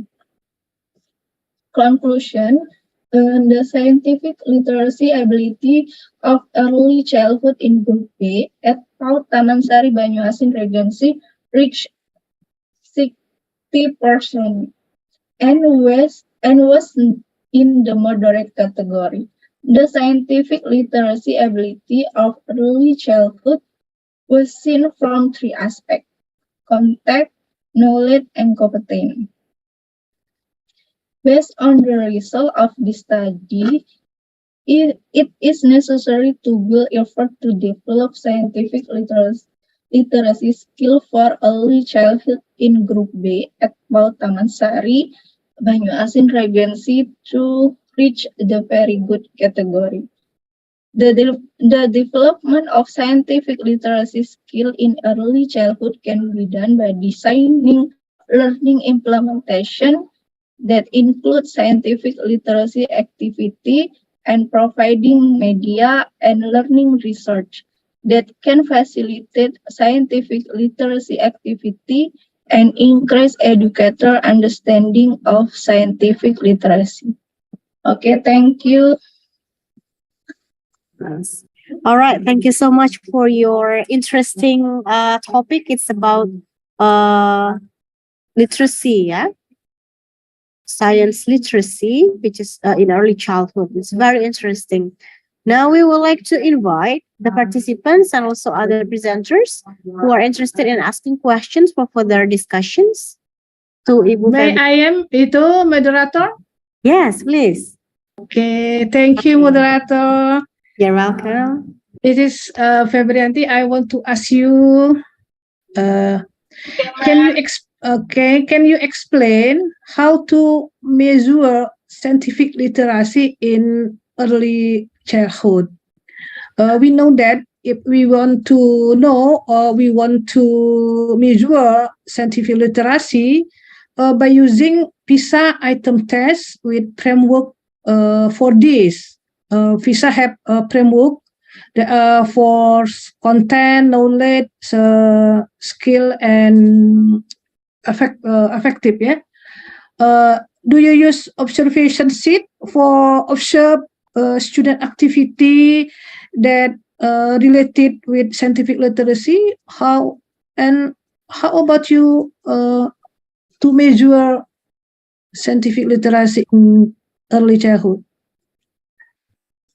Oke, Ma'am. Boleh jawab pakai bahasa Indonesia, Ma'am? Oh, ya. Yes, Suaranya agak ini loh, agak tidak jelas, Febri. Yeah, I think Miss Febrianti has problem with the microphone of the headphone or the laptop. Your voice is not really clear enough for us to hear. Oke, maaf ya. Dari laptopnya. It's clear already. Jadi untuk menilai atau melihat bagaimana kemampuan literasi untuk anak usia dini itu menggunakan lembar observasi yang dilihat ketika mengobservasi kemampuan literasi tadi dilihat dari konten, jadi dilihat dari materi yang berkaitan dengan sains. Jadi kemampuan literasinya dilihat dari kemampuan anak. Kalau literasi untuk anak usia dini karena belum bisa membaca tulisan, jadi membaca gambar gitu, Mem. Jadi menggunakan gambar yang berkaitan dengan yang memuat isinya konten sains. Jadi anak-anak disediakan beberapa gambar, kemudian anak-anak diminta untuk membaca gambar tersebut. Nah, di situ melihat bagaimana kemampuan atau pemahaman anak berkaitan dengan konten. Seperti itu, Mem Rahmi. Oke, terima kasih. Mohon maaf, moderator. Langsung ini. Begini ya, sepengetahuan saya bahwa PISA itu dikhususkan untuk anak-anak atau student with 15 years old ya. Di PISA itu memang diuntukkan anak-anak atau siswa berusia 15 tahun. Untuk siswa yang lebih rendah lagi namanya bukan PISA, dia masuk ke TIMSS kalau di dalam penilaian ya. Dan ini menurut saya menarik penelitian Febrianti ini ya, karena sepertinya memang belum ada loh orang meneliti literasi untuk anak-anak early childhood ya. Ini menarik menurut saya. Selama ini yang ada itu PISA itu untuk usia 15 tahun, sedangkan untuk anak yang SD kelas 4 sampai usia berapa namanya bukan evaluasinya bukan pakai PISA tapi pakai TIMSS namanya ya. Memang untuk remaja kan. Ya pakai TIMSS. Jadi ini menarik menurut saya, mungkin ada spesial atau khusus framework khusus untuk scientific literasinya untuk anak-anak early childhood. Ya mungkin penelitian lebih lanjut buat Yanti ya, karena saya tidak pernah mendengar gitu informasi saintifik dan saya baru tahu ini kalau ternyata ya menarik untuk diteliti scientific literasinya anak-anak PAUD. Oke, terima kasih Febrianti. Alright. menjadi bahan referensi saya. Jadi menggunakan tim ya, Mem Rahmi ya. Terima kasih, Mem. All right, thank you so much for the questions and also answers from Miss Fabrianti. Because it was in Indonesian, I would like to what is that? Make a summary in English. Yeah, Miss Professor Rahmi asked about the measurement, the way to measure their science literacy. Yes. Because it is for the what's that? PAUD, yeah, for early childhood.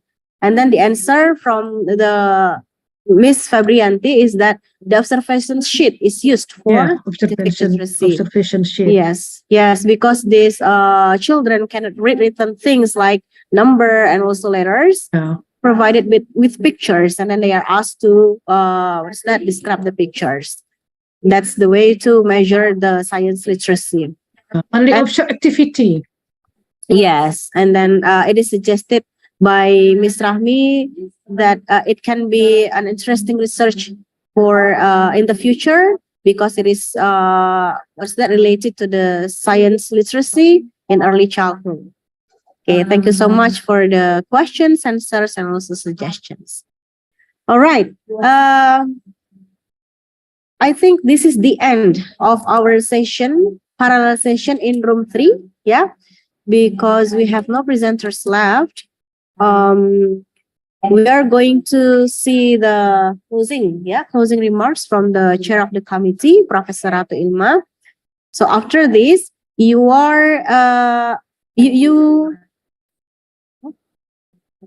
Oh, okay. Yeah. No, that's for other breakout room participants. Yeah, you are expected to stay here until the Professor Ratu Ilma delivers her closing remarks. Please kindly wait in the main room. Okay. Yes, I am Novalinga Pitaloka as the moderator, moderator of parallel room 3.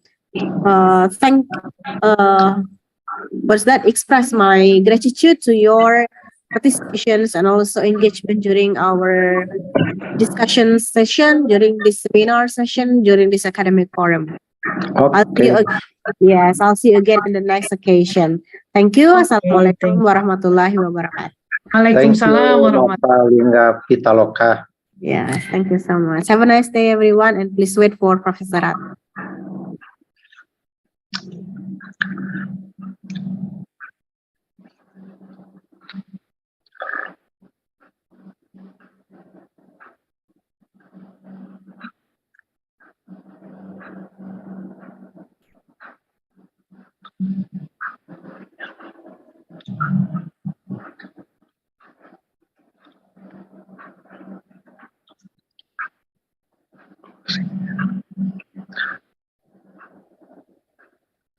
Next schedule ceremonial closing ya, Neng? Yes, sir. Okay, thank you. Will be a closing remarks from the chairman, from the chair of the committee, Professor Ratu Ilma. Yeah, please kindly stay here, sir.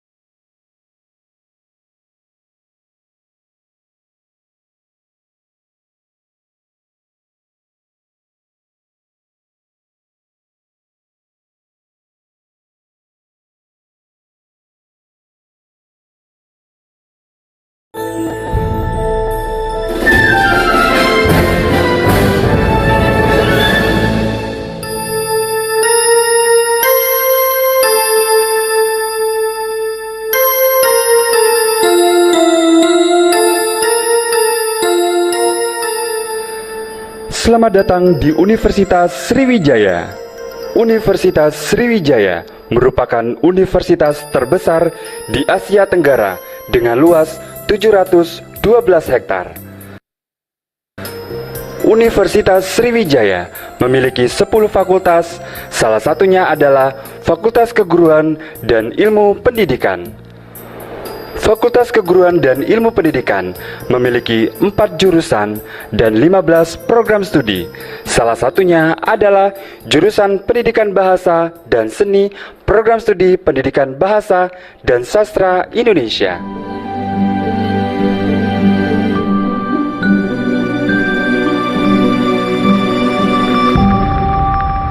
Program studi Pendidikan Bahasa dan Sastra Indonesia telah berdiri sejak tahun 1961 yang berlokasi di 2 kampus, yakni Kota Palembang, tepatnya di Jalan Ogan, dan di Indralaya.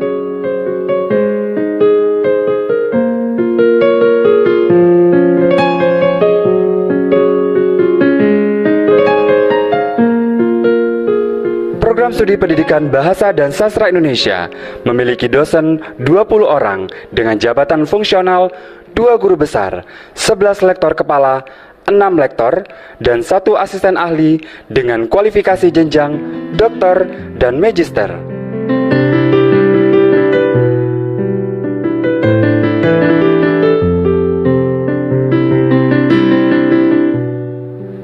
Universitas Sriwijaya ini memiliki fasilitas bersama berupa ruang baca, masjid, kantin, laboratorium bahasa, gedung teater, ruang koordinator program studi, ruang belajar, ruang dosen, ruang rapat, auditorium, student center, serta apartemen bagi mahasiswa.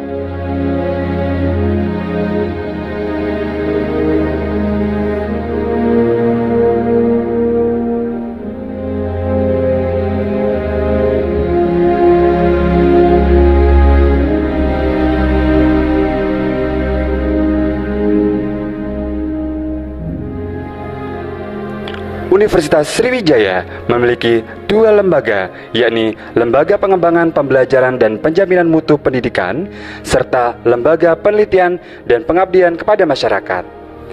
Selain itu, Universitas Sriwijaya memiliki unit pelaksanaan teknis berupa UPT Perpustakaan, UPT Teknologi dan Informasi dan Komunikasi, UPT Kerjasama dan Layanan Internasional, UPT Bahasa, UPT Laboratorium Terpadu, serta UPT Pengembangan Karakter dan Karir atau CDC.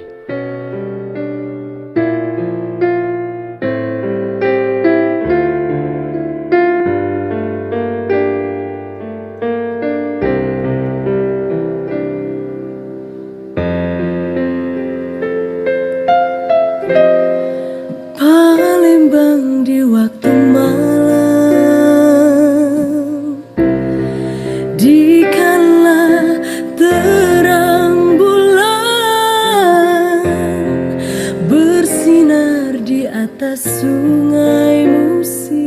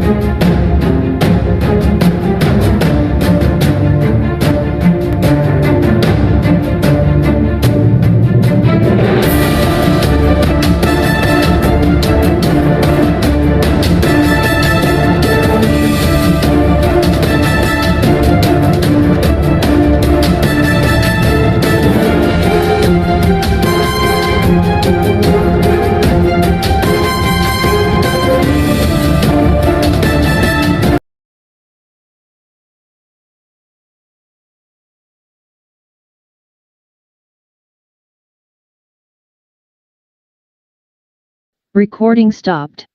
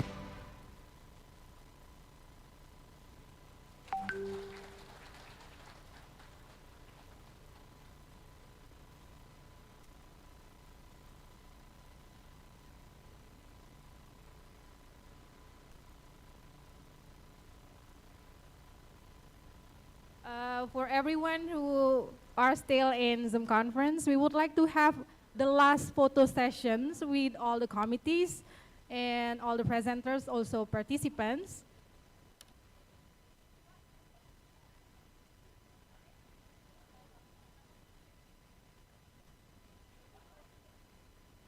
Mungkin gimana caranya biar Bapak ICT-nya bisa ikut ya?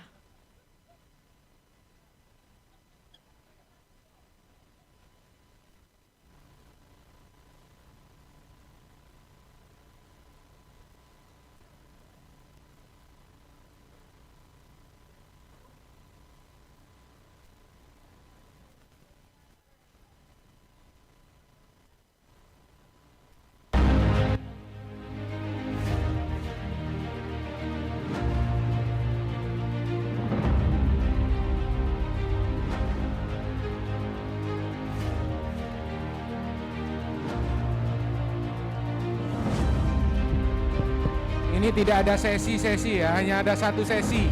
Silahkan semuanya, mahasiswa juga semuanya, kecuali yang moto. Ya, silahkan semuanya.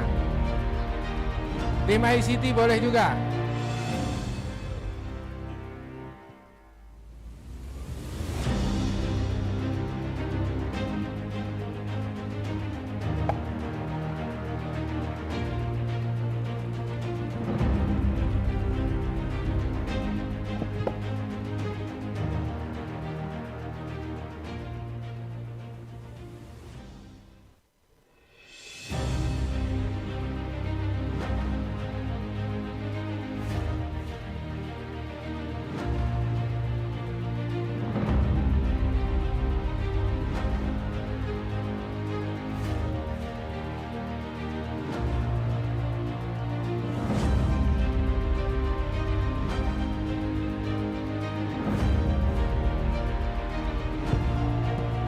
Pak Mamun, nanti kita buat yel-yel, Pak Mamun, kita foto dulu. Sudah itu kita, ya sampai ketemu di 2024.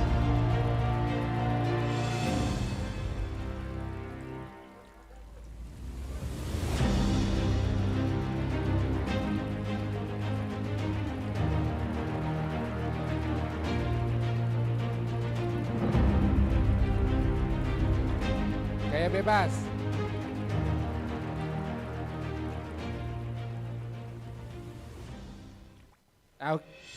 Oke Pak Mamun, buat video Pak Mamun.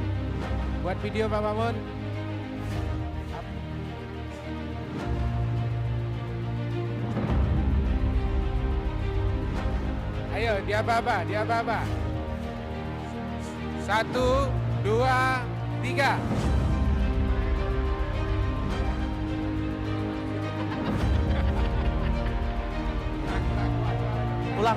Ulang ya Bapak Ibu ya.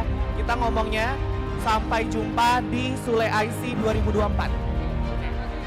Makasih ya Bapak.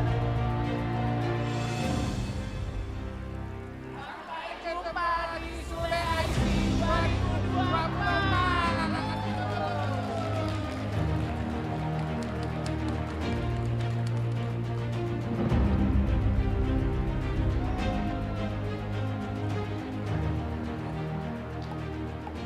Sudah, bubar. Terima kasih. Tinggal beberes Bapak Ibu ya. Jangan langsung pulang.